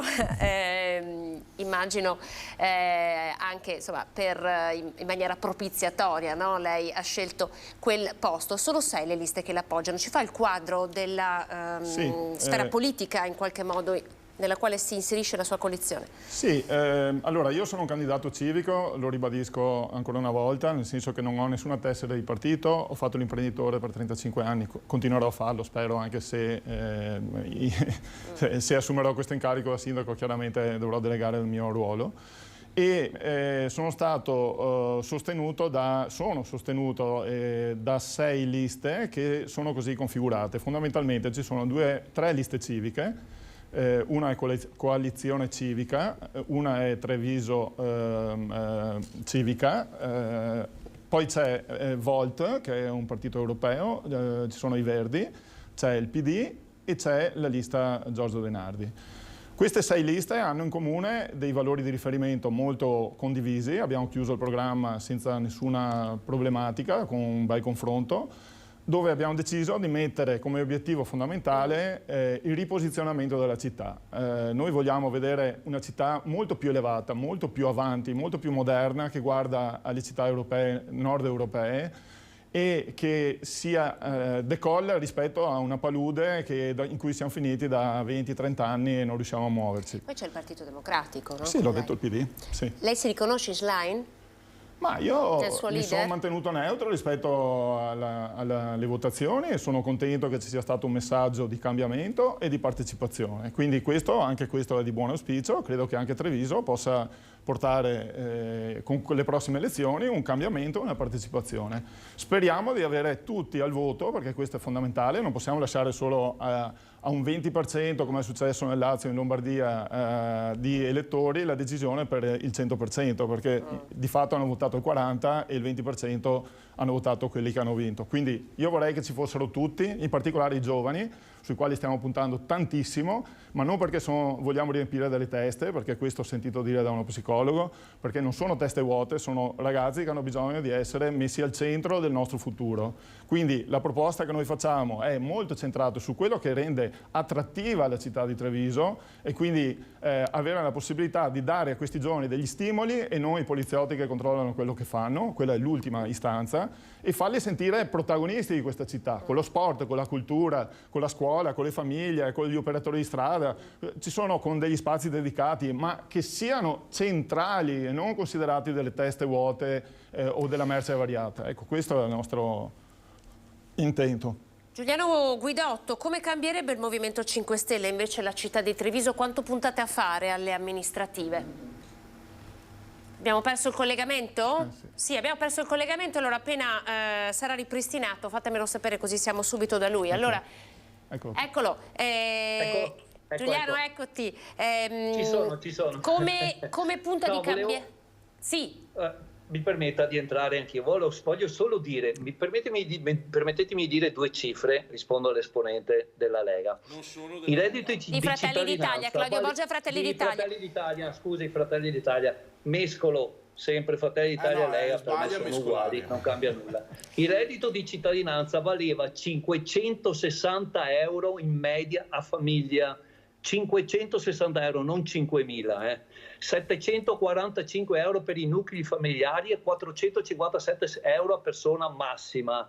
Non parliamo di cifre stratosferiche, adesso siamo a 350 euro. Qui volevo chiudere. Allora, il Movimento 5 Stelle come punta ad intervenire? Torno sulle amministrative perché abbiamo fatto un po' un passaggio, no? Visto che ho dato anche questa possibilità a Denardi di insomma, raccontare la sua Treviso, la Treviso del Movimento 5 Stelle. Quanto puntate a fare queste amministrative?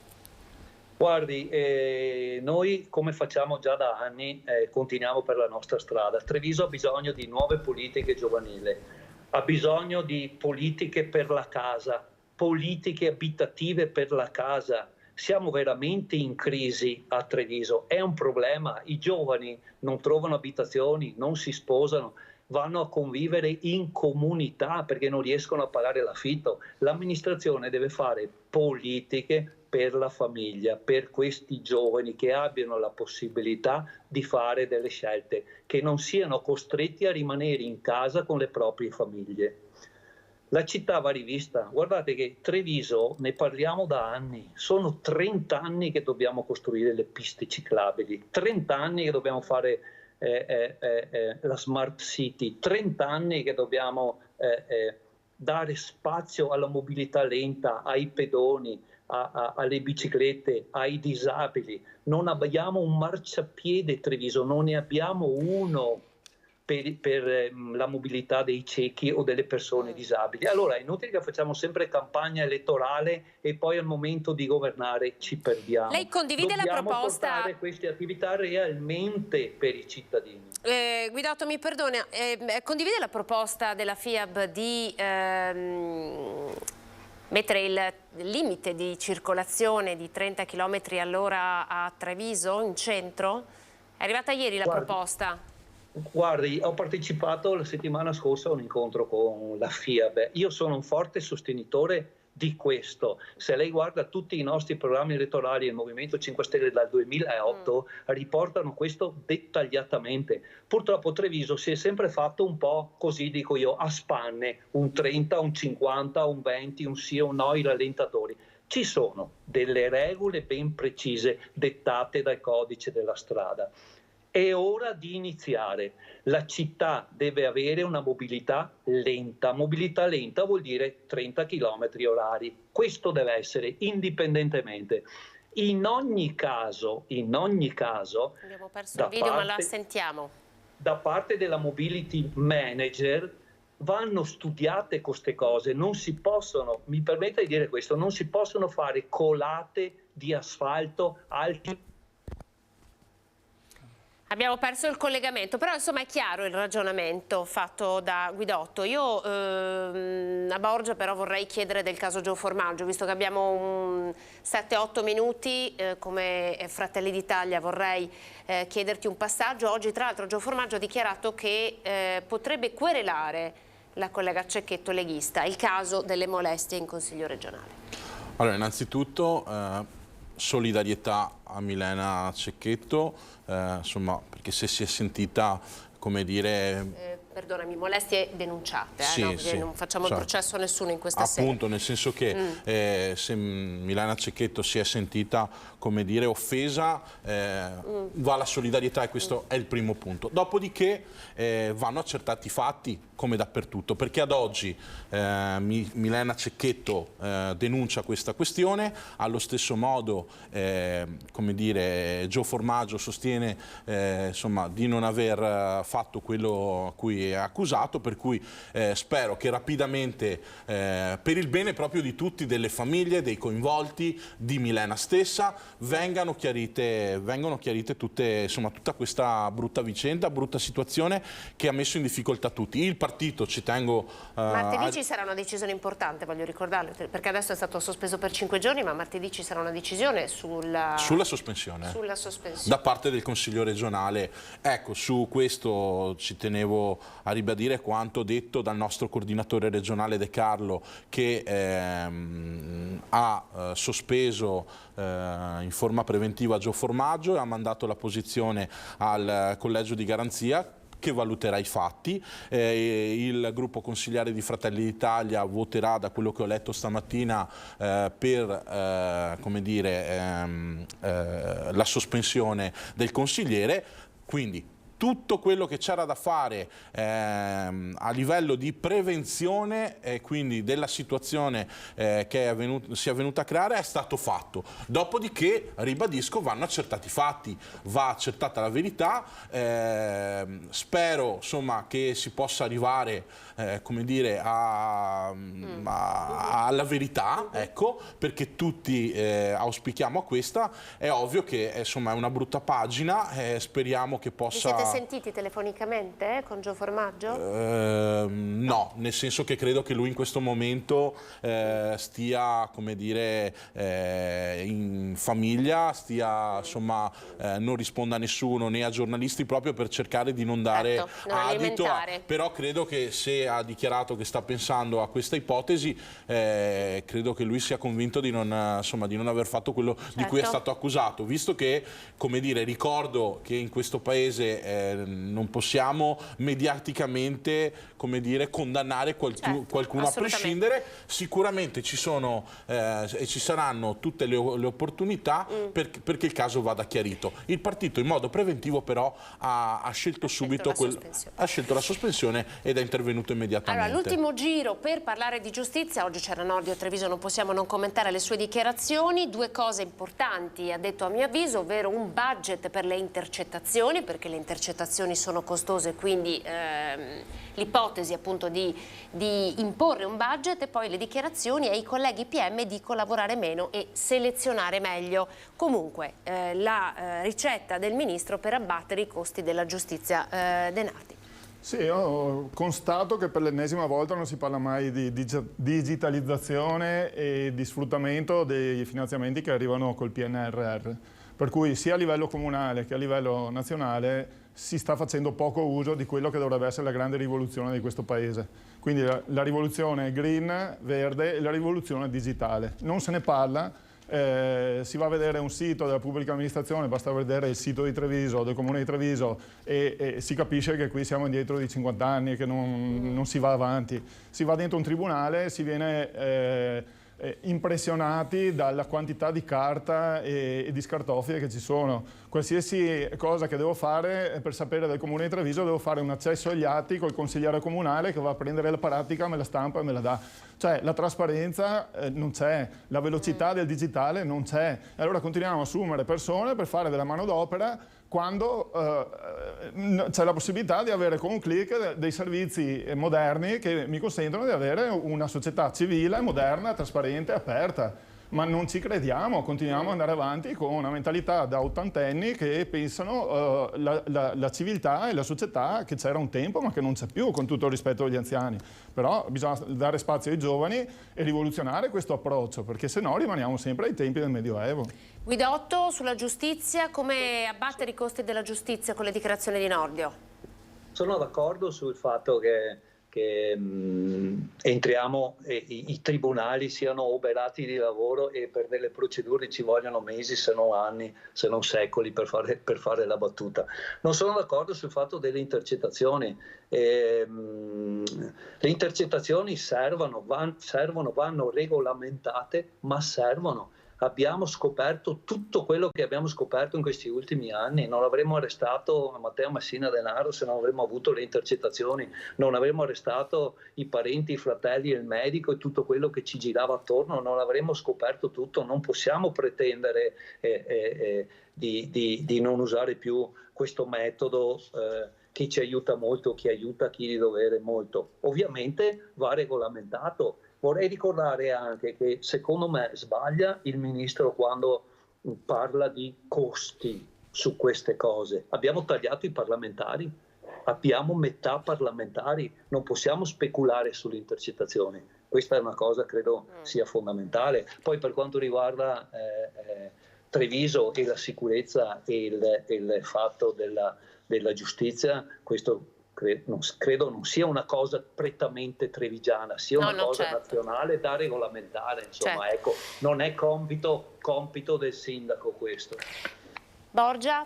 Guardi, io come sa provengo da una famiglia di esponenti delle forze dell'ordine, quindi so quanto siano fondamentali le intercettazioni, però è bene ribadire che innanzitutto il ministro Nordio ha sempre detto che le intercettazioni e il limite alle intercettazioni non riguarderanno il terrorismo, la criminalità organizzata e tutti i reati, come dire, di un certo livello. Quindi su questo chiariamo subito. Il ministro dice che non possono essere utilizzate come dire, in modo blando e comunque sia per tutte le tipologie di reato e soprattutto la gestione delle intercettazioni non possono essere utilizzate come sono state utilizzate fino ad ora. Quindi bisogna mettere un limite, perché ovviamente vorrei ricordare che tante volte è successo in passato che le intercettazioni sono finite sul giornale, hanno, come dire, coinvolto persone che non c'entravano nell'indagine, hanno rovinato famiglie, hanno rovinato vite e dopodiché, dopo anni, dopo i processi, quelle persone talvolta sono state, come dire, assolte, però nessuno gli ha ridato la loro vita. Detto questo, è ovvio che, come dire, è chiaro che sul tema delle intercettazioni bisogna, come dire, mettere un freno, perché ricordo anche che le intercettazioni purtroppo sono state anche utilizzate come dire, scontro politico, non solo come scontro politico ma anche per affossare qualche politico, e non faccio distinzione di destra e di sinistra. Quindi questo è un tema. Sulle intercettazioni non ci sarà un limite su mafia, su terrorismo e su tutti i reati di una certa rilevanza. Quindi su questo dobbiamo essere chiari, l'ho detto Nordio. Poi faccio un passo indietro invece per quanto riguarda brevissimo per rispondere all'esponente del Movimento 5 Stelle. Riguardo come dire, alle case popolari, ricordo che la residenza pubblica, l'edilizia pubblica residenziale riguarda ed è competenza della regione e in minima parte, in quota parte delle amministrazioni comunali. Ecco, questo è un altro tema, diciamo che chi amministra, chi fa opposizione, chi fa politica dovrebbe, come dire, conoscere come dire, le basi, no? Ecco, per cui questo è un tema sicuramente da affrontare in generale e tutte le amministrazioni lo devono fare, però dobbiamo ricordare. Lei sta insinuando che io non conosco la base. Ho detto un sindaco deve fare politiche abitative, per esempio dire do un contributo a giovane per un'abitazione. Non ho detto che è compito del comune o tenuto conto che che sta facendo molta confusione, perché come dire, ci sono già i servizi sociali che in tutti i comuni sostengono le famiglie in difficoltà. Non ho lo spazio purtroppo per alimentare questa discussione, me ne scuso con gli ospiti, mi scuso anche con i telespettatori perché ritengo di aver dato loro del tu e del lei ad intermittenza in questa diretta, quindi mi scuso anche per questo. Saluto e ringrazio Claudio Borgia, Fratelli d'Italia, Giorgio Denardi, candidato sindaco per il centro-sinistra per le amministrative a Treviso, Giuliano Guidotto, Movimento 5 Stelle, grazie per aver contribuito al nostro bel dibattito politico. Vi devo salutare perché appunto il tempo a nostra disposizione è terminato. Saluto anche voi telespettatori, grazie per averci seguito in questa lunga diretta che è iniziata questa mattina alle 10:15. Vi diamo appuntamento ovviamente ai nostri notiziari della sera a partire dalle 18:30. Arrivederci.